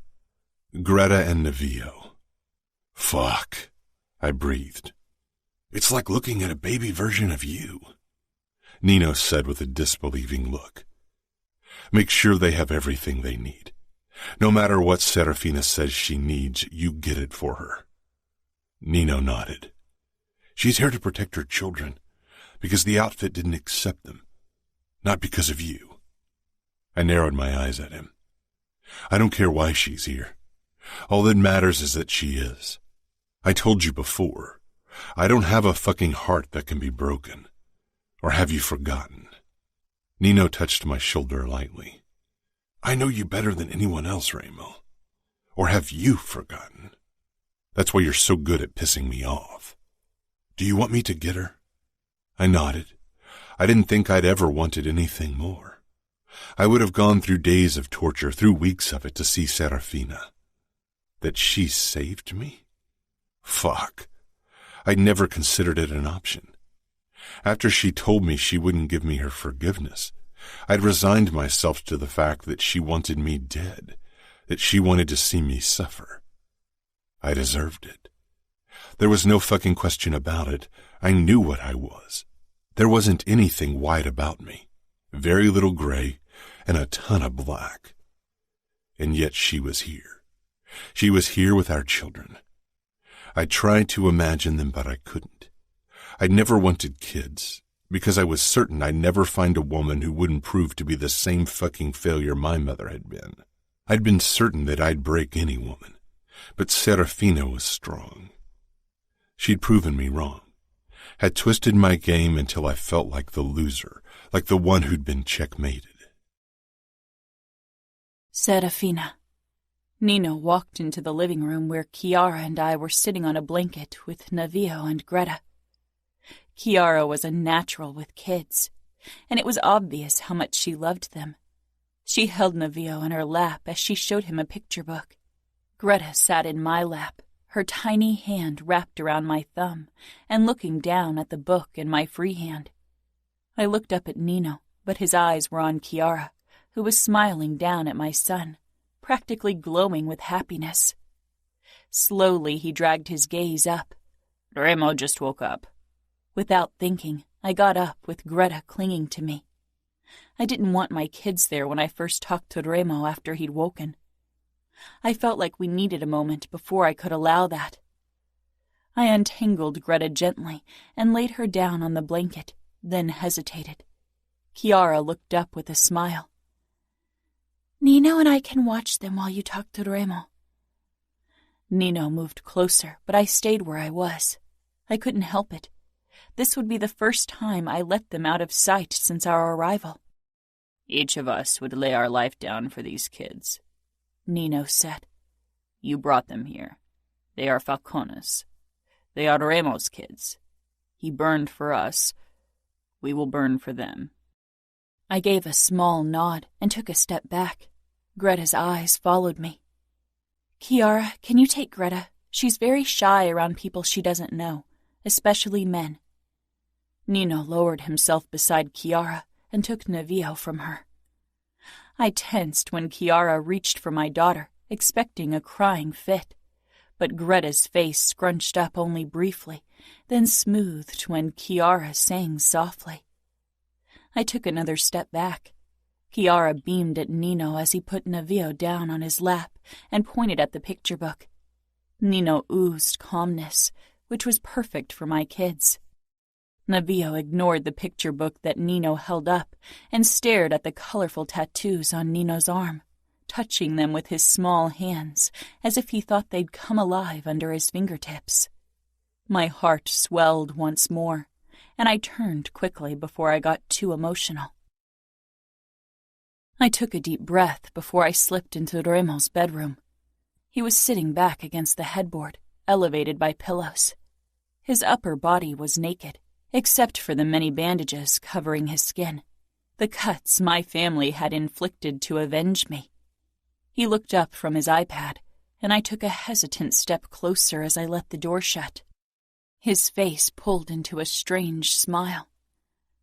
I'd never have thought that you would be the one to save me. I moved closer, half terrified, half excited, and stopped beside him. Remo's dark eyes burned with emotions that set my heart aflame, but I shoved the sensations back. I saved the father of my children so they would be safe. My brothers would have protected them, even if your family had killed me. I put a hand down beside him on the headboard, hovering over him. Nobody will protect them like you will. You'll go through fire for them. I didn't ask. I knew it. He raised his hand stiffly, most of his arm bandaged, and cupped the back of my head. I let him pull me down. For them. For you. He murmured fiercely, harshly, angrily. His lips brushed mine, and my entire being melted. I fell as I had the first time we kissed. Shuddering, I drew back and straightened. This was too soon. I needed to figure things out between us. He watched me with a bitter smile. For some reason, the sight tore at me. I leaned down and briefly brushed his lips with mine to show him that my withdrawal didn't mean never, only later. I quickly stepped back and turned. Will you show them to me? He asked quietly. I looked over my shoulder. Of course. I held Greta and Navio tightly against my body as I nudged the door open. Then I stepped in. I was inexplicably nervous. My family had never looked at my children the way I regarded them, like they were something precious, a gift I wanted to cherish every single day. Remo's eyes zeroed in on our babies as I moved closer, and he didn't look away again, appearing almost stunned. I sat down beside him and carefully put Navio down on his back next to Remo. Greta still clung to me tightly.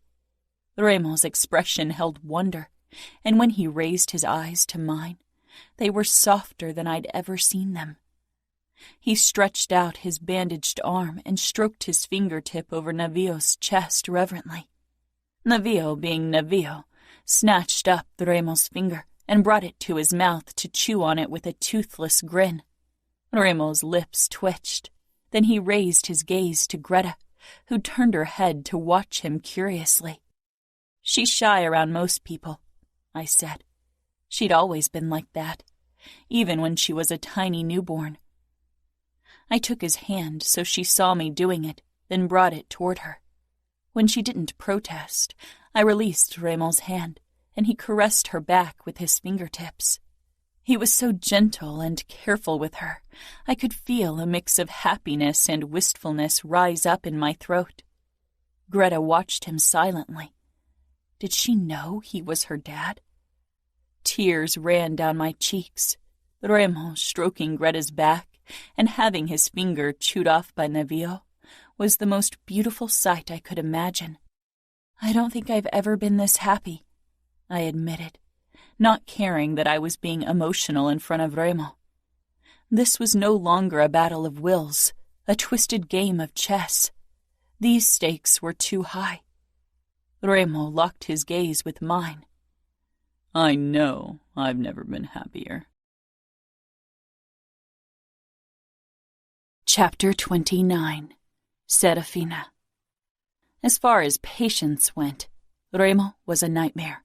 He was a nightmare in many other regards as well, but giving his body time to heal wasn't on his agenda. Nino wasn't happy about it. You need to rest, Remo. It's been only 3 days and you're already running around. I've had worse. Now stop the fucking fussing. I'm not a child. Maybe not, but I'm obviously the only one of the two of us capable of sane decisions. Neither of you is sane. Now help me with this fucking crib, Savio muttered. I leaned in the doorway of the future nursery. Nino and Chiara had gone shopping this morning, and now the 4 Falcone brothers were trying to put together the furniture. Though Nino and Savio were doing all the work, because Adamo's arm was in a cast, and most of Remo's body was bandaged, not to mention the many broken bones in his body. Adamo sat on a plush baby blue armchair, which sat close to the window. Sometimes when he thought no one was looking, his eyes twisted with something dark, something haunted. Some wounds would take a long time to heal. Remo leaned against the windowsill. wearing only low-cut sweatpants, barking orders. A smile tugged at my lips. "The instructions are quite clear, Remo," Nino drawled. "I don't need your orders on top of that." Savio scoffed, as if that'll stop him. It was still difficult to grasp what had happened these last 3 days. I'd left my family, Samuel, to live in Las Vegas with the man who kidnapped me and his family who helped him do it. But with every passing hour, I realized it had been the right decision for my children and maybe even for me. The moment Remo saw his babies, a knot in my chest loosened. A knot that had strangled me since he released me, only to be pulled tighter when Greta and Navio were born. They belonged here. I had tried to keep my distance from Remo so far, only visited him twice so our twins could get used to his presence, and I knew he wasn't happy with it. Remo spotted me in the doorway, his eyes becoming more eager and intent. My pulse picked up, and I turned around to return to Navio and Greta, who were waiting downstairs with Chiara. Remo cornered me in the hallway. For someone with his injuries, he was annoyingly fast. "Are you running from me, Angel?" He backed me into the wall, his palms on either side of me. "I've learned that doesn't work. You always catch me," I said, leaning back because with him so close, I was having trouble focusing. "I often imagined how it would be to see you again," he said in a low voice. "But this wasn't one of the scenarios I came up with." I regarded him. "When you sent me off like a thing easy to dispose of, it didn't seem like you wanted to see me again." He shook his head, anger flashing on his face. "I gave you a choice, one you didn't have before, and you chose to stay with the outfit." I huffed. "That's ridiculous. You traded me like a piece of cattle. Why would I return to you? I'm not in the habit of thrusting myself upon someone who obviously couldn't wait to get rid of me." Remo leaned even closer. "Did you really believe that I didn't want you? Or did you tell yourself that because you didn't want to leave your family?" I frowned. "You could have—" "What?" he growled. "I could have what? Kidnapped you again?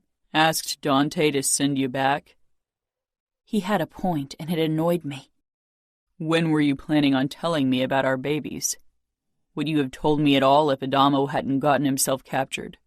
"You sent me away, back to my fiancé. I didn't think you'd care what happened with me, much less wanted kids," I muttered, but something in his eyes made me continue. "I wanted to tell you. The moment I saw them, I knew I needed to tell you. But I didn't know how. I was a coward." His hand came up, cupping my cheek, his dark eyes impossibly possessive.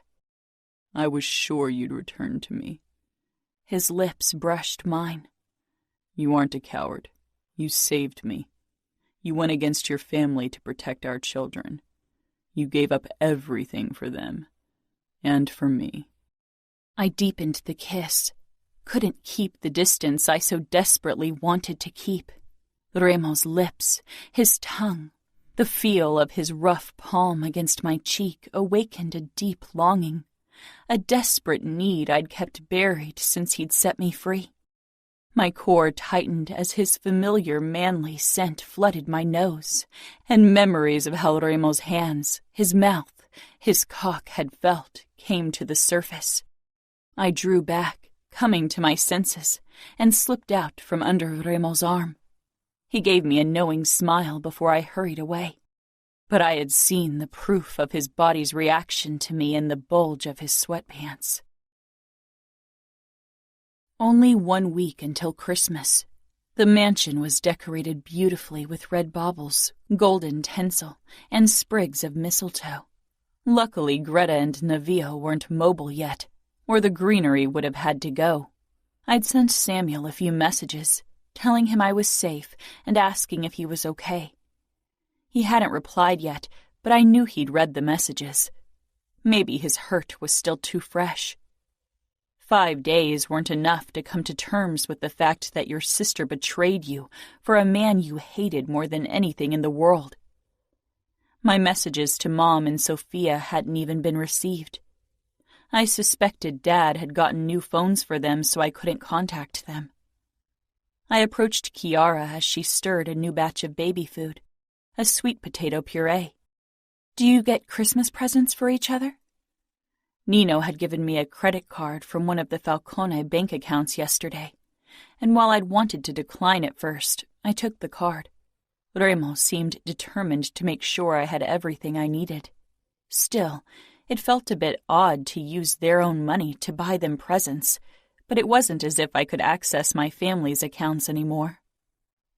"Well, last year was still a bit of a Christmas trial. Nino and his brothers still need to get used to a female touch in their life. But I got them gifts, and a few days after Christmas, I got gifts from them as well." She laughed. "I think this year they might have gifts on time. I don't know what to get any of them. I don't know them well enough, and I don't really feel like part of this family yet." She touched my shoulder. "But you are, Serafina. It's a strange situation for all of us, but it's the best thing that could have happened, especially for Remo." "You think?" I whispered. "I know it," she said firmly. "How are things between you?" "I'm trying to keep my distance. I'm scared of allowing too much closeness too fast." "But you want to be with him?" I laughed. "I don't think I have a choice." "He won't force you." "That's not what I mean," I said quietly. "I don't think my heart or my body will leave me a choice." She nodded, understanding filling her face. "I'm so happy for the both of you, the four of you." "Do you think Remo's capable of love?" Chiara looked thoughtful. "He and Nino went through horrible things as children. It formed them into the men they are today. It still affects them. I'm not sure what it did to Remo. If parts of him were irrevocably destroyed—" I didn't ask what kind of horrors lay in Remo's past. Chiara would have told me if she thought it was her place to share. If I wanted to find out, I'd have to ask him. "If you want to go Christmas shopping, we can go together tomorrow. Fabiano could guard us." "That would be nice," I said. Despite Nino's words of protest, Remo came down for dinner that evening, and we all settled around the dining room table. Greta and Nevio were in their new high chairs between Chiara and me. I had taken over the job of trying to wrangle food into Nevio's mouth, since Greta seemed to do well around Chiara. I could feel Remo's eyes on us the entire time, with an expression I could only describe as longing. My food was getting cold anyway, so I decided to give him a chance to be a real dad. "Why don't you give this a try?" I asked Remo. I wasn't sure if he was interested in feeding, or if he was like some fathers whose interest in their children ended when it required them to do something. Everyone paused what they were doing for a moment. Remo put down his fork and stood. His movements were still stiff, not just because of the bandages. It would take some time for his broken bones and bruises to heal.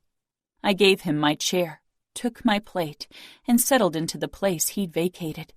Nevio was making grabby motions, but the spoon and bowl were out of his reach.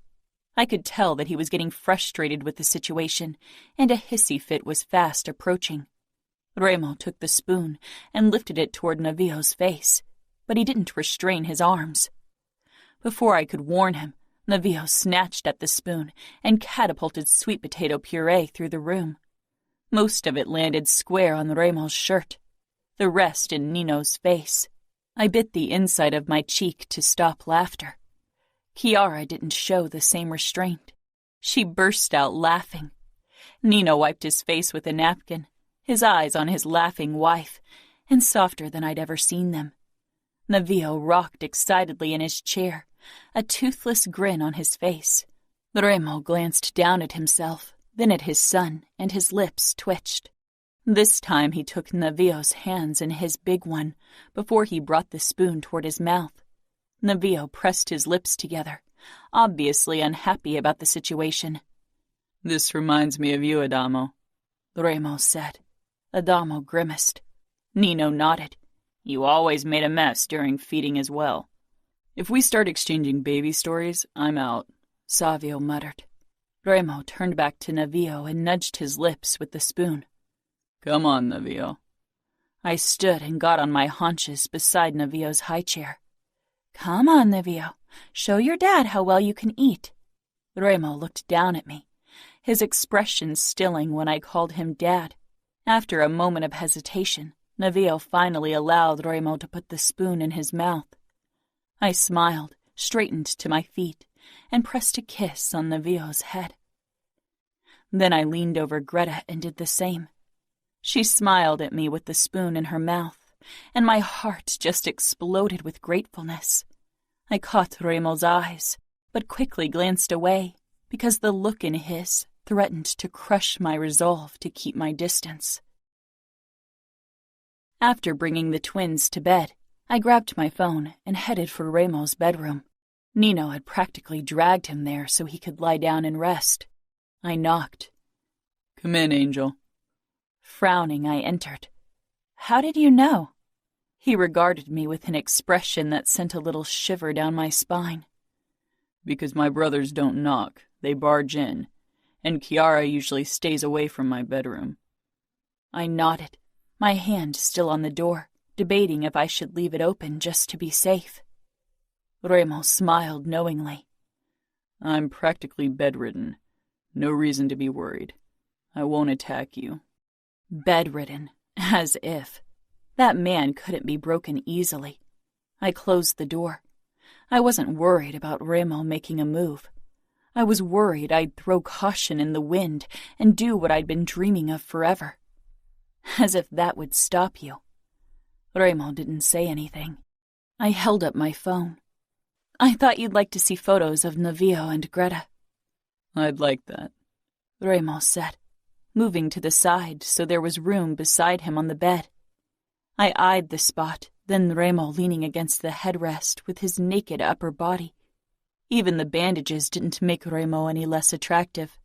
Trying to hide my thoughts, I strolled over to him casually and sank down beside him, legs stretched out before me. Remo's eyes lingered on them. I was wearing a dress and no tights because it was surprisingly warm in the house. Goosebumps rippled across my skin. I cleared my throat and clicked on the first photo, which Mom had taken shortly after I'd given birth to the twins. I held them in my arms and looked down at them with an exhausted yet adoring expression. Remo leaned in and his arm brushed mine. Despite the material of my dress between us, a tingle shot through me at the brief contact. You look pale in the photo, he said quietly. After 22 hours of labor, everyone does. Remo's dark eyes flickered with a hint of wistfulness. I wish you could have been there. If I'd known what I know today, I would have come to Vegas sooner. I'm sorry I took that away from you. Remo cupped my chin, and I tensed because he looked like he was going to kiss me. Regret over the past is wasted energy. We can't change the past, no matter how much we want to do it. What would you want to change? I asked, trying to ignore the feel of Remo's touch. He shook his head with a dark smile. Not your kidnapping. I don't feel an ounce of regret about stealing you. You don't? I frowned, pulling back slightly, but Remo leaned in, fingers still on my chin. Not one fucking bit. I'd kidnap you again to be the one you gift yourself to. You could have never been mine if I hadn't stolen you. I didn't argue, neither about me being his, nor about the fact that without the kidnapping, we would have never found each other. What about you? Remo murmured. Do you regret becoming mine? No, I admitted, and finally drew back from his touch. Not that. I just wish it wouldn't have cost my family so much. Remo nodded and settled back against the headrest. Hardly anything worth having can be gained without loss and pain and sacrifice. My eyes trailed over his wounds and bruises. He'd sacrificed himself for his brother, but I had a feeling it wasn't the only reason why he'd allowed my family to capture and torture him. He'd accepted pain, maybe even losing his life, for a chance to see me again. I cleared my throat and clicked on the next photo. The first photo of Navio and Greta lying in a crib beside each other. I showed him photo after photo, neither of us saying anything. It was difficult to focus on anything but Remo's warmth, his scent, the strength and power he oozed. When I finally shut off my phone, my body was humming with need. I met his gaze, which rested unabashedly on me. Remo regarded me with an expression I knew too well. Hunger and dominance. He touched my bare knee. I exhaled. His hand slipped slowly up between my legs. "Remo," I warned, but he held my gaze, his lips pulling wider. "Have you let anyone touch what's mine?"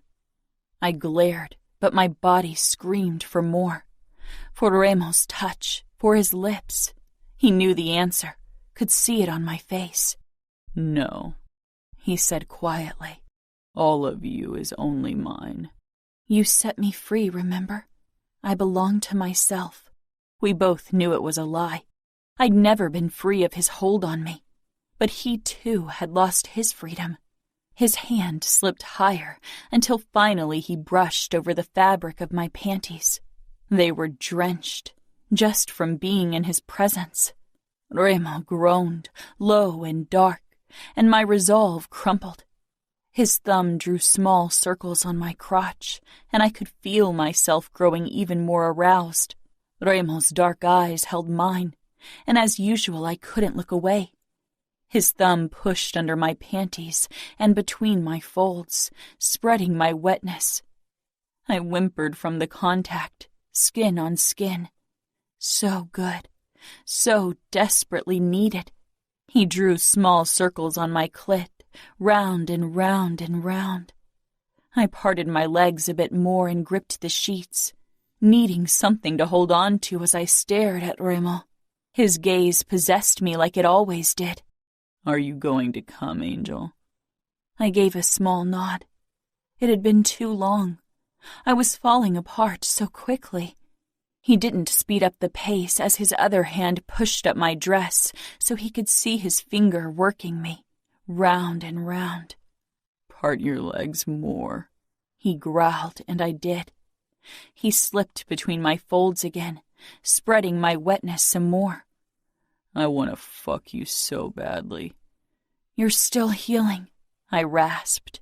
His broken bones needed to mend. One of us needed to be the voice of reason, even if my body hated me for it. He sat up stiffly. "Straddle me with your ass facing me." "What?" "Do it," he ordered. I didn't question him.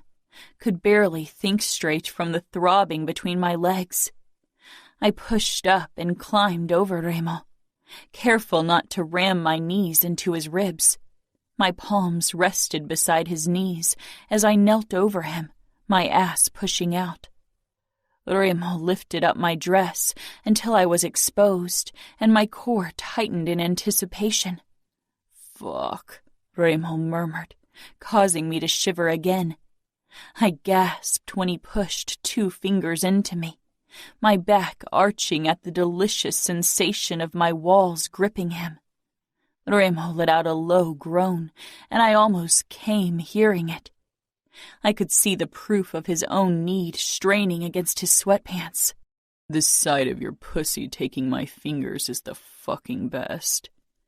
I whimpered in response and began to meet his thrusts, kneading his fingers deeper, faster, harder. "Yes, Angel, take them," he rasped. More wetness pooled between my legs. I threw a glance over my shoulder. Remo was focused on his fingers as they fucked me, his dark eyes burning with so much desire it stole my breath. I shuddered with pleasure.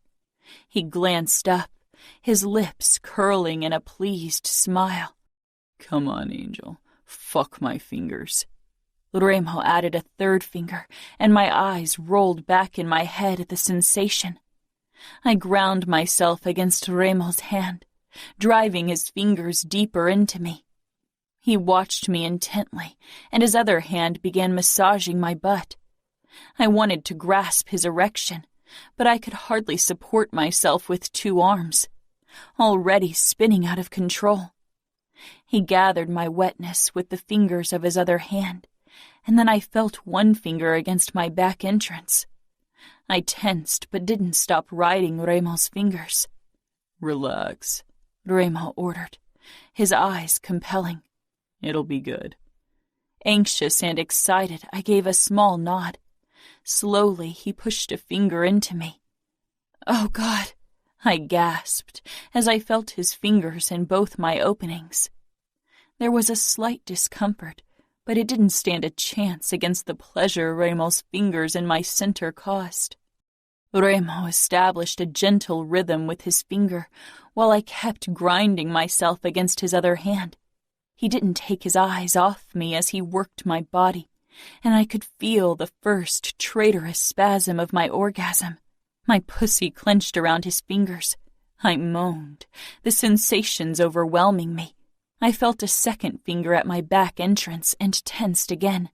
Remo stroked my butt cheek, and as I drove his fingers deep into me, he curled them and hit my G-spot. I came hard, crying out desperately, and he pushed the second finger into my back entrance. I gasped from the pain, and my orgasm heightened in force. I shuddered, caught between intense pleasure and dull pain. My arms gave way, and I braced myself on my forearms. Remo kept thrusting. "Yes, Angel. I told you I'd show you pain and pleasure." Half lowered onto him, I could feel his erection digging into my belly. He groaned again, almost in agony. I was completely overwhelmed, stunned, and a little embarrassed. I never considered allowing someone to go anywhere near my ass. Of course, Remo wanted that part of me as well. Remo pulled out of me slowly, and I gasped. His hands came down on my ass cheeks, and he massaged me gently. "If I died now, it would be worth it." I huffed. "You won't die today. I won't explain that to Nino. No, thank you." Remo chuckled, and the sound sent a different kind of shiver through my body. I loved the sound of Remo laughing, especially if it was earnest. I pushed myself up, then knelt beside Remo. He curled his hand over my neck and pulled me toward him for a slow kiss. When he drew back, his eyes searched my face. I knew my cheeks were flushed, not just from my orgasm, but also from embarrassment. "There's so much pleasure I still want to show you," Remo murmured, tracing his lips over my jaw and cheek. He dropped his head back against the headboard, sighing as he reached for a glass filled with dark liquid on his nightstand. I recognized the scent immediately. Scotch, really? "It'll help with the healing. Trust me. I've done a lot of research in the past." I shook my head. "And," he added with a challenging smile, "it seems to be the only pleasure I'm allowed today." He took a sip. My eyes darted down to the impressive bulge in his pants. I knew what I wanted to do. I wanted to render him into a helpless mess of desire as he did with me. "Trying to decide if you're brave enough?" I glowered. "I've given you a blowjob before." His mouth twitched. "You tried, but you didn't finish, so it doesn't count." I knew he was trying to goad me. Unfortunately, it was working. I moved down until I knelt beside his groin. Remo reached for his pants and pulled them down, wincing as he did so. "Quite eager, aren't you?" I teased. He smiled, but it was dark and hungry, and his body was tense. I lowered my head and took his tip into my mouth. Remo moaned, his fingers tingling in my hair. I swirled my tongue around him and my own core tightened with renewed need. Remo's breathing deepened, his muscles tensing as he watched me. "Take more of me," Remo ordered quietly, and I did. I let him claim my mouth until he hit the back of my throat. He thrust into me slowly, his hand in my hair keeping me in place. He held my gaze as I let him claim my mouth. His other hand cupped my cheek. Remo, brutality and tenderness. I still didn't understand him or us. Remo's body coiled tighter, his hips jerking up with less control, lips parting in a low moan. "I'm going to come," he rasped. I saw the question in his expression, and my heart swelled with affection, and God help me, love. I gave a small nod around his head before he drove deeper into my mouth again, and his grip on my neck became firmer, his face twisted with passion, his eyes almost harsh with lust as he tensed and came with a sharp exhale. I had trouble swallowing around his length, and Remo loosened his hold on my neck so I could pull back slightly. He kept rocking his hips, his breathing harsh. Remo's gaze laid claim to another part of me, possessive and warm as he stroked my cheek. I slowly released his cock from my lips and swallowed, frowning at the taste. Remo drew me toward him, brushed my lips with his, and handed me his glass with scotch. I took a sip and coughed. That tasted even worse. "You'll get used to the taste," he said with a small laugh. "The scotch or your—" He gripped my arms and wrenched me against him so I was cradled against his chest. I caught the wince, but then it was gone. "My cum," he murmured as he licked my lips, then dove into my mouth. Our kiss was slow, almost teasing, until it wasn't. It became needy and eager. He positioned me so one of my legs was thrown over his groin, my head against his shoulder. His hand parted me, then his fingers slid over my drenched panties. He pushed the fabric aside and slowly pushed 2 fingers into me. His other hand began pinching and twirling my nipple. He played me masterfully with his fingers as I lay draped over him. We kissed softly, our eyes locked the entire time until a new wave of pleasure shot through me. I'd barely caught my breath when Greta's cry rang out. I sighed with a small smile. "Perfect timing," he murmured, giving me another lingering kiss. I quickly slid out of bed and rushed into the bathroom to wash my hands before I returned to the bedroom. Remo stood beside the door, waiting for me. "You should stay in bed and rest," I said. "I should help you with our children." His voice didn't allow any objections, and I had to stifle a pleased smile. By the time we arrived in the nursery, Navio had started crying as well. I took Greta because she didn't know Remo well enough.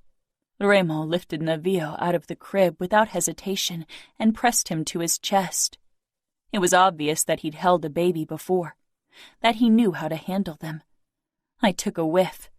New diapers. Remo carried Navio over to the changing table and began his work. I watched him for a moment longer, my body flooding with so many hormones.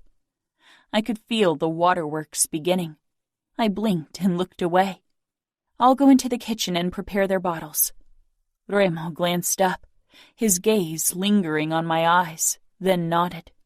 When I returned 10 minutes later, Navio was already dressed and resting in Remo's arm. I handed him a bottle, and he sank down in the armchair, wincing again. He was moving more stiffly than before, probably from overexertion. I changed Greta's diaper before I settled on the armrest beside Remo and started feeding her. "This is strange," I whispered after a moment. Remo frowned. "It's not what I imagined when I kidnapped you." I searched his face, trying to figure out what this meant to him, what I really meant to him, but I didn't dare ask. I knew it was futile to stay away from Remo, not only because my body was already calling for his touch again, but also because my heart yearned for his closeness. After they had fallen back asleep, I was on my way toward my room when Remo gripped my wrist, stopping me. "Stay with me." I nodded and allowed Remo to pull me back to his bedroom, where I put one of his shirts on before slipping under the covers. Remo pulled me against him, wincing as I touched his bruises. "You're in pain," I protested, trying to put distance between us, but Remo tightened his hold on me. "Fuck the pain. I want you in my arms." I stilled and finally relaxed against him, my cheek pressed up to his strong chest. This felt too good to be true. Chapter 30. Serafina. Christmas rolled around. The first Christmas for Nevio and Greta. The first Christmas as a part of the Falcone clan. After wishing Samuel a Merry Christmas and not hearing anything in return, I went downstairs with Nevio and Greta. Remo was already in the living room with his brothers, discussing their plans for future races. After the outfit attack, safety measures would have to be doubled. I was supposed to help Cora in the kitchen, but still needed to figure out what to do with the kids. Remo looked up when I entered. As usual, his expression stilled when he saw me with our twins, almost as if he still had a hard time trusting his eyes. "Can you watch them?" I asked as I headed toward them. Nino sat beside Remo. Adamo and Savio were on the couch across from them. "Will you take Nevio?" I asked Nino, who rose at once and took my son from me. Nevio didn't mind, too fascinated by the tattoos on Nino's arms. I moved closer to Remo. Greta was clinging to me, still shy around others. Remo gave me a questioning look. He hadn't held his daughter yet. The only person except for me who didn't make Greta wail was Cora. He gently stroked her black tuft of hair, then ran his hand down her back. His voice was low and soft as he spoke to her. "Greta, mia cara." My heart seemed to skip a beat. It was the first time I heard Remo speak Italian. My family and I had only ever spoken Italian when we were surrounded by outsiders, and I knew many families handled it the same way. I carefully untangled her from my neck and gave her to Remo. Her big dark eyes blinked up at him, and her face began to twist. Remo rocked her gently in the crook of his arm, then lowered his face and kissed the top of her head. She let out a hesitant cry, as if she wasn't sure if she wanted to wail or not. I handed him her favorite rattle, and he showed it to her. She reached for it, eyes already brightening, and he helped her shake it. I took a step back, then another as Remo rocked her. Remo sank down, still rattling and whispering words of consolation. Greta's expression made it clear that she wasn't convinced yet, but that she wasn't wailing was a good sign. Savio and Adamo looked as if they were having a stroke. I got it. Remo was one of the most feared men of the country, and here he cradled his baby girl in his arms, patient and careful. Nino was rocking Nevio on his thigh, and my son let out delighted screeches. "I suppose that's the end of my whoring days in the house," Savio muttered. Remo looked up from Greta, his eyes narrowing. "I don't want a fucking whore anywhere near my children." Greta cried at the harshness in his voice, and Remo's lips tightened. He shook her gently, then murmured something I didn't catch. The moment she stopped crying, I turned and left. My babies were cared for. I finally went to help Cora in the kitchen. Cora was taking care of the vegetarian appetizers and the vegetarian main course, while I tried my hand at a roast beef and a chocolate cake. I didn't have much experience preparing any kind of food, except for the occasional baby puree, so this proved to be a challenge. Later, we all settled around the table with a well-done roast beef, not medium rare as intended, and a slightly burnt chocolate cake, but nobody minded. During my captivity, I'd only caught glimpses of the brotherly bond Remo and his brothers shared, but now as I became a part of their family, I realized just how strongly they cared for each other. Remo had traded himself for Adamo, had signed his death sentence so Adamo could live. There was no greater sign of love than that. It gave me hope that Remo was capable of that kind of emotion. When Remo and I returned to our bedroom that night, I risked another glance at my phone, and my shoulders slumped. No messages. Remo came up behind me, his hands on my waist, his lips hot on my throat. "Do you regret leaving the outfit?" I leaned back against him. His chest was bare and he'd removed most of the bandages, despite Nino's protests. No, Greta and Navio will be happier here. He bit down on my throat gently. "And you?" I turned in his hold and kissed him. I think I'll be happy too. Remo pulled my dress over my head before he backed me up toward the bed, and we both fell down. We kissed for a long time, until I was desperate and hot. Remo moved down my body and removed my panties, then stretched out between my legs. His lips and tongue pushed me over the edge within a couple of minutes. Then he climbed back up, his body covering mine, his weight braced on his forearms. His eyes held mine when he slammed into me, claiming me fully for the first time in 14 months. "Remo!" I gasped out. Despite the flashes of pain on his face, Remo's thrusts didn't falter. He hit deep and hard, his eyes owning me. When he reached between us and stroked my clit, I cried out, clenching around him and gripping his shoulders tightly. Remo growled in pain and pleasure, but kept thrusting as I rode out my orgasm. He kissed me fiercely, possessively, then pulled out. He turned me on my stomach before he kissed my ear as he settled between my thighs. I felt a firm presence at my ass and stiffened in surprise and fear. Remo stroked my back, massaged my butt. "I want to own every part of you," he murmured, kissing my shoulder. He turned my head so I met his gaze and kissed me slowly. Remo had put his fingers into me a couple of times, but his erection was so much bigger.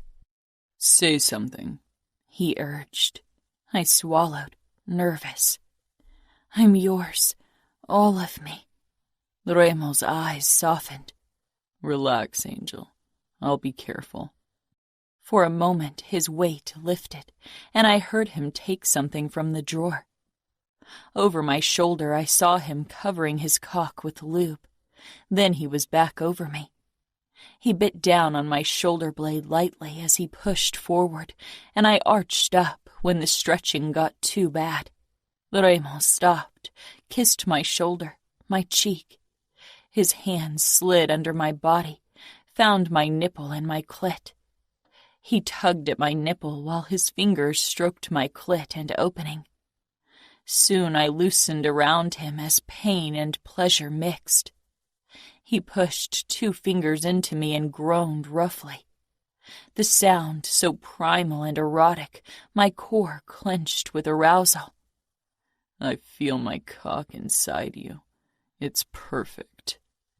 I moaned as he moved his fingers slowly, while his other hand kept twisting my nipple.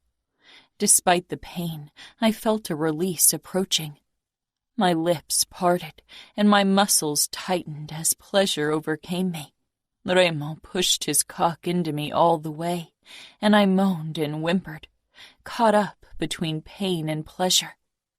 I'd never felt more stretched, teetering on the edge of overwhelming pain, and yet happy that Remo had claimed this part of me as well. I shivered, overcome with sensations. Remo kissed my cheek. Can I? I gave a nod, and he pulled almost all the way out. I trembled as he pushed back in. He kept working my pussy as he thrust into me slowly. It'll get better, Angel, he murmured. His movements became faster, and I bit down on my lip. Pain and pleasure mingled, almost becoming one. Remo's body pressed me into the mattress as his cock and fingers claimed me. With a guttural groan, Remo slammed into me one more time, and I felt his release. I shuddered desperately under him. Remo stayed inside of me for a couple of heartbeats, his breath hot on my shoulder, his fingers gentle, almost soothing on my clit. He pulled out of me carefully, then turned me on my side and pressed up behind me, kissing my shoulder. I couldn't move, overwhelmed, stunned. Every time I thought Remo had taken everything, he took another part of me. Angel, he asked in a low voice. I turned around in his embrace and nestled close to him, my nose buried in the crook of his neck. Remo tensed and gripped my chin, nudging my face up. I could see a hint of hesitation on his face as he evaluated my expression. You will never surrender to my will because you think I want you to. Was it too painful? I glanced up, swallowing hard. Remo was concerned for me. Cruel, merciless, brutal to the very core, and yet concerned for me. I wanted to surrender to you, to give myself to you like that. You already own every other part of me. His brows pulled together even further. He traced my face with his finger. I don't enjoy hurting you unless it heightens your pleasure.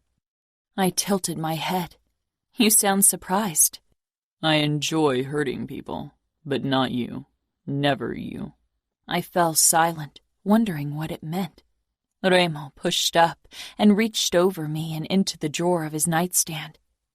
He pulled out a small parcel, then set it down between us. For you, he said. My eyebrows rose. He hadn't given me a present earlier, but I had assumed the gifts for Greta and Navio had been meant for me as well. It had been difficult enough to get something for Remo. Eventually I'd opted for a guide of running trails of the region, as well as a quickly assembled photo book from our twins' first 7 months. What is it? Open it, Remo demanded, fingertips tracing my side and hip. I lifted the lid and my breath stilled as my eyes registered the necklace with the pendant in the shape of wings. It was a beautiful piece of finely worked goldsmithing, intricately gorgeous. I took it out carefully. Where did you get it? You didn't leave the house. I had it handcrafted by a local goldsmith shortly after I released you. My lips fell open in surprise. Remo helped me put the necklace on, and the cool gold settled in the valley between my breasts. Ruinously gorgeous, Remo murmured as he traced my skin. I gave him a curious look. You ruined me for all other women. A wave of possessiveness overcame me. Remo was mine. Remo. I watched Serafina as she stroked the heads of our children, patient, loving, even though they both had been crying on and off for hours. She sang to them, whispered words of sweet nothings to them. She had left her family for them so they would be safe, so they would get the life they deserved, the life they were destined for. I had seen the look in her eyes when she'd said goodbye to her twin. Serafina had given up so much for our children. Her body was weaker than mine. She wasn't as harsh or cruel or fearless. But God, she was strong. When Navio and Greta had finally fallen asleep, she'd straightened from where she'd bent over their crib, and when she noticed me, she tensed slightly but came toward me. She'd been oddly quiet today, and I knew something was bothering her. But I didn't talk emotions if I could help it. Serafina stopped in the hallway. I've been here for 3 weeks, but I still don't know what we are. I braced myself beside her shoulders, peering down at her. You're an angel, and I'm your ruin. My lips pulled into a wry smile. She shook her head, almost angrily. What am I to you? Your lover? Your girlfriend? A nice change from your usual whores? My own anger spiked. What do you want me to say? Nothing, she said quietly. I want the truth. I need to know what to expect from you. I love death. I love spilling blood and causing pain. I love to see terror in people's eyes, and that won't ever change. I whispered harshly, because it was true. She looked up at me. You are the cruelest man I know. You took everything from me. I nodded, because that was true as well. Few women can bear the darkness. I can't. I won't force you to be with me. You are free. Free to do as I please, she murmured, warm and soft against me, tantalizing. Even take another man into my bed? A burst of rage filled me. I wanted her for myself, wanted to remain the only man who'd ever tasted those perfect lips, who'd ever claimed her. But more than that, I wanted her to want it too. I swallowed my fury. Even that, I said, then continued in a harsh whisper. I won't stop you. I won't punish you for it. She smiled a knowing smile. But you will kill anyone who touches me. I brought our lips close. Not just kill them. Obliterate them in the cruelest way possible for touching something they are unworthy of. Challenge flickered in her eyes. Are you worthy? I claimed her mouth, hard and desperate, before pulling back. Oh no, Angel. From the day I saw you, I knew I was the least worthy of them all. I should have never laid a hand on her. But I was a fucking bastard, and had taken everything she was willing to give. She tilted her head up, regarding me. She opened my shirt slowly, one button after the other, and it gave way under those elegant fingers. She rested her palm against my chest, over my heart. Is there something in there capable of love? My fucking chest constricted. Whatever's in there, it's yours. Whatever love I'm capable of, it's yours too. She cupped my face, her eyes fierce, almost brutal in their intensity. You are beyond redemption, Remo, she whispered, and I smiled bitterly because I knew it. She shook her head. But so am I, because even free to do as I please, I choose you. I'm no angel. An angel wouldn't love a man like you, but I do. I love you. And she kissed me harshly, brutally, all rage and love, and I kissed her back with the same love, the same rage. This woman had stolen my black heart. From the first moment I saw her, I wanted to own her. At first to destroy the outfit and Dante, then later because it became an irresistible need, a voracious longing. And in the end, Serafina was the one who owned me, black heart, condemned soul, scarred body. Every fucking part of me was hers. And if she'd let me, I'd be hers till my last day. Serafina. My heart burned with emotions, fiercely. Remo had declared his love for me, something I'd never considered a possibility. This cruel man owned my heart, and I didn't want it any other way. Remo's kiss was violent, harsh. Then he pulled back. Marry me. I froze. It had been an order. Remo wasn't a man who asked for anything. I leaned back against the wall slowly, searching his eyes. He didn't let me retreat. He kissed me again, but gentler. Marry me, Angel. It still wasn't a question, but his voice wasn't dominant anymore. It was soft, compelling, raw. Become a Falcone? I murmured against his lips. Become a Falcone. Become mine. I smiled. I have been yours for a long time. Is that a yes? He asked, his hand sliding over my outer thigh, stroking, distracting me. Yes, I whispered. Serafina Falcone, he murmured. I like the sound of it. I smiled because this name sounded right. More right than Mancini ever had. Was this love? Was this madness? I didn't care. It was perfection either way. Chapter 31. Serafina. I was inexplicably nervous when Remo told me he wanted to announce our wedding to his brothers and Chiara the next day. We'd all gathered in the kitchen for breakfast, Livio on Chiara's lap and Greta on mine. You have a new wedding to look forward to, Remo said without warning. Every pair of eyes darted from him, then to me. My cheeks flushed. I wasn't sure what Savio and Nino thought of the situation. Adamo and Chiara liked me, but the other two... Will we be allowed to kidnap someone, or at least spill some blood? Since you sampled the goods before, bloody sheets won't happen after all. Savio drawled, grinning. Remo reached over the table and hit him over the head. Savio only chuckled.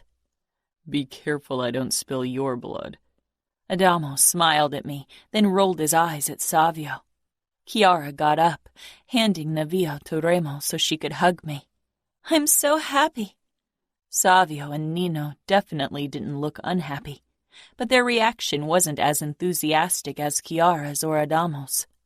Not that I had expected it to be. When Savio got up to take a call, I followed after him, but waited until he was done before I approached him. He eyed me curiously when he noticed me. He didn't look like a teenager anymore, especially now that he was sporting stubble. Are we good? I asked. If you're talking about the soup incident, that's forgotten. Trust me, most people want to do worse to me, especially women, so I've learned not to hold grudges. He shrugged. And we were the ones who held you captive, so you have more reason to be pissed. True, but my family kidnapped your younger brother and almost killed your oldest. So I guess we're even? Savio's expression tightened briefly at the mention of my family, and my own stomach churned painfully. You are part of our family now. I don't give a fuck about the past. Just make sure you don't break Remo's fucking heart. Do you think that's a possibility? I teased. His dark brows drew together. Before you, I'd have bet my balls against it. To be honest, I wasn't sure if Remo had something resembling a heart. He loves you. Savio looked away, obviously uncomfortable. We are brothers. We'll die for each other. I smiled. We should return. Savio muttered. I don't want Remo to think we're getting it on behind his back. I snorted. Sorry, Savio. Nothing against you, but you don't stand a chance. Savio gave me an arrogant smile. You like what you see. Admit it. He sauntered back into the kitchen before I could shoot something back. But for some reason, his insufferable ego was almost endearing. It reminded me a bit of Samuel, which was consoling and painful at the same time. After my conversation with Savio, I felt better. Now I only needed to straighten out things with Nino. He and I had never really warmed up to each other, and I wasn't sure if it was because Nino didn't like me or if it was because of his nature. Remo leaned in when I sat down beside him. Did he behave? Savio rolled his eyes at his brother. He tried, I said.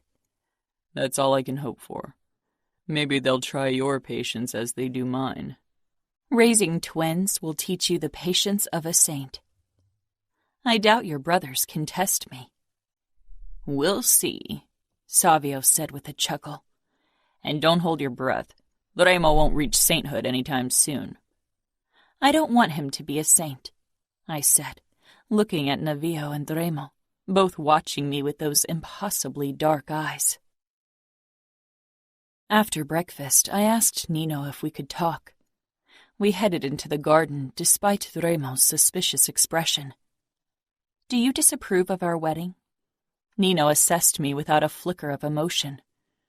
"No, I never considered marriage an option for Remo, but that doesn't mean I don't think it's a good thing. It was for me, despite my own reluctance in regards to marriage." I nodded. "You never seemed to like me much." "It was never a matter of dislike, Serafina. You were our captive, the enemy, and I didn't want Remo to lose himself in his game. I thought it wouldn't work. But I was wrong. You saved him." "I couldn't let my family kill him." Nino shook his head. "That's not what I mean." I waited, watching Nino's profile as he stared off into the distance. "Remo and we are messed up in ways that can't be fixed. Not really. For someone to accept us despite what we are, it takes a lot of forgiveness and love. Our past, it broke certain parts of us." "Remo never talks about the past." Nino nodded. "He'll tell you eventually. Give him time." "We have all our lives." Remo. I held Serafina in my arms after sex. My chest pressed up to her back, my nose buried in her soft hair, relishing in her sweet scent. She traced the scars on my palm. She did it often. In the beginning it had bothered me because it was part of me I didn't share with anyone except for Nino. "I was 9, I began, then stopped because even with Nino I'd never discussed what had happened. Words had always seemed lacking to convey our shared horrors. The smell of blood filled my nose as it always did when I remembered that day. Soon, the stench of burning fabric and skin joined the metallic tang. Serafina's fingers on my palm had stilled. "I love you no matter what. I've heard of every horror you committed, and I'm still here." She was. I could imagine what kind of stories were whispered in the outfit, and they were all true. And Serafina had experienced a small part of our nature when I'd captured her, when I'd cut her. Looking at the faded white scar, I still felt a fucking twinge in my chest. I brushed aside her hair and kissed the nape of her neck. That she found it in her heart to love me despite it all, that she trusted me with our children, it seemed impossible. I know what I am, but my father, he was monstrous in a different way. He enjoyed torturing the people he was meant to protect, just as much as he did his enemies, maybe even more. My mother loved and feared him equally, and she allowed him to humiliate and torture her because of it, allowed him to do the same to us. Love made her weak. Serafina gave a small shake of her head. "Real love doesn't make you weak. Love how it's meant to be makes you stronger. But there's no room for fear where there's love." I tightened my hold around her. "Don't you fear me?" "I used to, but not anymore, and never again." I rested my forehead against her hair. Very few people didn't fear me. My brothers and maybe Cora, and that was what I wanted, what I worked for. Eventually she hated my father more than she loved him, and she decided to punish him in the only way she thought she could. I closed my eyes, remembering that day. Mother came into my bedroom in her long nightgown, which was straining over her belly. She never brought us to bed or said good night, so I tensed when I saw her in the doorway. I'd gotten me and my brothers ready for bed, while she lay on the sofa, staring at nothing. "Remo, my boy, can you come with me?" I narrowed my eyes. She sounded too caring, too loving. My boy? She sounded like a mother.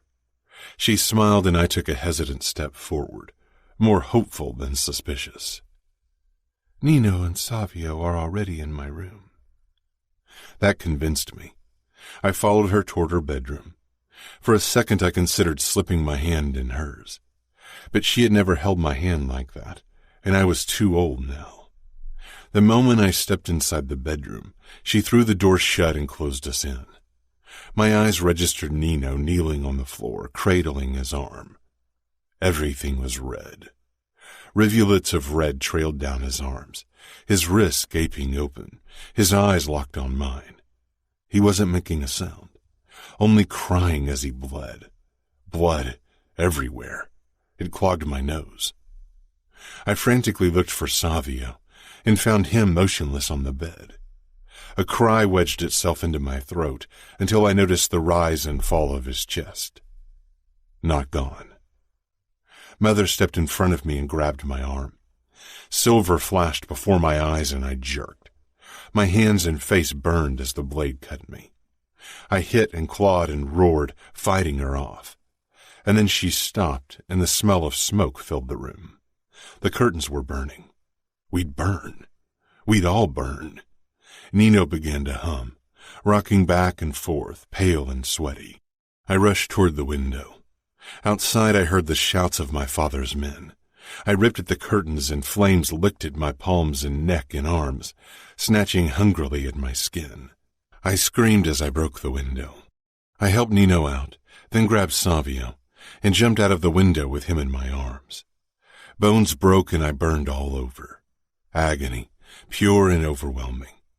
Staring up at the window, I saw our mother's crying, desperate face amidst the smoke and flame. Crying because I'd taken her revenge from her, because I hadn't died with my brothers as we were supposed to. I wanted her to burn, wanted her gone from our life. I wanted her dead. Serafina was quiet when I finished. She swallowed. How can a mother do that to their children? I die for Greta and Nevio. I never hurt them. And if you ever hurt them, Remo, I'll kill you. That's a promise. I hope you will, because if I hurt them, I deserve nothing less than a knife to the fucking heart. Serafina turned around in my arms, her blue eyes fierce and trusting. But you won't ever hurt them. I know you won't, and you protect the people you love. I nodded. I won't, and nobody else will either. I'd fucking destroy anyone who tried. She traced the scar over my eyebrow. I know it's wrong, but I wish I could have killed your mother for what she did to you. My chest tightened. I didn't tell her that my mother was still very much alive. I brought Serafina's hand up to my face and kissed her palm, then the scar I had created. I won't allow you to be dragged down into my darkness. I was going to kill my mother one day. One day, Nino and I would be strong enough to do it. That's not your choice alone. I rule over hundreds of men. I can be very convincing if I try. She smiled a slow, fierce smile. Believe me, I know. You convinced me to fall in love with my captor, but I can be very stubborn. I pulled her closer. That's true. You almost brought me to my knees. She raised one perfect blonde eyebrow. Almost. You had me lying in my own blood at your feet. Isn't that enough? I asked in a low voice. Don't do that ever again. I won't. The next blood I'll bathe in won't be my own. Realization flickered in her eyes. She sighed, then kissed me. You swore not to kill my family. Angel, I swore not to kill them that day. The men in your family are high-ranking outfit members. Your uncle is Dante fucking Cavallaro. If I want to win this war, I'll have to kill him. And I will win this fucking war. Because if I don't, Cavallaro will, and that means Nevio and Greta, you, my brothers, won't be safe. And I don't care how many I'll have to kill to guarantee your fucking safety. I will kill everyone who threatens the people under my protection. I touched her throat, stroking the soft skin there. You can't have it all. You have to make a choice. She shook her head. I made my choice, Remo. I chose you, and I'll choose you over and over again. Fuck. I didn't deserve this woman. Serafina. We'd been living in Las Vegas for 2 months now. I was starting to feel at home. More at home than I'd felt in Minneapolis since I'd given birth to my twins. I kept sending Samuel messages, but they became less frequent because of his lack of reaction. Every week I'd sent him a short note telling him I was well and a photo of the twins and me. He hadn't replied so far, but I knew he'd read them, and even that was a small victory. He hadn't blocked me. He still wanted to know how I was doing, even though I was practically the enemy now. The war between the Camorra and the outfit wouldn't end any time soon, even if things had calmed down for the moment. Dante was probably planning something, and I was fairly certain Nino and Remo wouldn't ease down on the outfit either. Remo's birthday was tomorrow, and even if he didn't celebrate it, I wanted to give him something special. It was difficult to come up with a present for someone who ruled over the West Coast and could buy anything he wanted because money wasn't an issue. It had taken me a long time to come up with something that held meaning and showed Remo what he meant to me. Early in the morning, after another sleepless night with the twins, I approached Nino, who was swimming his usual laps in the pool. Cora was keeping watch over the babies, since they were both rather needy at the moment due to their teething. Nino noticed me standing beside the pool and swam toward the edge. "Is something the matter?" "I have a favor to ask of you." Nino hoisted himself out of the water. My eyes scanned the myriad of tattoos on his upper body and thighs. Nino regarded me curiously, and I realized I'd been staring. "Sorry, I didn't mean to gawk, but I was wondering where you've had your tattoos done." Nino walked over to the lounge chair and picked up his towel. "Some of them I did myself. The ones in places I can't reach I had done in a tattoo studio not too far away." "You do tattoos?" "I can do them, yes," he said. "Why?" I hesitated. "Because I want to get a tattoo. Can you do it for me?" "That depends what exactly you want." "I want angel wings on the back of my neck," I said, a flush spreading on my cheeks under Nino's scrutiny. I wasn't sure if he knew Remo's nickname for me, but it felt like something personal I was sharing. "Wings I can do, if you have a design in mind. Can you show me where exactly you want the tattoo?"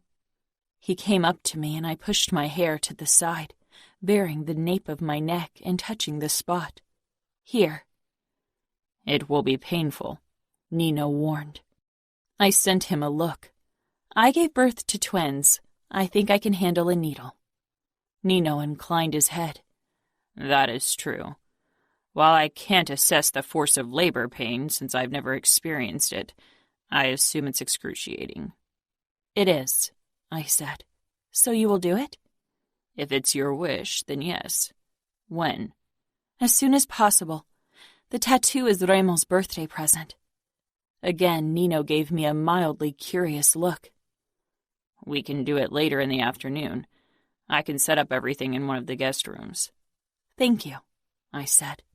"Thank me once it's done and you're happy with the outcome." He paused. "I assume you don't want Remo to find out for now." I nodded. "If possible." "It's a secret I don't mind keeping from my brother."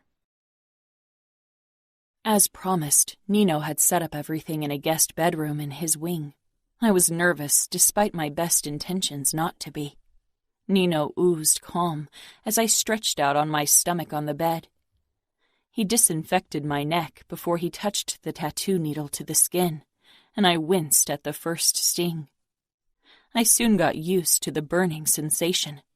Nino moved quickly, meticulously, and I didn't speak as he worked, not wanting to distract him.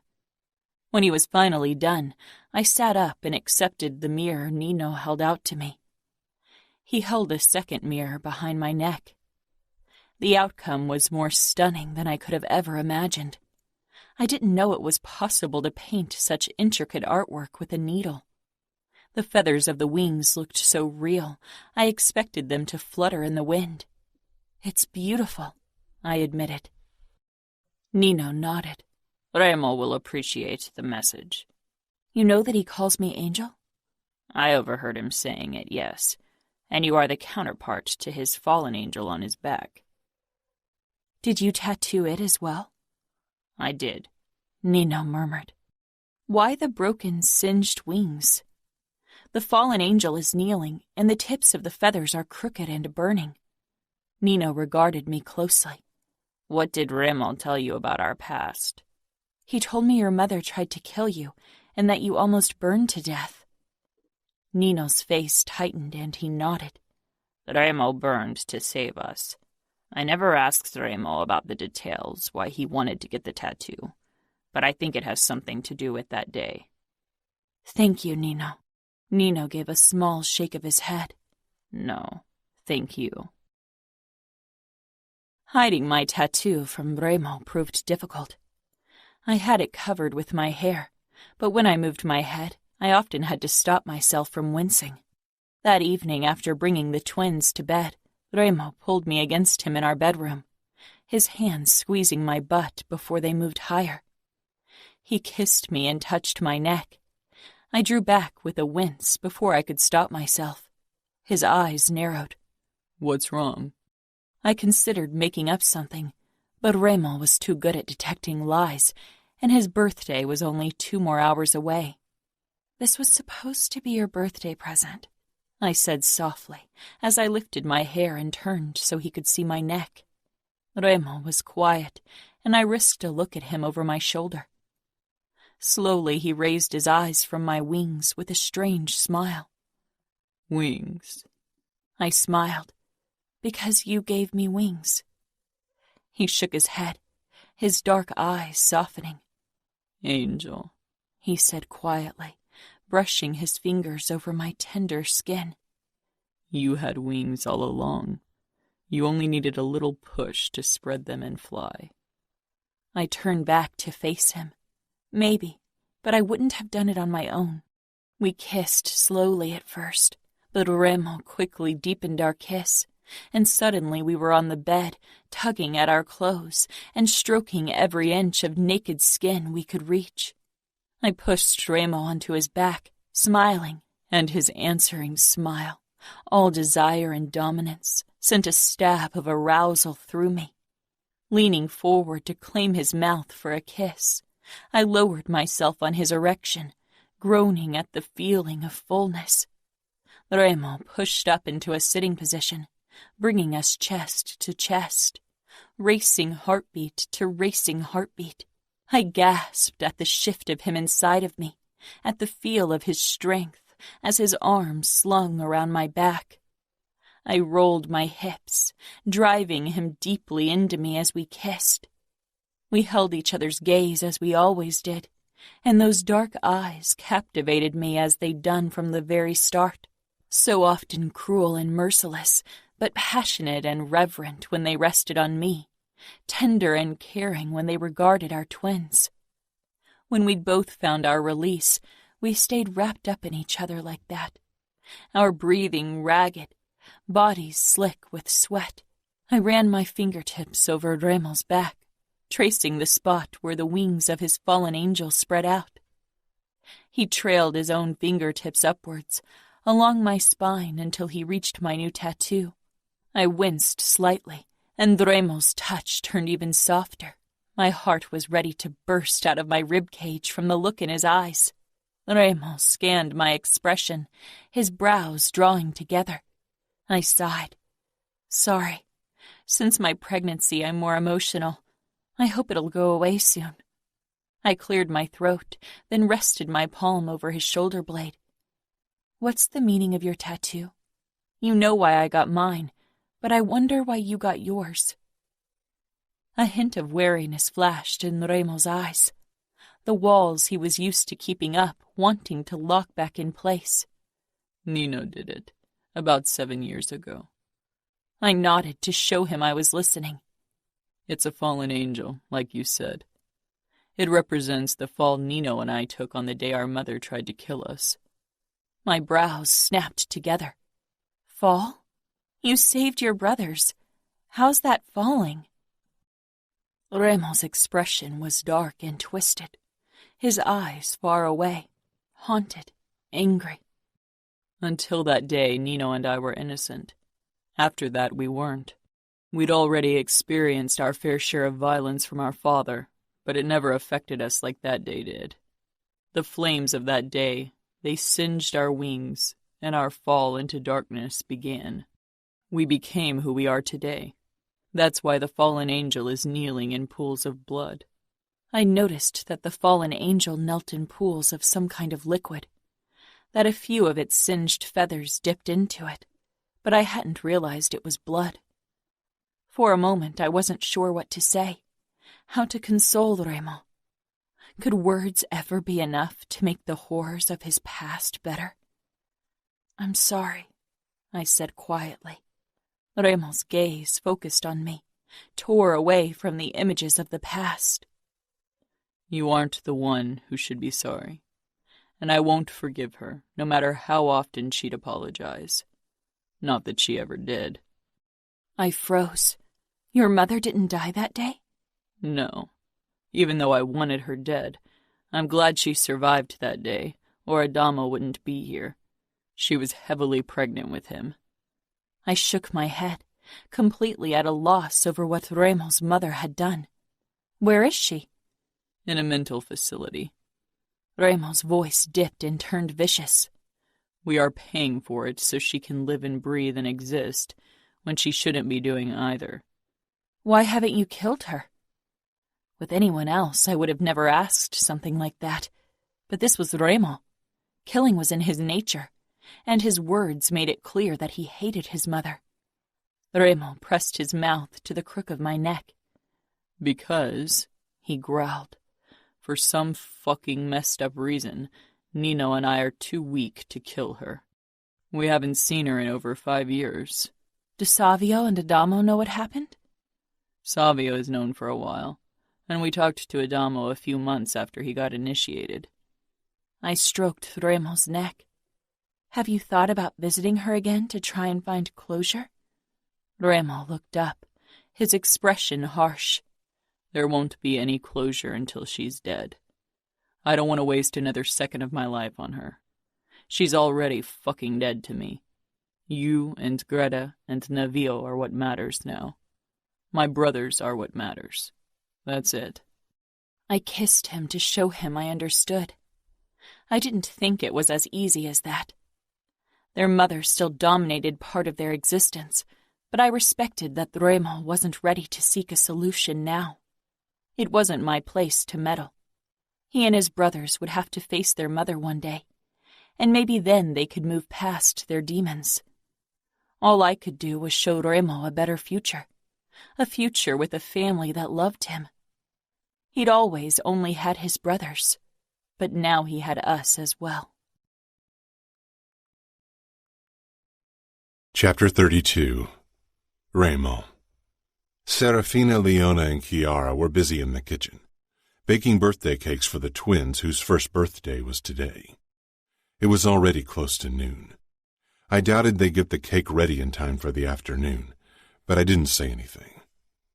It seems like a waste of effort to create elaborate cakes in the shape of a unicorn in a car when their only purpose is to be eaten. Nino commented as we left the kitchen to give the women their space. They'd found images of complicated cakes on the internet and were determined to recreate them for Greta and Nevio.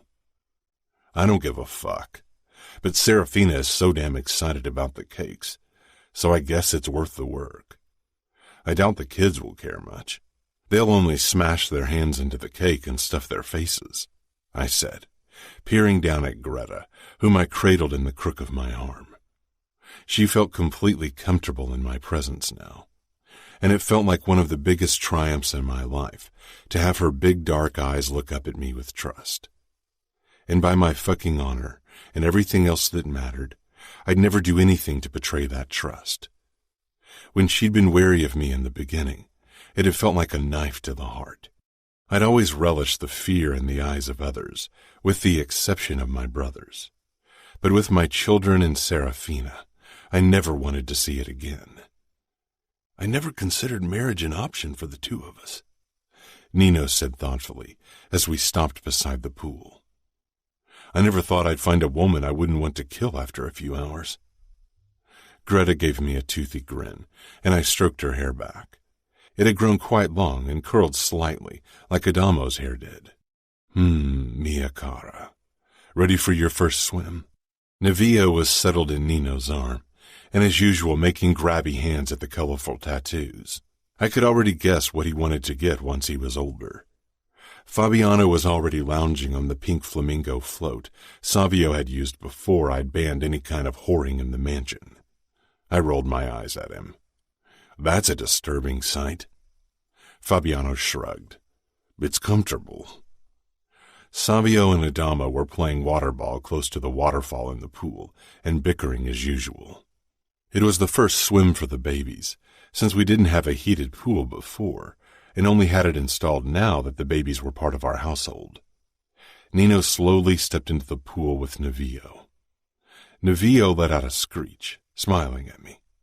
My fucking heart swelled with pride. That boy didn't fear anything.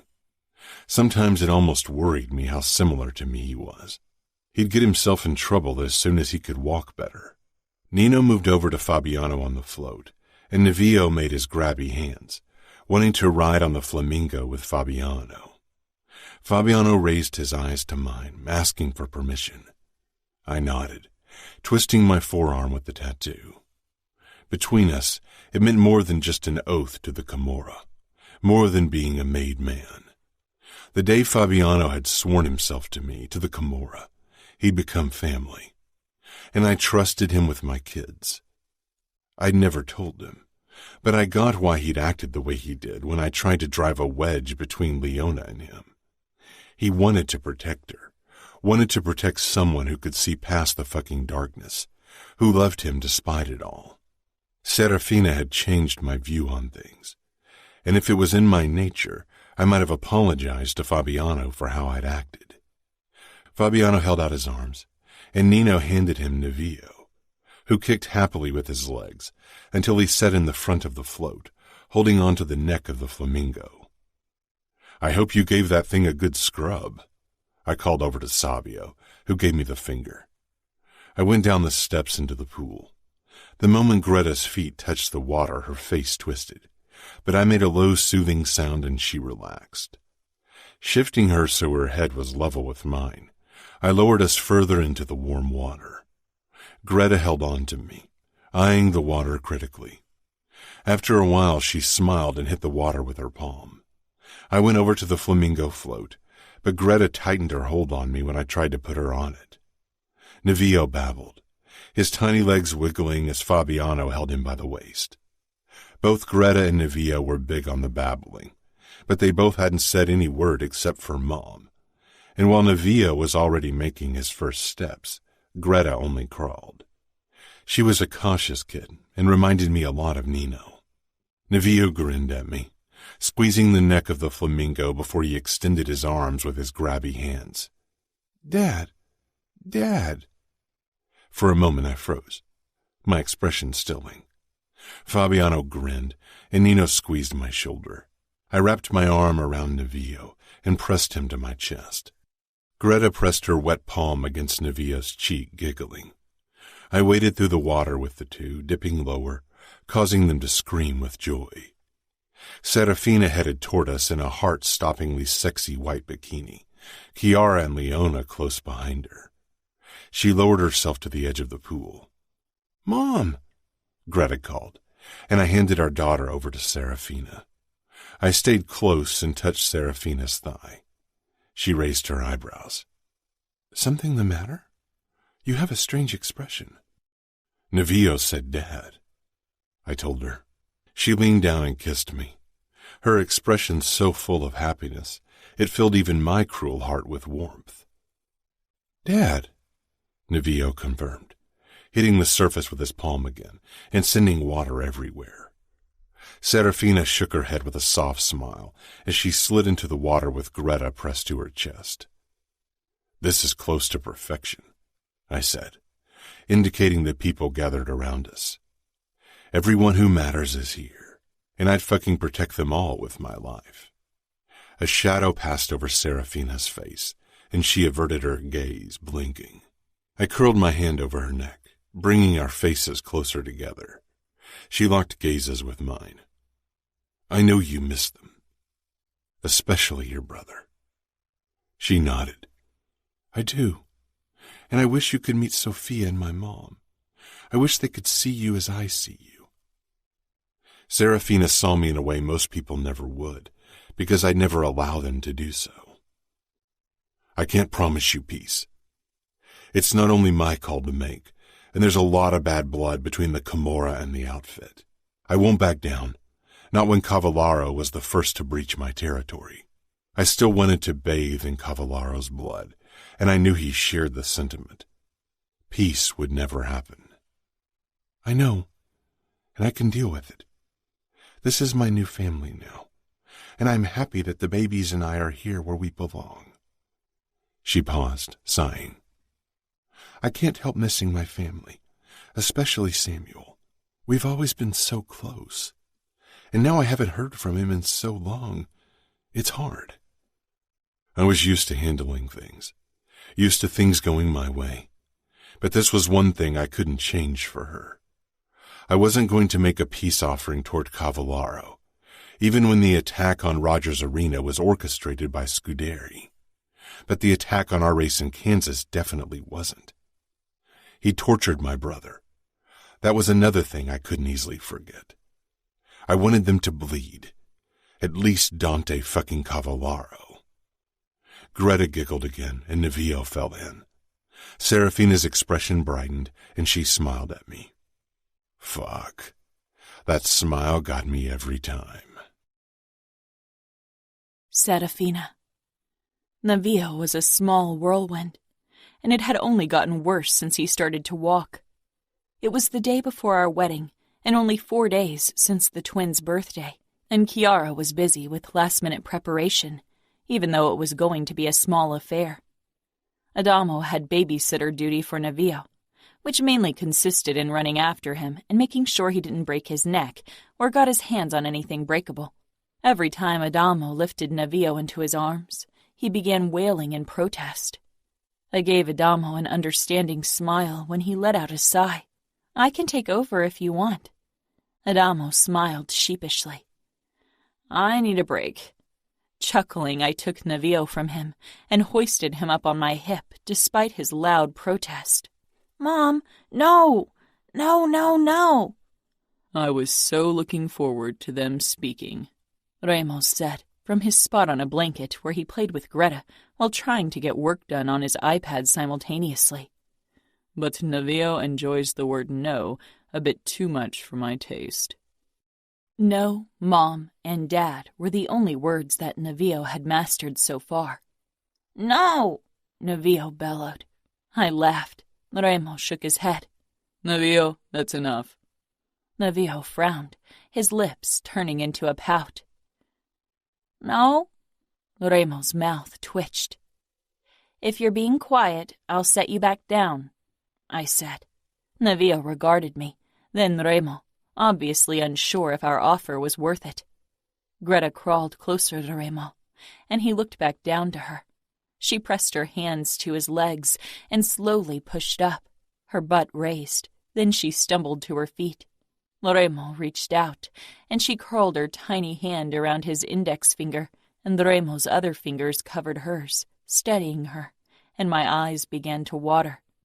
Good, Remo encouraged. She looked at him, surprised, and still a bit unsure. She took a hesitant step, and he smiled. Very good, mia cara. Her smile widened, and she took a few uncoordinated, shaky steps and stumbled into him. He became still as she clung to his shirt and finger, peering up at him with absolute trust. I set Nevillo down because I could tell he wanted to join them. The second his tiny feet hit the ground, he wobbled toward Greta and his dad. Remo wrapped an arm around him as well. Greta released Remo's shirt and made the grabby motion when she wanted to be picked up. She still preferred to be carried. Remo put one hand under her backside, while the other studied her back and pressed her to his chest. He held out his hand to Nevillo. Arm? Nevillo nodded for once, and Remo bent down to lift him up as well. He straightened with a kid on each hip and pressed a kiss to the top of their heads. His eyes found mine, and I didn't care that he saw my tears. Today I gladly gave them to him. Remo was beyond redemption in the eyes of so many. He was the cruelest man I knew. But with every atom in my body, I knew that he would never hurt our children. He would protect them. They were Falcone's. They were his. Ours. We would both die for them, for each other. Tomorrow I'd officially become a Falcone, and so would my kids. I knew we'd all carry the name with pride.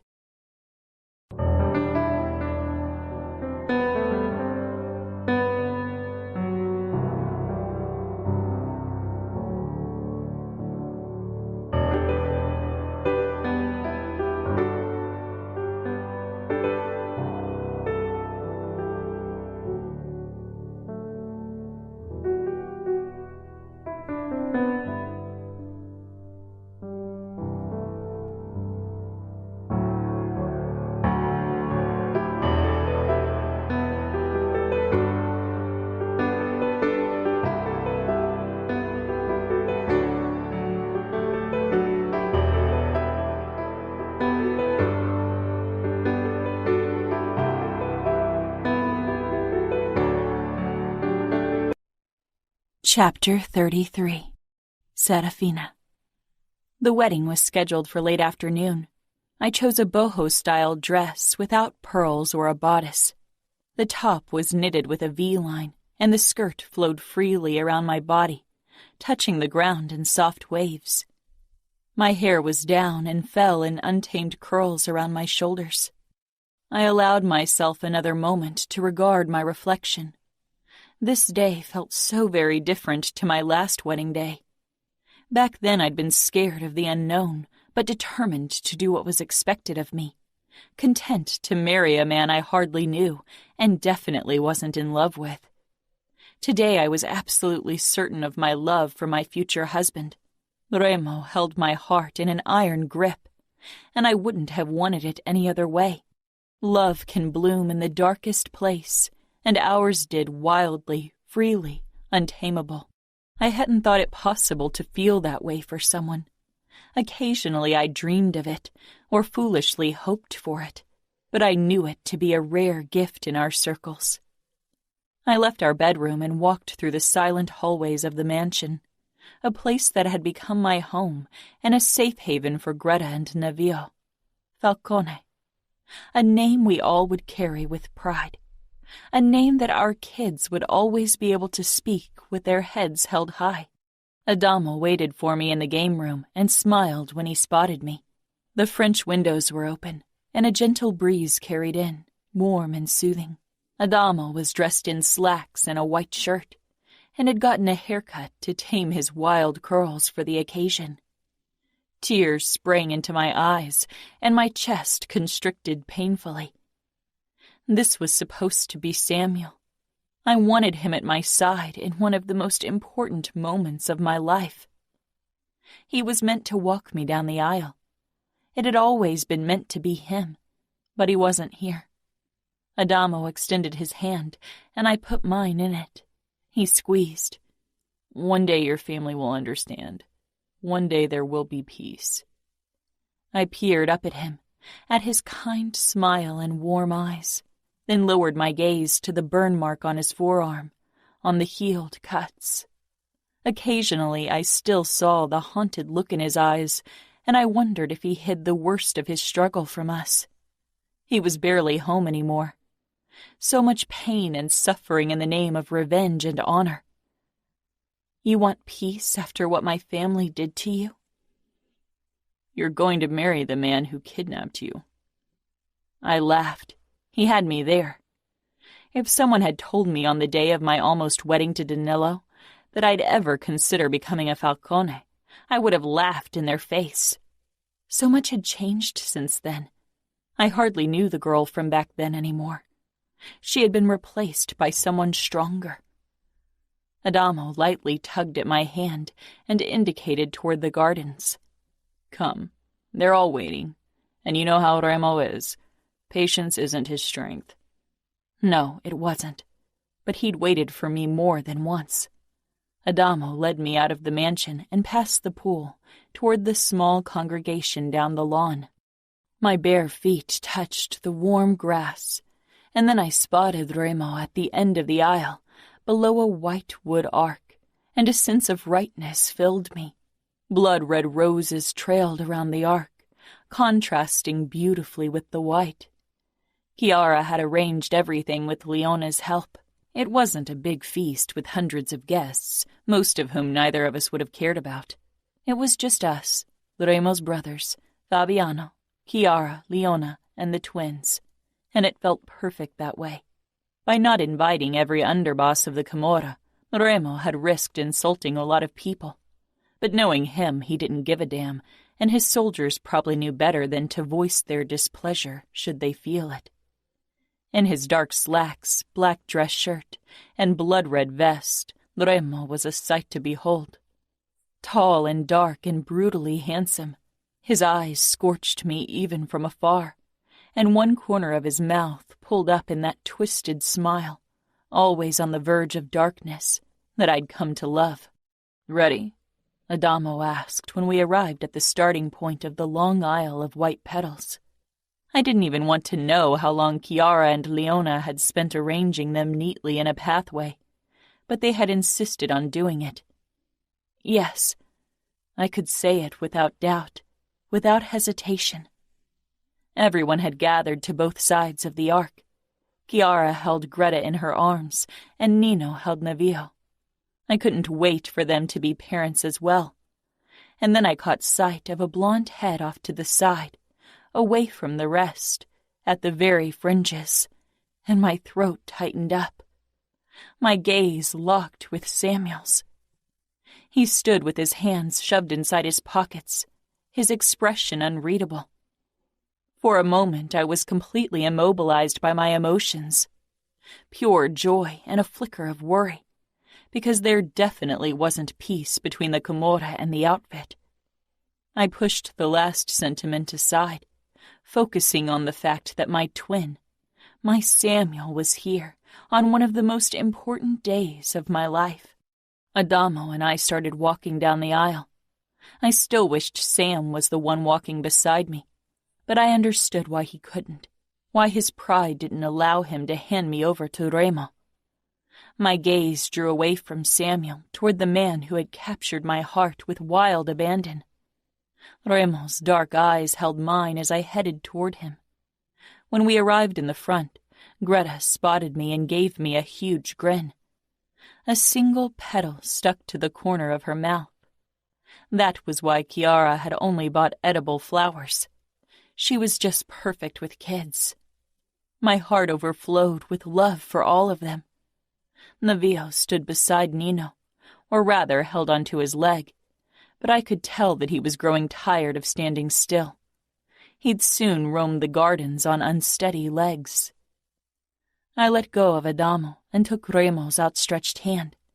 Smiling up at Remo, I whispered, How did you get Samuel to come?" My eyes darted to my twin for a moment, disbelieving, incredulous, and so impossibly happy. I looked back up to Remo, trying to hold back my emotions. Remo ran his thumb over the back of my hand, his dark eyes filled with warmth he didn't bestow on many. "I swore he'd be safe if he came. I used your phone to call him. It was a difficult process." I swallowed. I could imagine how much time and effort it had cost to convince Samuel to come here, to risk so much.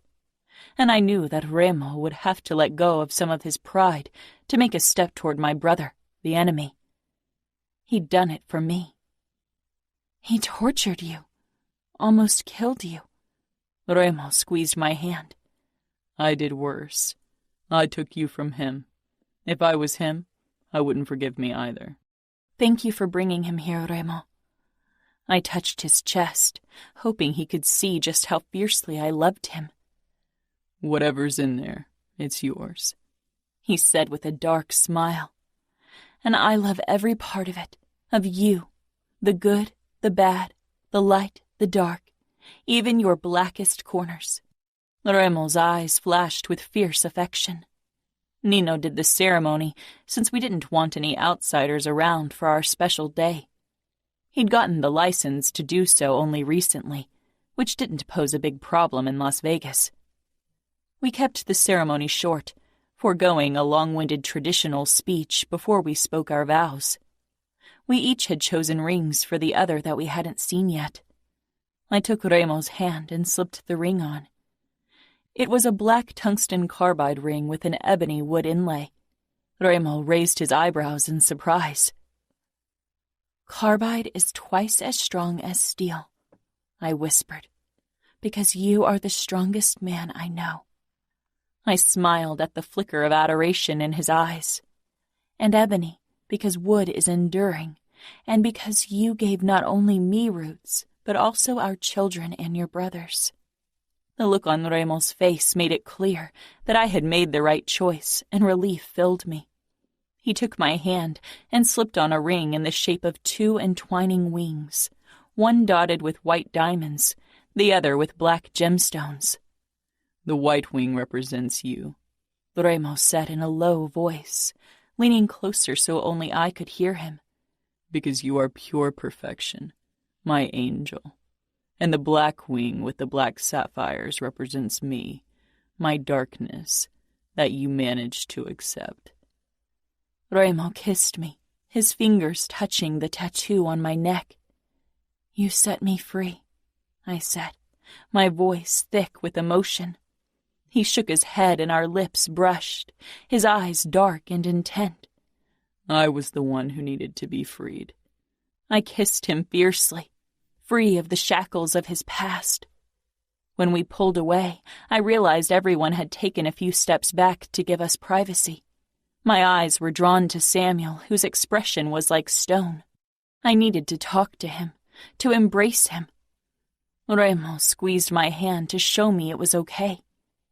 I headed for Samuel, and Remo released my hand, but my fingers clung to him, pulling him along.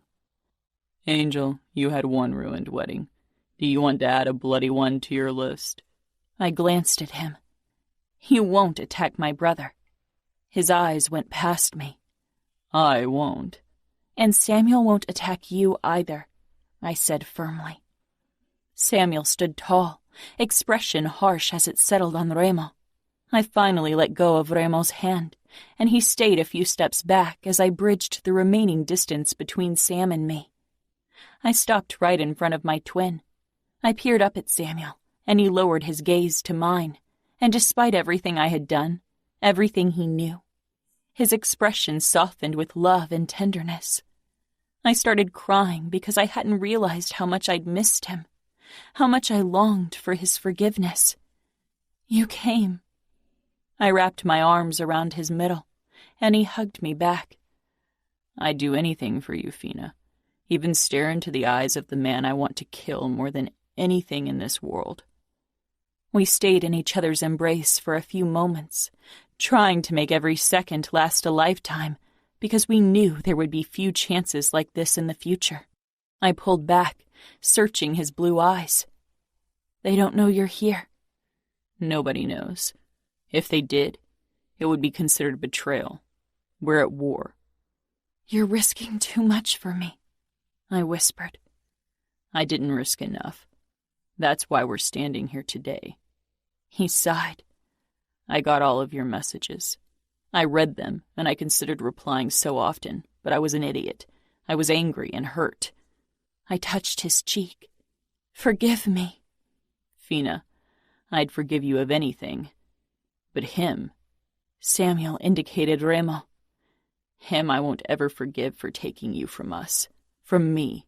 Not in 1,000,000 years." I swallowed. "I love him. He's the father of my children." Samuel kissed my forehead. "That's why I won't put a bullet in his head today, even if I considered doing it on the way here." Samuel's love for me stopped him from killing Remo, and Remo's love for me stopped him from killing my twin. I wished their love could also make them see past the feud, past the old hatred. "Will you be safe?" "Don't worry about me, Fina." He raised his gaze to the man behind me. "I don't have to ask if you'll be safe, because his eyes tell me all I need to know. He's a fucking murderous bastard, but a bastard who will kill anyone daring to look at you the wrong way. I glanced over my shoulder at Remo, who was regarding us with intent. He looked relaxed to someone who didn't know him very well, but I caught the subtle tension in his muscles, the vigilance in his eyes. He didn't trust Samuel. Further down beside the ark, Nino kept throwing evaluating looks our way as well. "Remo will go through fire for me and our children," I whispered. Samuel nodded. I could tell that he needed to go. He was surrounded by his enemies, and even if I knew he was safe because Remo had declared him as such, he felt uncomfortable. "Will I see you again? I can't lose you, Sam." Samuel rested his forehead against mine. "You won't lose me. I don't know how, but I'll try to talk to you on the phone and reply to your messages. But I can't come here again, and you can't come to Outfit territory." "Thank you for being here." He kissed my forehead again. Then, with another hard look toward Remo, he walked away, sideways, never fully turning his back because he didn't trust Remo's promise. When he finally disappeared from view, I released a sharp breath. A bittersweet happiness filled me. Remo came up behind me, his arms wrapping around my chest, pulling me against him. "You'll see him again. He won't give you up. He's as stubborn as you." I gave him an indignant look. "I'm not stubborn." "Of course not." He kissed my shoulder blade, then lightly bit down on the crook of my neck, making me shiver with desire. I couldn't wait to be alone with him.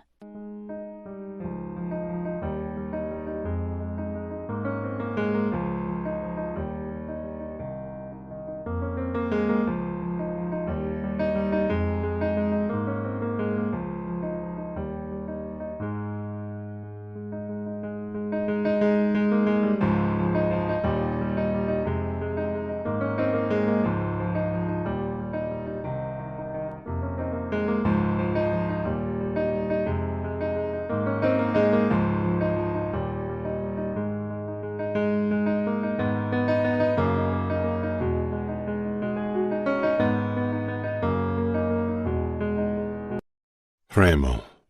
Serafina was practically shaking with arousal as I led her to our bedroom after the wedding feast. She was a beautiful bride, free and untamed and glowing with happiness. She was everything she was meant to be. When we arrived in our bedroom, she pushed me against the door, shutting it in the process. Standing on her tiptoes, she pressed her body against mine, her fingers raking through my hair as her mouth tasted mine. Fuck. I met her tongue with hunger and need as my hands cupped her ass through her dress, squeezing hard. She moaned into my mouth, rubbing her breasts against my chest. One of her hands slid down my chest and closed over my cock, which was already painfully hard. I rocked my hips, driving myself against her palm. Snatching up Serafina's hand, I turned us around, trapping her between the door and my body, her arm raised above her head, pressed into the wood. "So dominant," she teased, and I silenced her with a harsher kiss. Thrusting against her to show her what awaited her, I gathered her long skirt. "Hold it up, Angel," I ordered. She bit her lip, stifling a smile. Her fingers curled over the fabric, and she held it up, revealing a flimsy lace thong. I got down on one knee, smiling darkly as I slid the thin piece of clothing down her legs, laying her pussy bare to me. "Remember the first time I tasted your pussy?" She widened her stance slightly, making a small, impatient rocking motion with her pelvis. "How could I ever forget? It was the best thing I'd ever felt." Her voice was heavy with arousal. "I'm going to make today even better," I promised. "Please, Remo, just taste me already." I hooked my palm under her knee and opened her up as I pressed her leg up against the door. Finally, I leaned forward and took a long lick. Pulling back, I rasped, "Oh, Angel, you're already so fucking ready for my cock." Her eyes narrowed. I don't care. I want your tongue first. Now stop talking. I chuckled, ridiculously turned on by her desire and bossiness. Thrusting 2 fingers into her, I began sucking her clit. She cried out, one of her hands clutching my head as I alternated between sucking her nub and her soft lips, while my fingers worked her deeply. Her wetness and the heady scent of her arousal drove me insane with desire, my cock close to combusting. I just wanted to fuck her, but she'd get what she wanted first. Her moans and whimpers turned more desperate as I drove her close to the brink, only to release her clit and suckle the inside of her thigh, my fingers stilling. Remo, she said, half angry, half desperate. I closed my mouth over her clit as I slammed my fingers into her, and Serafina arched up, crying out my name as her release shook her body. I kept thrusting and suckling until she began jerking, overwhelmed by the sensation. Sliding my fingers out of her channel, I dipped my tongue in, causing her to let out another low moan. I pushed to my feet, shoving down my pants and crashing my lips down against hers so she could taste herself. Ready to be fucked now? I growled. Oh, yes, she groaned, her marble cheeks flushed with desire. I hoisted her up against the door, her dress bunched between our bodies as Serafina wrapped her legs around my hips. Locking gazes, I drove into her in one hard thrust. Her walls clamped down around my cock, and she tilted her head back with a gasp, baring that perfect throat. I marked her unblemished skin, my fingers digging into her soft thighs as I slammed into her again and again. She clung to my shoulders, her lips parted, lids hooded with pleasure. Her grip turned painful as she got closer, her heels digging into my ass. I groaned, my balls tightening, but I kept thrusting into her, pushing her up against the wall, and then she froze with a beautiful cry. It took all my fucking self-control not to be swept away with her. Grunting, I kept rocking my hips until she softened, and her head fell forward for an uncoordinated kiss. Don't get too comfortable. I'm not done with you, I said roughly. She smiled against my mouth, her blonde hair sticking to her and my forehead as I carried her over to our bed. I dropped her down on the mattress, and she let out an indignant huff, her legs already parting in invitation. I shook my head with a dark smile. On your knees. She rolled over, presenting her round ass cheeks, then knelt on the bed. The sight of her waiting for me like that made my cock twitch. I leaned over her and bit her ass cheek before I pulled her toward my waiting cock. I caught the slight tensing of her muscles, the way she braced herself, but she loosened, turned soft when I slid into her pussy, not her ass. We tried it a few times. It had always been my favorite before her, but I could tell Serafina only did it for me. She didn't enjoy it, and in turn it had lost its appeal to me. I wanted Serafina crazy with lust, not tense with discomfort. I established a hard, fast rhythm, my balls slapping against her pussy. Serafina reached under her body and began stroking her clit, brushing my dick with her nails in the process, driving me completely crazy. Leaning forward, I brushed her hair aside so I could see her inked wings. I had already been close, and as I slammed into Serafina deeper than before, I finally let loose. Serafina got caught by my climax as well and bucked up, her arms giving out as her own release hit her. I kept pumping into her until I was completely spent. I gave her ass a clap before I pulled out and dropped down beside her. She snuggled against me, our breathing ragged, bodies slick with sweat. We shared a slow, lingering kiss. I wrapped an arm around her shoulder, and Serafina linked our hands, holding them up.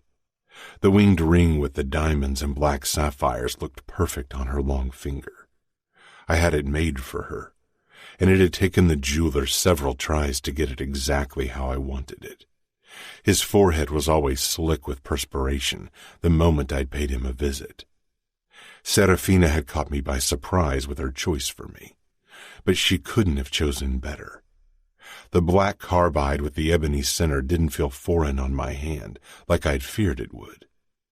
I'd never worn any kind of jewelry, and I had thought I never would. Marriage had been out of the question. I'd never understood its appeal. I had companionship with my brothers, and I had enough women at my disposal for sex. I'd never cared for any woman, except for Cora maybe, but that was a different kind of caring. And then came Serafina, my angel, the woman meant to be my greatest triumph, and she was, only not in the way I'd thought she'd be. "What are you thinking?" Serafina murmured, her voice slow and relaxed. "That you are my greatest triumph." She peered up at me. "I'm the queen. You are the king, and you used me to put the outfit in checkmate." Her voice was soft and teasing, because she knew I didn't mean it like that. Not anymore. "If anyone's been checkmated, then it's me," I murmured. "You knocked me over, wiped away my resolve, captured my cruel black heart." She raised her head. "Neither of us has been checkmated. We both won the game. We got each other. We got Nevillo and Greta. You had to lose something to win." She nodded, but her eyes weren't sad. "I did. But losing something makes you appreciate the things you have so much more. I don't regret a thing, because it brought me here. I love you with every fiber of my being." I pulled her in for a kiss, still stunned that she could ever love me after what I'd done. I lightly traced the almost invisible scar on her forearm. "And I love you," I murmured harshly. I never thought I'd utter those words to anyone, even though I'd admitted my feelings to Serafina before. "Because you brave my darkness every day. Because you should run, but you don't. Because you gave me the greatest gift of all, our children and yourself. I brave your darkness gladly, because your light shines all the brighter against it," she said. I kissed her fiercely. This woman had my cruel heart. She'd always have it. I was cruel. I was beyond redemption. But I didn't care as long as Serafina, as long as Nevillo and Greta saw something redeeming when they looked at me. I'd make sure I'd never betray their love and trust. And if anyone ever dared to take them away from me, I'd show those unfortunate bastards what I was to those I didn't give a fuck about. The cruelest man of the West.